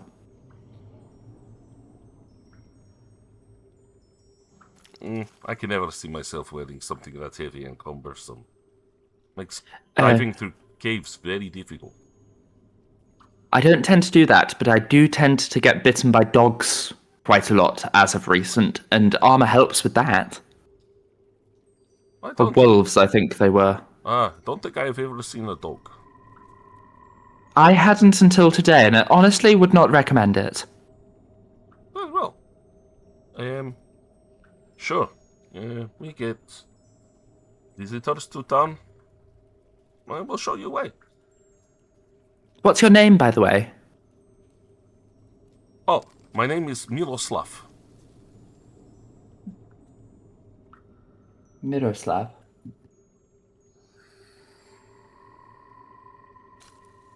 Ah, thank you, Miroslav. Like I said, I'm Eudoxia. This is Kazil, Johan, and Merla. You Hello, Eudoxia. little man. Mel. Hey, Mela. he seems to struggle trying to make the sounds. It's Melo. But Mera? another child with Merla. impeded speech for me to protect and gather. I am not have speech impediment. Your just name is very awkward within Hearthstone. True. And It feels like you kind of need tusks Yo- to say it. Johan. Merla. Johan.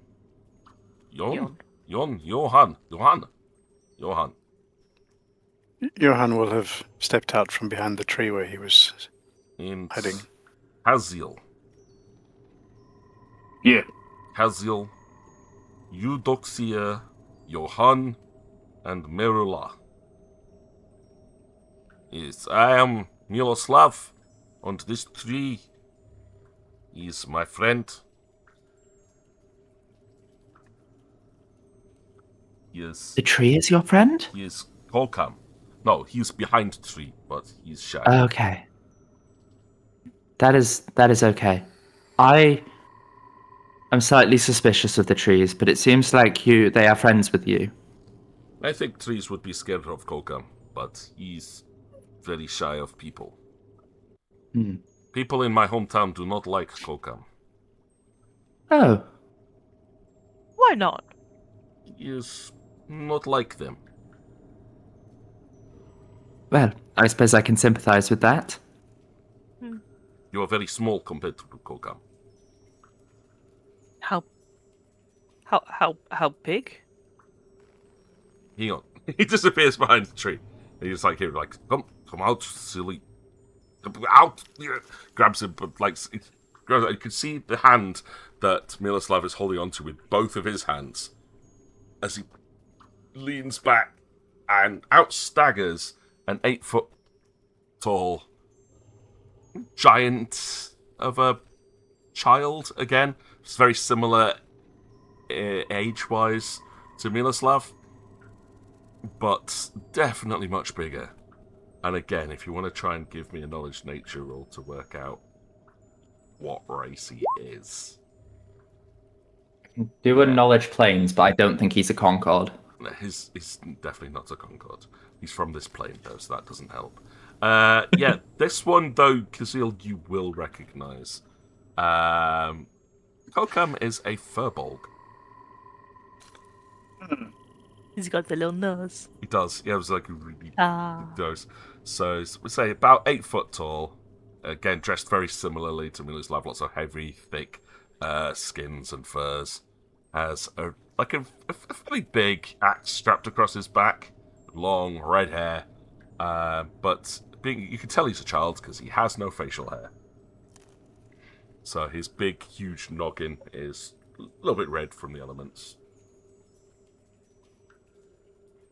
And goes, yes, this is my friend, Holcam. He will not be coming to town with us. Oh, that's a shame. He seems like a lovely young boy. Yeah, that's Holcam. Just kind of like punch him a little on the arm. But yes, people of Hartwick are very, how shall we say, suspicious of giant kind. And just as a question, Ah, would the people of your town take more kindly to someone who is young like me, or if I were to go and grab my grandma, would that be more amicable? you have grandmother in forest as well. Dangerous place this for grandmothers. I'm just talking theoretically. I do not know. Adults do adult things. I do not think they make sense. My mother is less likely to want to get me married to old lady. Okay. Well, I think I will be trying to avoid marriage prospects. Avoid my mother, then. All she says, you must become big, strong man, take over the business, and then you will marry good woman and have many children. I think she forgets I am not old enough yet. Good to know. This town? Yes, just past the mountains. Maybe we get there today? Maybe? Well, let's go then. And I kind of glance back at my compatriots.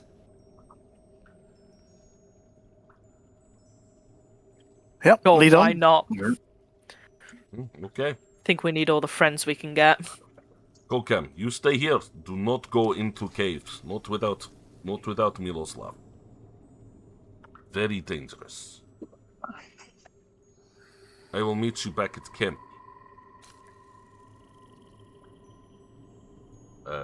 Kokam kind of grunts and then turns around and trudges off into the forest.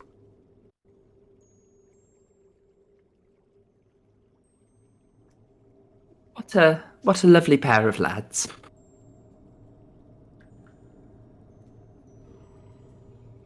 I was a big child. She'll say, like, quite quietly. I mean, he is a giant kin. He's akin to giants. Yeah, he is a giant kid. No, So, he's related to giants. Oh. Yeah. That makes a lot of sense, considering he's fucking huge.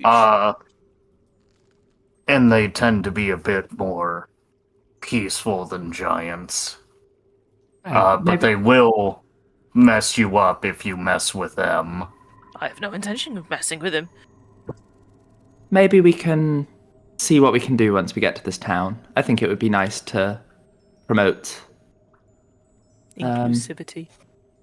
It would at least Inclusivity. let us resupply somewhat.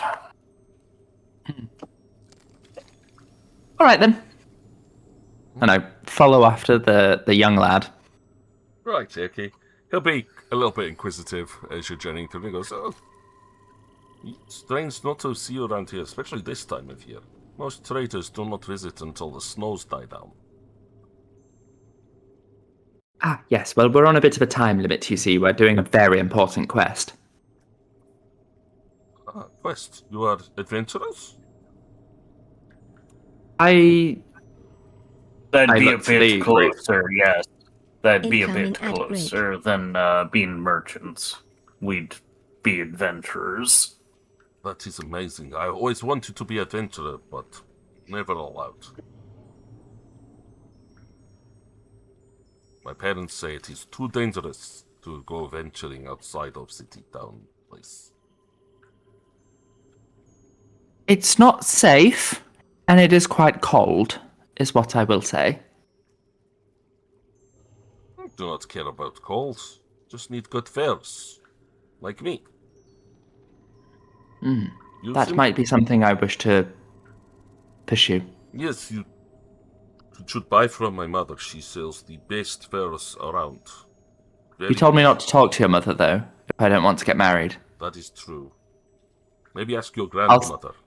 I'll send my grandma. Yes.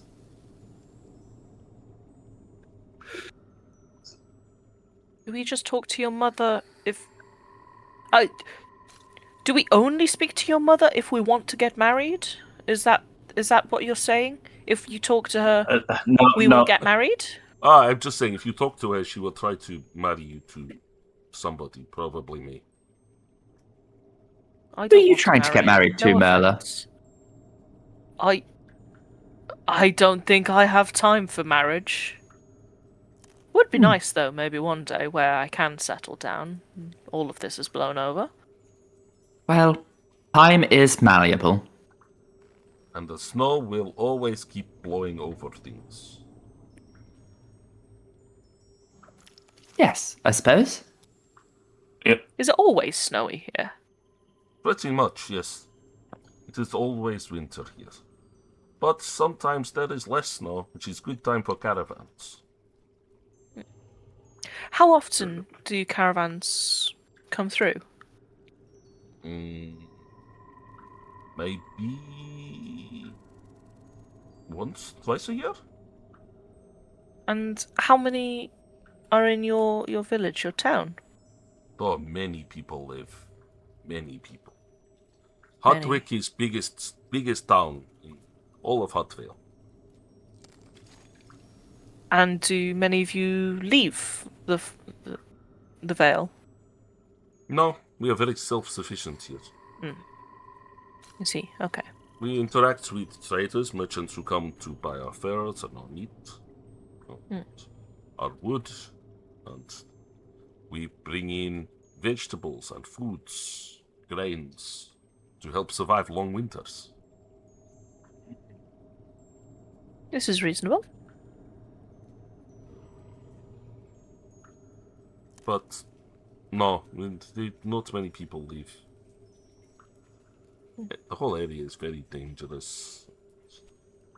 If you go too far east, many giants. If you go north, you have dragons. If you go west, you have scary ladies. You do not go west. Dragons up north. Yes. There is Fire-breathing dragons, or no big snow dragons. Dragons who bring the ice. Oh. Dragons can do that?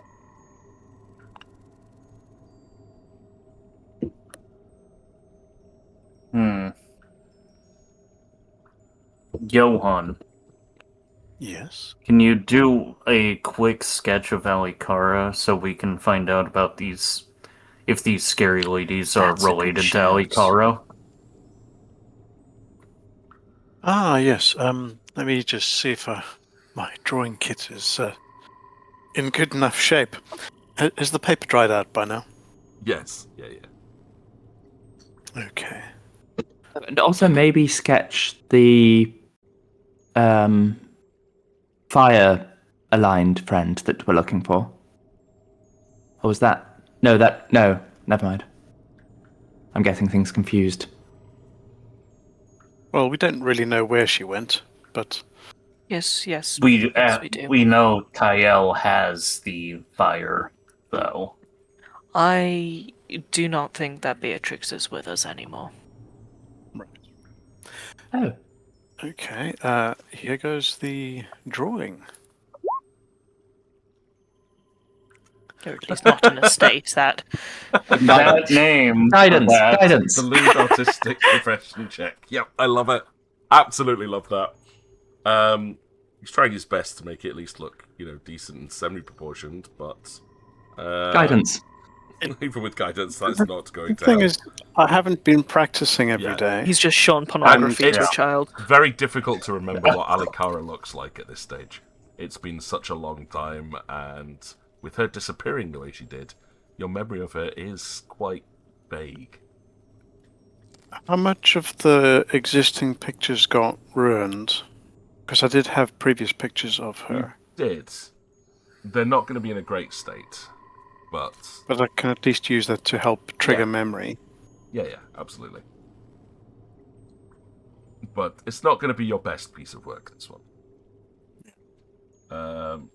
But once you've finished it, you can show it to Miloslav on the journey, and it'll be like, this is good drawing.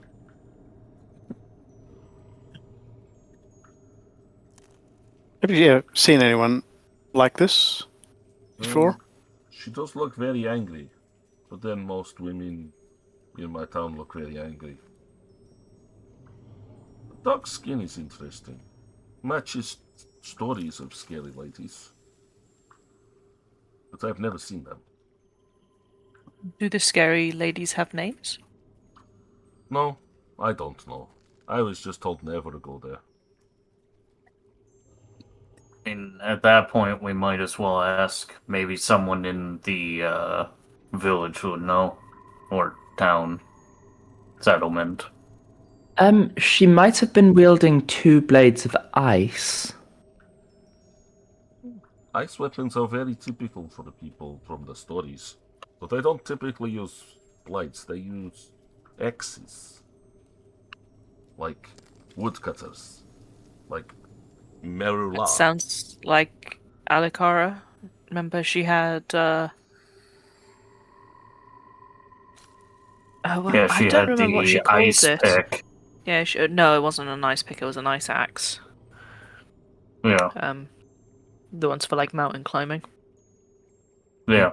He will point to one part of the sketch, though, that it seems to be familiar, which is the crest drawn on Alikara's tunic.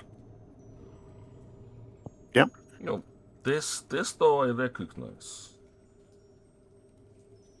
This is Auril. Yes? Oral, yes. Auril, yes. Yeah.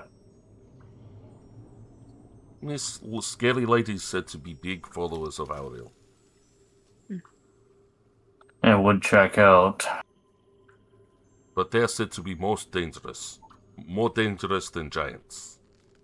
Even Kokam will not go west. We always adventure east or south.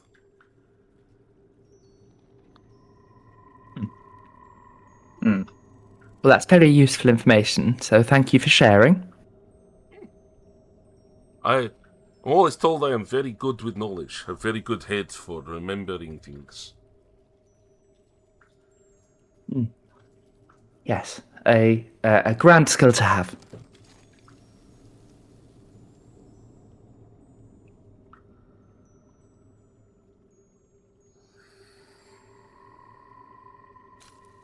But you can keep chugging on unless there's anything else you wish to talk to the young boy about. I think Eudoxia might try and prompt any talk about environmental changes. Yeah, okay. Just be like- It'd be like environmental, like weather, land. Yes, I was just wondering if the winters had been any more or less harsh than kind of historically. I think this year has been a little bit less bad than last year. Normally, Interesting. snows here so thick you cannot see through. This is the reason Kokam and I were out walking.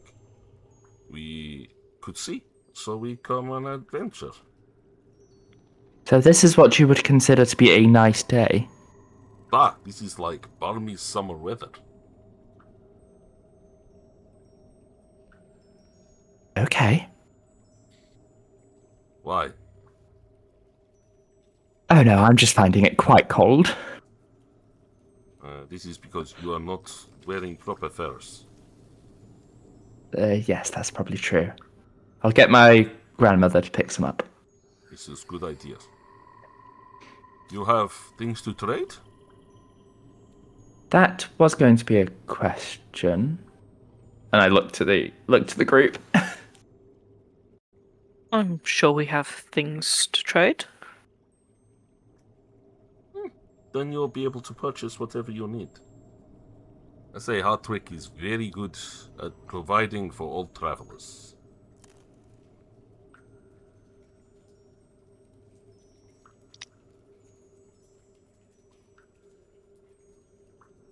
Yeah, I think that's the extent of what Cool. of what Eudoxia is asking. She's trying to keep abreast of the situation kind of globally through any mention of environmental changes. Okay.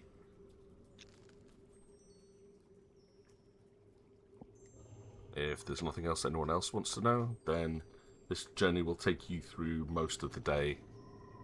As you get towards late afternoon, though, you will come...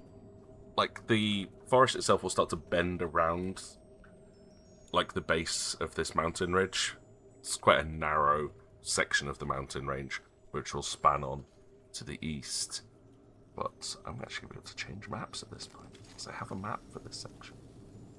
Oh, There you go. Oh, that's a very big It's a very big map. token.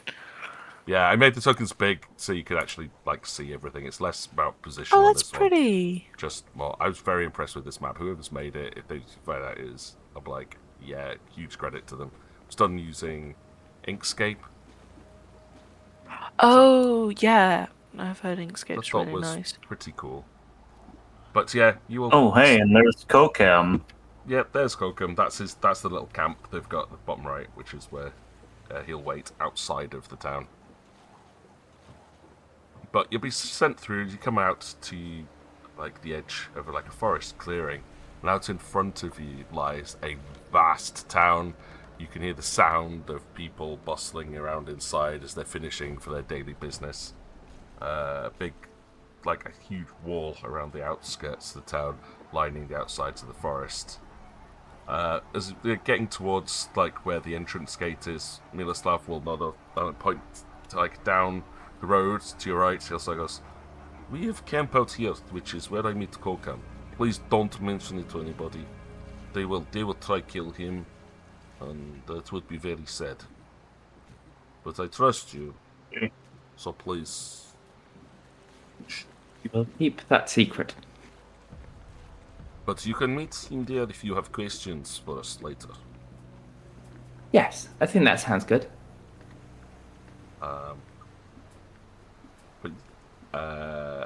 I will potentially leave you here. I was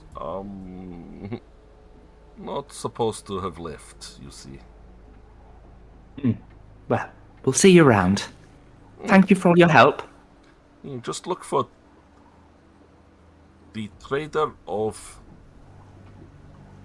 I don't forget their name. Cohen Traders. I will see you Will there. do. And he'll grin And then- and then run off.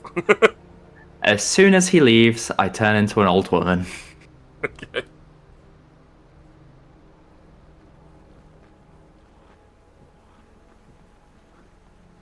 Well, I guess we need to go in and find somewhere to stay. Looks like a big enough place. Should be an inn somewhere. Yeah.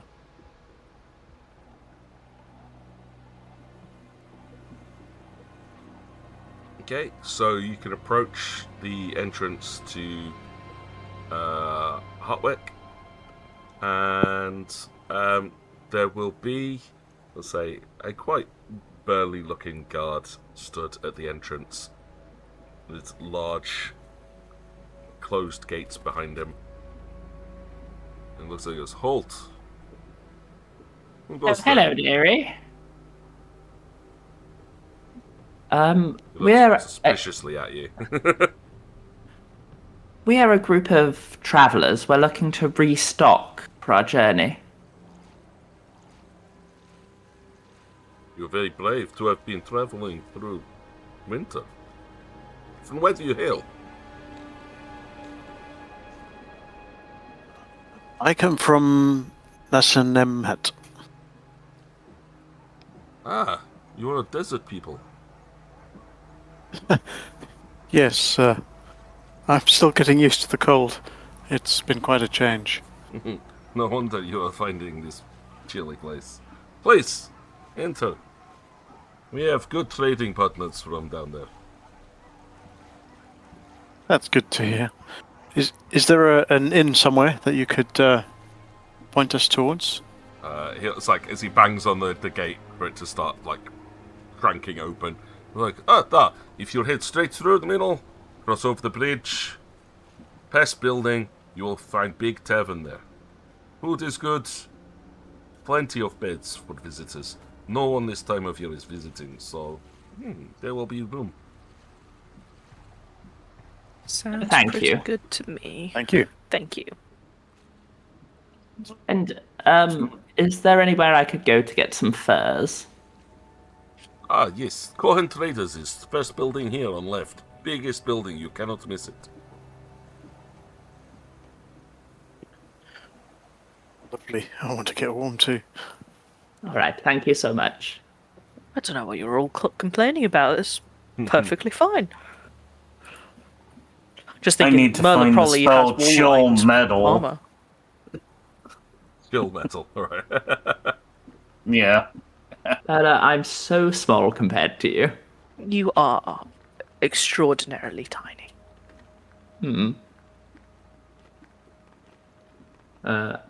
I'll head to the fur traders. I'll go with. Eudoxia probably doesn't have a concept of money. Very well. Definitely not. It's- He 100%. I mean, is it not. was asked if we had stuff in trade, so we may not even be using money to begin with. Yeah, who knows?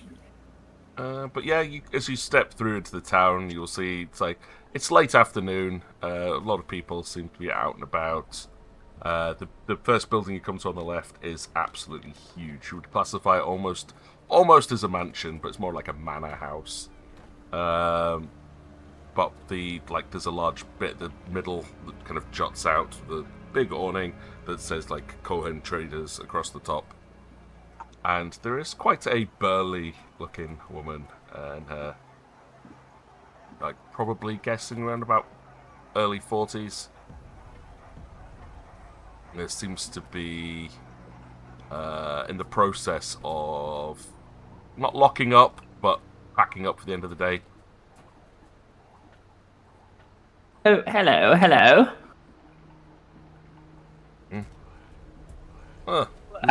You're visitors around here. Yes, we are.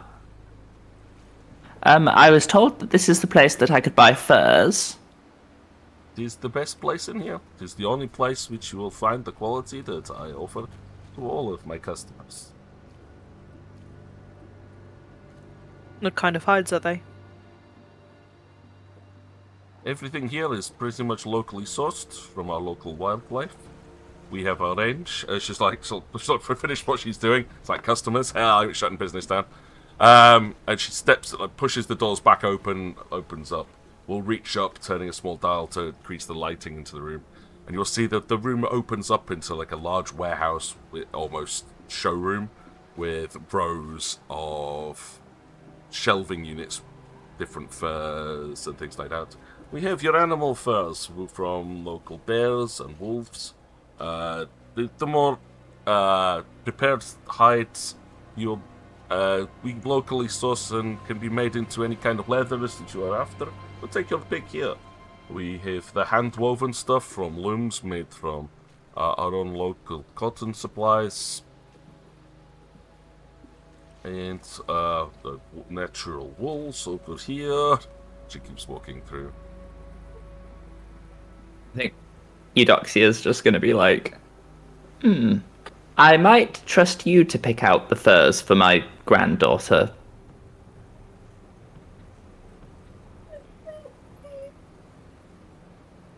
Tony wants some furs. I had that Tony there. I was like, oh. Yeah. Yeah, I heard that too. I wasn't Does gonna Tony want bring the it up, furs? but Tony wants. Oh, we Tell could him how turn you him really into feel. fur. He wouldn't keep you very warm. He wouldn't. So, do you have any furs that I don't know. Do you just have the furs, or do you have prepared garments with the furs, or is it just like a fur wholesale kind of situation? Well, initially, I am big trader in all materials. Once you have picked it out, we also have a fine team of people who can make into anything that you are needed. It is all custom made based upon size, shape, design, and quantity.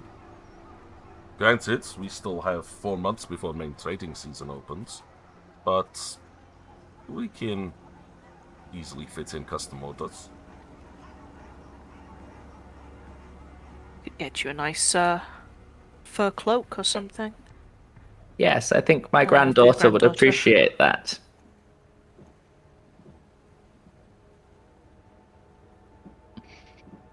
So, what do we have on offer?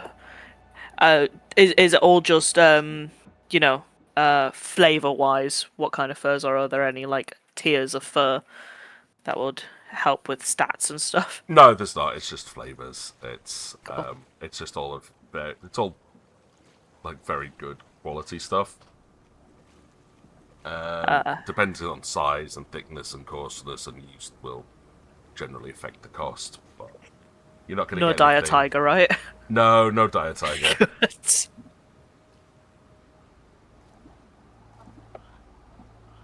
But there's like certain ones, like your knitted stuff tends to be more for like blankets and hoods and shirts, whereas then like your furs are then more towards like the cold weather gear Eudoxia's not going to have anything, is she? stuff for like. No. Right. She'll suggest different areas for like boots. Eudoxia's Oh, totally just- out of her element too, because she's never had to buy anything. Or just general gonna need- furs that you can just wrap around yourself, which might make Yeah, a good we're bag going for to need travelling or sleeping in. bedroll / sleeping bag, furs for bedding, a warm cloak at least. Probably Is some my- mittens. She looks like she would enjoy mittens.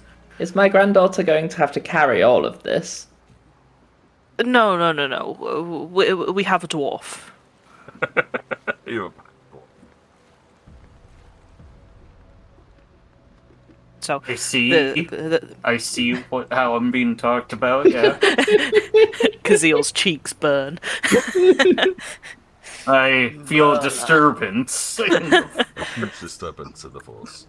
Right. See the sleeping roll you roll up and you wear on your backpack, or you can add it to mine and I will carry it. It's no trouble.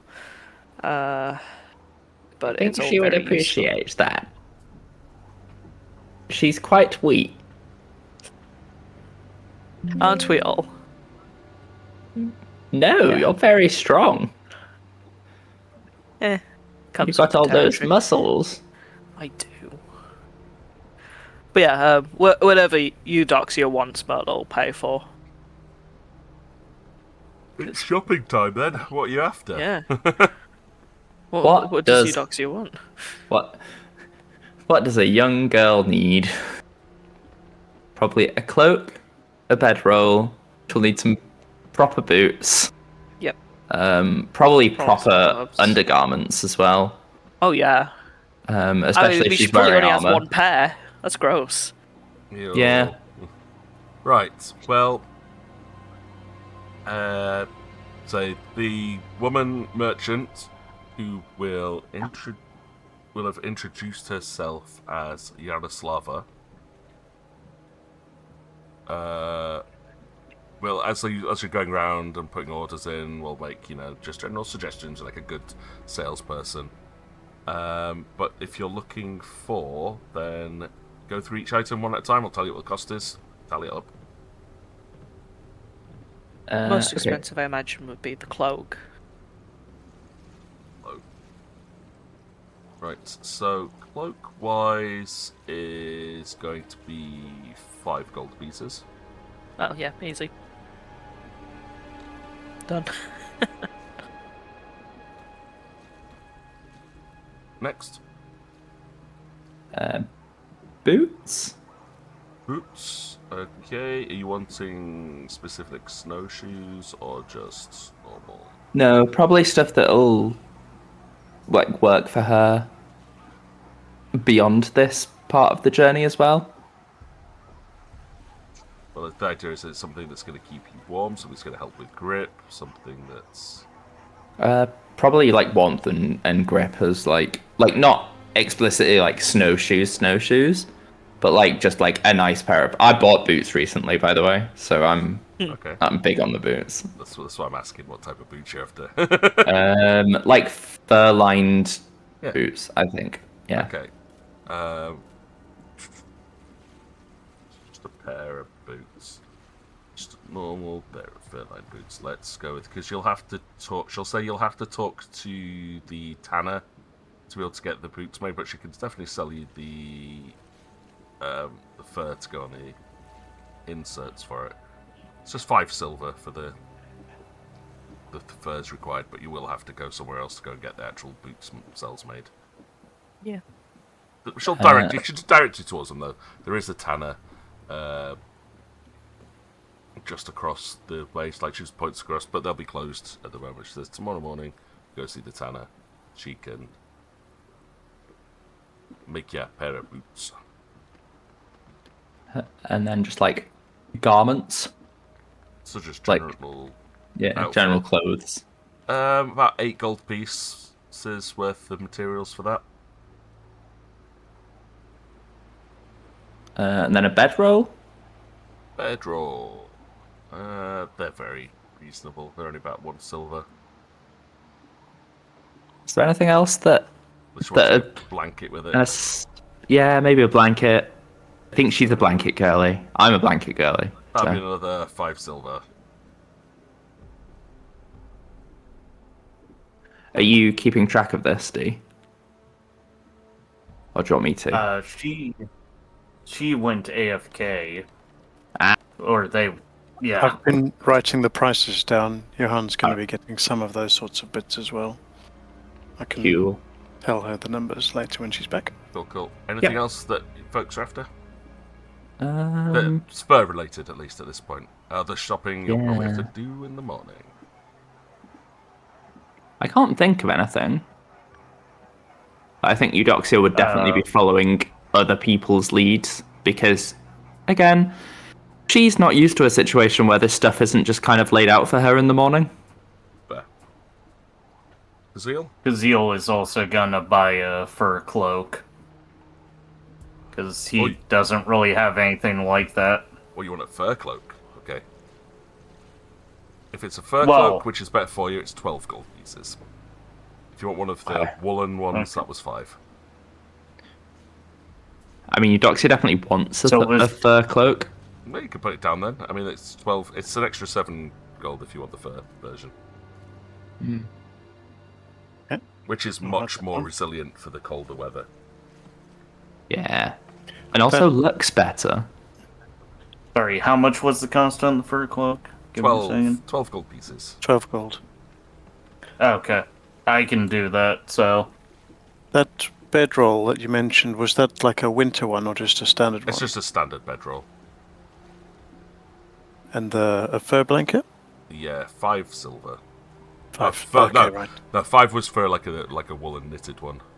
You're wanting a fur blanket. Where's that one?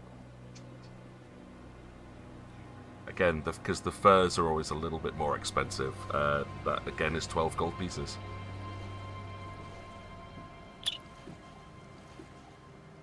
However, if you want, you could trade in the winter wolf pelt. Yes, Johan will do Incoming that. ad break. And then have that. So it's just a trade, like take a wolf pelt and could swap it out for like another pre-prepared one. In which case, you would just be You would just be paying for the labor. Yeah. And that would keep the cost down to 5 gold.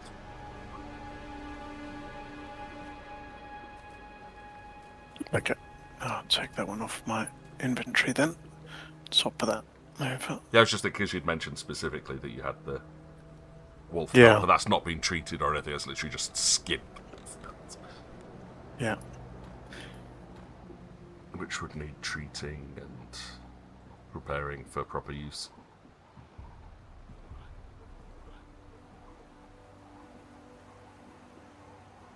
Anything else anyone's after?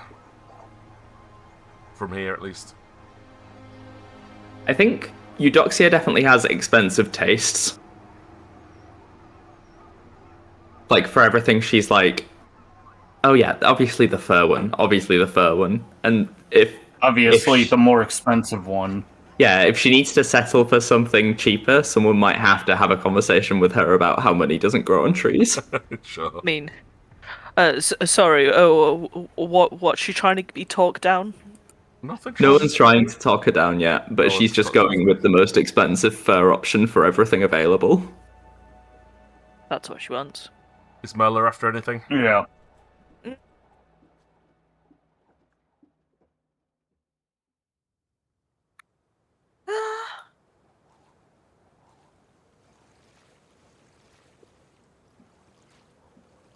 She would like to see if there are any sword belts, Okay. if that's an option. Well, belts would be more towards the tanners. Okay. So she was like saying in the morning. The tanners is directly across the road from the. Oh, a fabric nice merchant. muffler would be good, like a snood. Yep, And that goes definitely up has over the those. face. Yeah. Now it depends on. Stoat, if it's an option. Will be, yep, definitely. Yes. Stoat's very soft. This one would be. Can you roll me? Let's just actually randomize this just for a second. Roll me 1d10.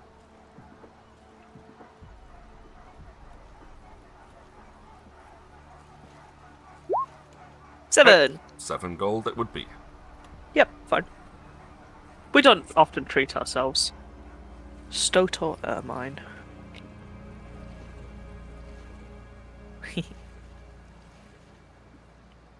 Yeah, that's no problem.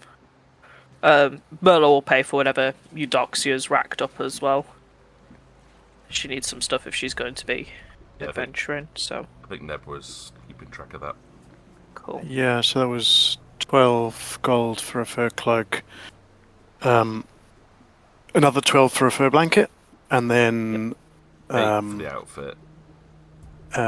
8 for the outfits. 5 And silver for the inserts for the shoes, but you'll still need the leathers. still need to get that made. And then the bedroll was another 1 silver. Yeah, that'll all be sorted. I just need to find my the money section on my page.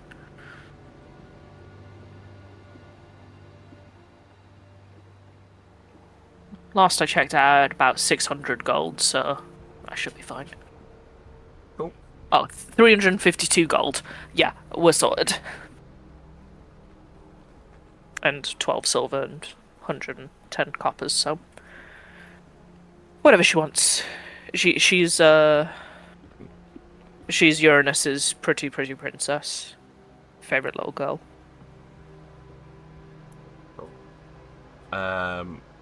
If there's nothing Uranus. else anyone else wants, like Kazeel, was there anything else you were after, or have you got everything you wanted? I believe I've got everything I want at the moment. Sort of thing. I'll probably go over stuff to see if I can do magic item creation things. Okay. But yeah, so yeah, Yaroslava will like bundle up everything that you've ordered, take it all over to a shop counter. You'll trade over the monetary compensation, where she will then say, it's like, well, we will get this to our trade craft workers in the morning if that is good. If you could return first thing in the morning for measurements, we'll make sure this stuff is kept aside for you. I hope you're staying a little while, because turning into clothing, some of these things can take a few days. We'll be at the That's no inn. problem. We're just, Very It good. Shouldn't be too much of a problem, yeah. I'll send my granddaughter for measurements, but know that she's not eligible for marriage. That's an interesting thing to point out. She's already taken? She's betrothed For the Lord. to another. Do you want me to make a bluff? Yes, please. She's not great at bluffs. She's entirely carried by her natural.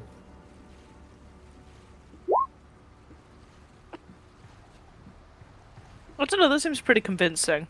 That's probably a sense motive, though.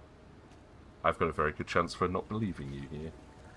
Oh, nat 20. Nat 20 on the sense motive. It makes it so much funnier. It would be funny, but Yes! Plus 13! Yeah, she's a merchant. She's very good at working out when people are lying to her.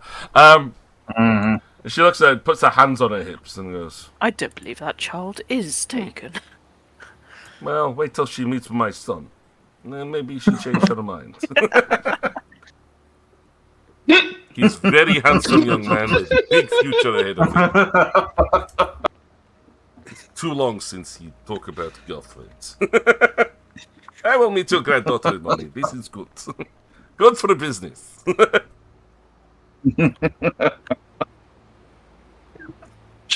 She'll walk out and just look at Merla and go, "Oh dear, I do believe you're getting married, dear Eudoxia. I'm not getting married. Not to a 12-year-old. strange forest child, anyway."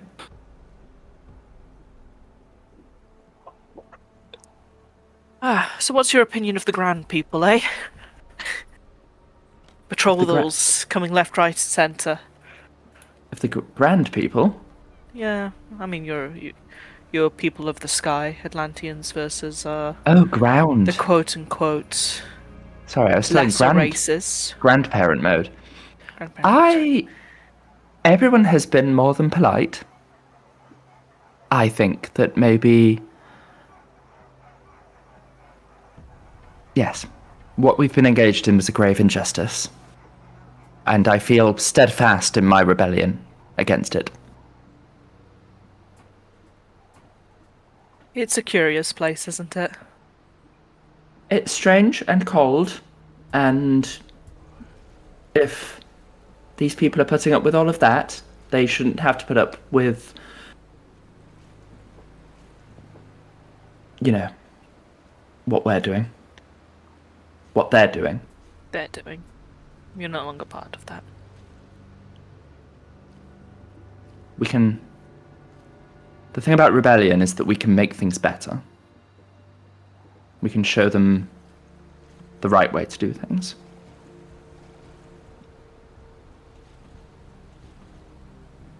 Lead with kindness. Purity is not everything, after all. Oh, no. Like a good sword, the impurities make the whole stronger. I think, at least. Well, ley lines cover the land, they cover my people. And if ley lines don't care about such trivial borders as my people seem to have come to, so...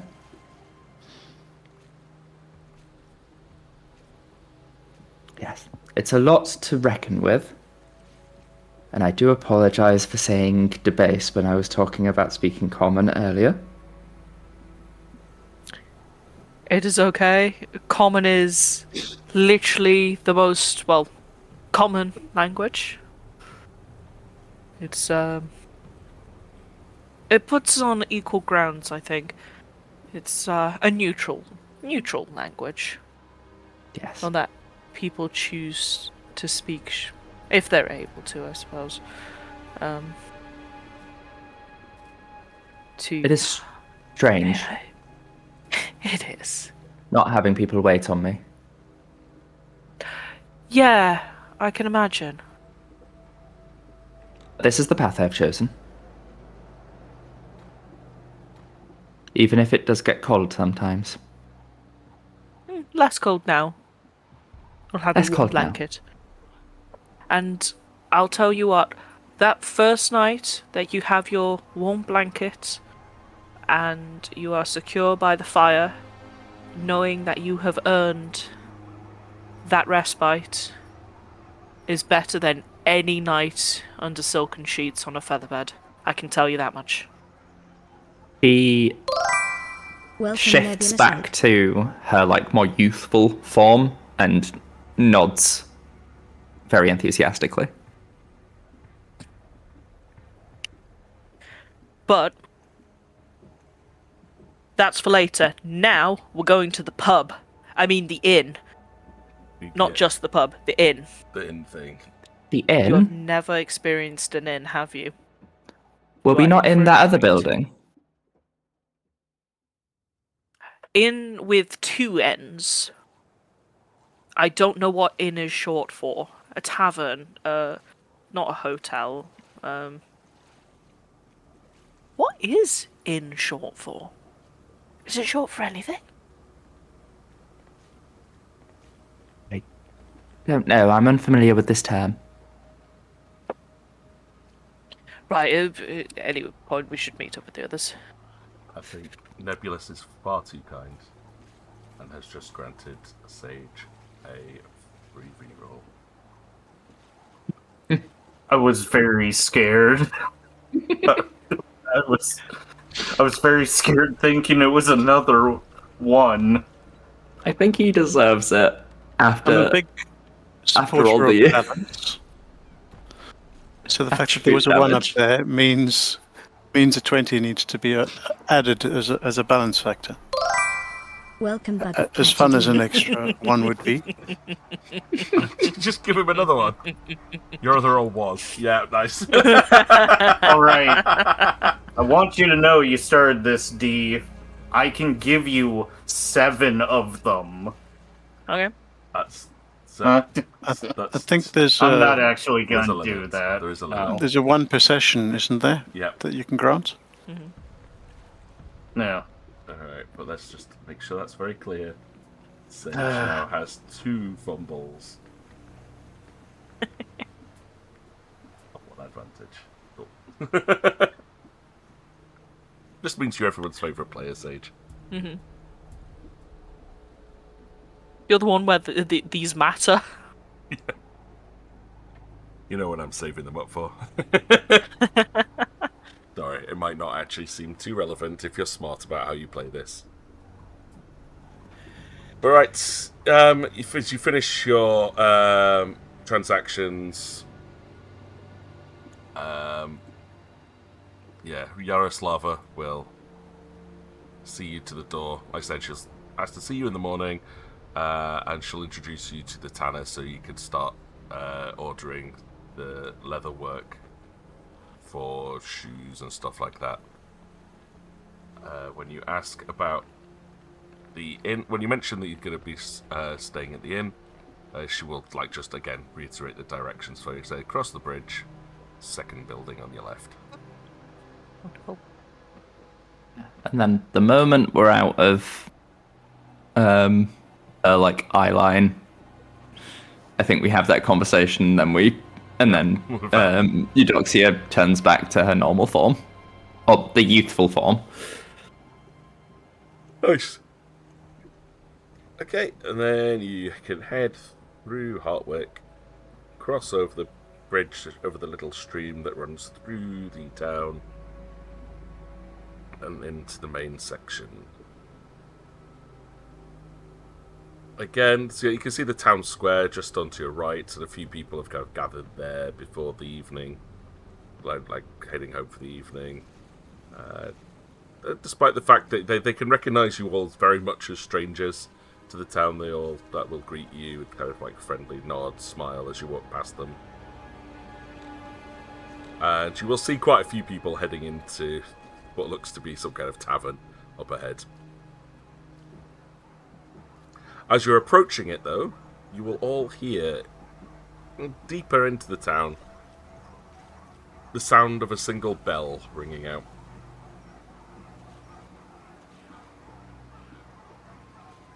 And then it stops. I wonder if I have a bell sound effect on here. We're not going to suddenly forget everything now that we've heard the bell, right? Not that mean. You wouldn't do that to us. It's not like a weird cult as well, where they all start walking towards this one specific church. No. But no, yeah, you'll just hear a bell, which will direct your eyes towards a large church of some kind in the back corner of the town.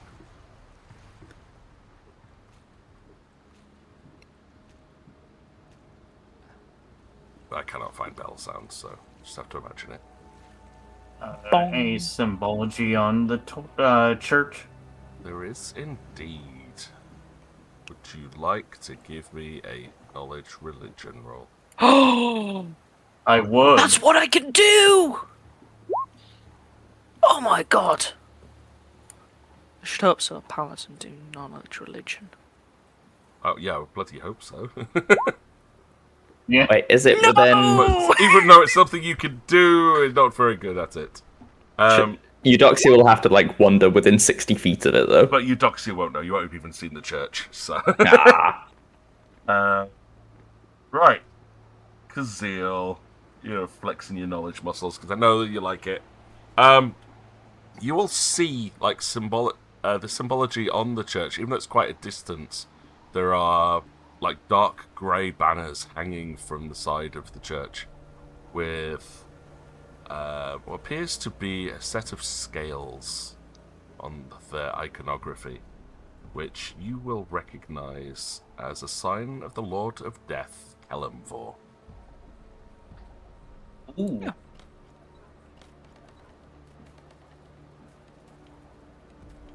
Generally known as the Judge, who will rule if people have been faithful in life after they die. He is a neutral deity Yeah. who, despite popular beliefs, because 20 is a decent roll, actually promotes long life because it gives you a better chance of remaining faithful to whatever god you believe in.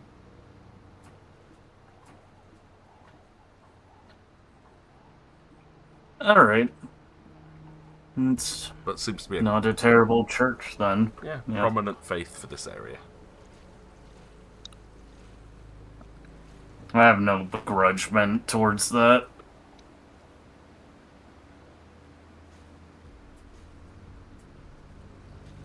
But that bell signifies the time when every business then closes fully for the day.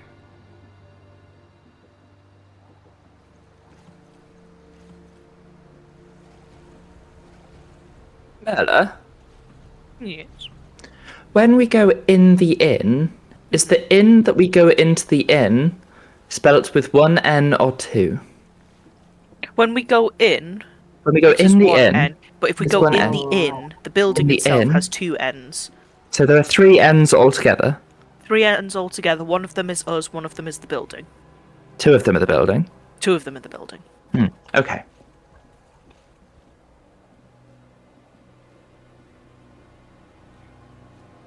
Good to know. Thank you. Well, when you approach the inn, you will see a sign hanging above the main entrance that people are like slowly trickling into, with a carving of a deer's antlers and the name of the Heart of the People, but with heart spelt with just an A.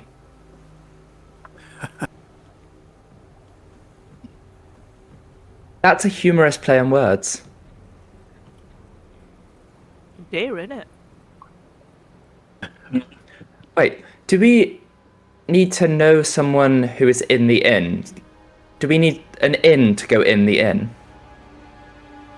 No. I have no idea.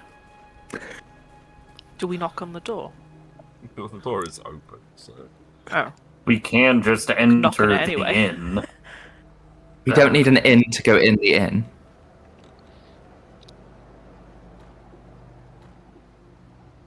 you just walk I in think we should just go to the in. inn. We can just go in to the inn. We don't need an inn. Yes. Good to know. Oh, we are good. We are good. I'm not going to get in trouble. Indeed. Inner Kazeel is just screaming. They're not even started drinking yet, Gazelle. Yeah. They're already getting on your nerves. Are you going in? Insult. Or are you just going to don't stay get in. outside while they have this conversation? Yeah, I just go in while they're having that conversation. In the inn. Yes, in the inn. Yes. Right. as Kazil stepped in, do you want to give me a linguistics roll, please? That is a thing I can do. Forward to us. The higher the linguistics roll, the more psychic damage you take from that conversation. I mean, anyone else can when they do go in. But again, as you go in, again, you'll hear a lot of them, of the people in there are sitting around and chatting, speaking common. But some of them seem to be chatting in it's a language you don't particularly know. You will recognize it as Bothy. So, that's different. It's a very different language. I don't recall that language in anything D&D. This is Pathfinder. It's a dialect of what's called Illuscan. Okay. Which was it's a very common language. So it's the same thing like Merlot would recognize it. The dialect, at least. A little bit from from the way that they're speaking, as more towards the Western lands. I forgot we were quasi-forgotten realms. Yeah, but yeah, they're speaking Bothy, so you can't understand everything they're speaking about. But they don't. It's not like a case of you walk in and they all hush. It's something that you'll notice that stands out a little bit here. People seem much more relaxed because they're all happily drinking. While the place is slowly starting to fill up, there'll be barmaids rushing around, a few barmen and waiters serving people, bringing huge bunches of steins of beer and stuffed over to every table, and they're getting very rowdy drinkers. All seem to be happy. There's song in the air and people are reveling in preparing for their evening festivities. Eudoxia will go in the inn when Merla decides that there's an inn to go in the inn. If everyone else has walked in, it's just follow. Luki? Ushering Eudoxia in. It's like, I need to stop saying in. I'm starting to take psychic damage now. Now in has lost all meaning, and I hate The it. damage has already been done. Welcome, Myzimancy. I suppose I could say I just to add to it, You are in trouble. Myzimancy has just commented incredible. just to add to your damage. All of you can take 1d100 psychic points of damage to the player. Sage, I'm so sorry for doing your head in. No! Let's see if I don't think I have that many. You need a shot of insulin. I'm fine.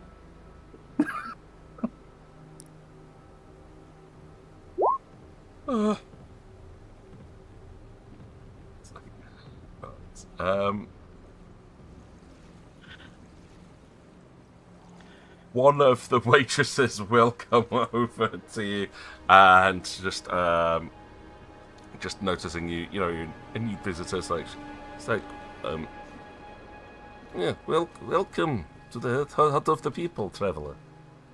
Can I show you to a table or room, or perhaps get you some food? All of the above, I think. If you'd like to come over this way, we have a big table in corner near fire. Yes, fire. That sounds good. Fire's warm. She will take you over to a small, sturdy table in the corner of the room next to a roaring fireplace, where she can take your orders for drink, food, and find out how many rooms you would like.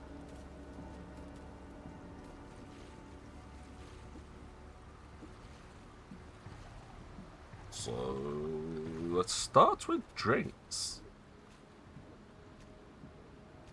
Eudoxia is going to let Merla lead on this one. what they got? What do we have? Depending on what you're in the mood for, we provide fresh water for everyone. We have wines, we have locally produced beers and ales. There is some spirits if you are more in that inkling. Or perhaps something a little more mixed for the young lady. Without even thinking, Merle will just go, no. Spirits will be good for her.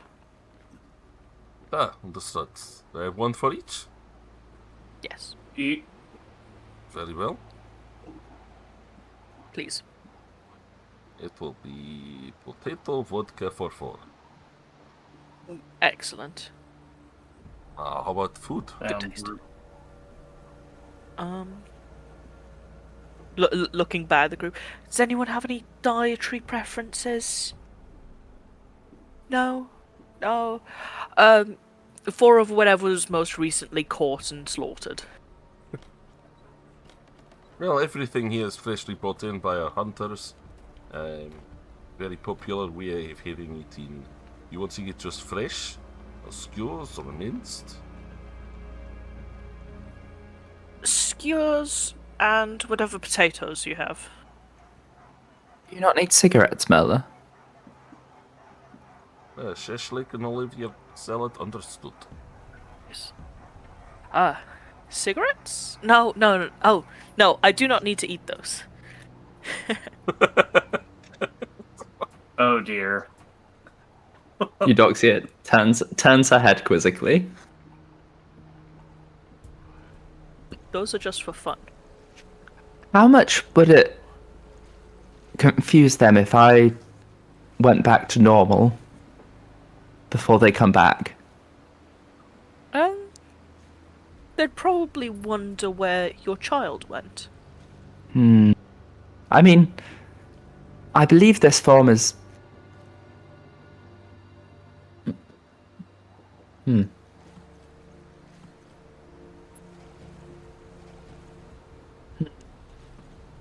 Right. She'll shift back to her normal form, which I don't think is that much older than the... because it's the mother, the maiden, the crone. Yeah. Let's see, costs wise. If you have to. What's the prices for these things? Let's say food and lodgings wise, actually.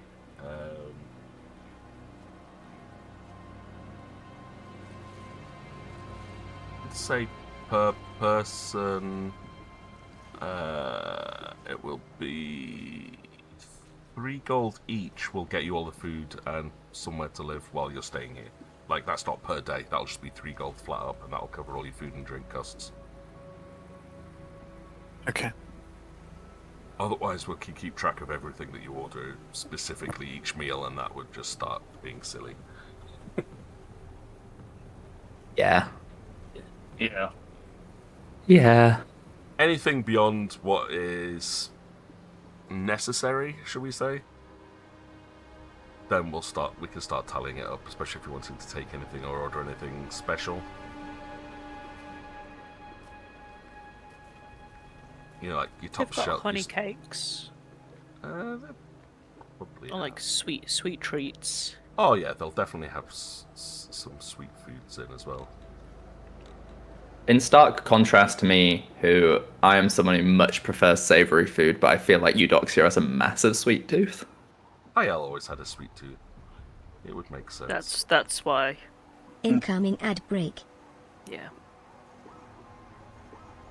But yeah, I think you can pick up some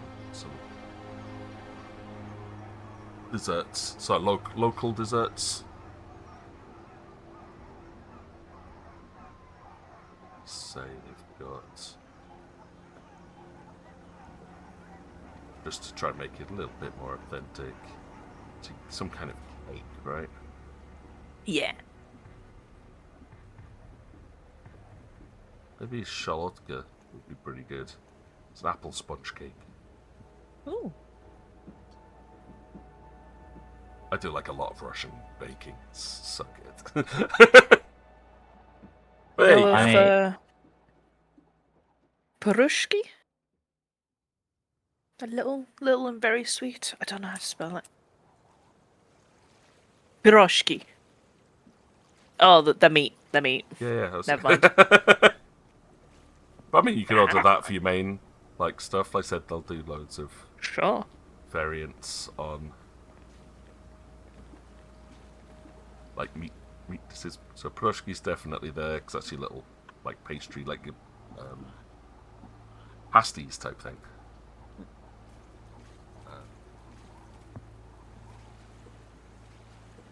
The executive decision that Eudoxia does like the apple cake, despite, again, me, Mira the person, I actually hate cooked fruit. I hate cooked fruit with a passion. It's the worst. I, on the other hand, Just absolutely squishy. love it. I hate it in a very neurotypical way. Mm-hmm. Bad texture. It's a terrible fine. texture. To it. It's a terrible texture. However, I will then raise the fact that a lot of you probably like tomato and things that's cooked. Yeah. Well, I do like tomato and things that are cooked. Yeah, it's a fruit. Different texture though. I don't mind fruit when it's I don't like. I'm not a huge fan of tomatoes that you can tell. If it's in a sauce and it's all boiled down, that's good. If you can tell that it was once a tomato. So that when you get No. all the skin is still there and it's still... Yeah. Yeah, fair. But yeah, I'll go quite the opposite to all of you then, because I absolutely love cooked fruit. I put it in everything.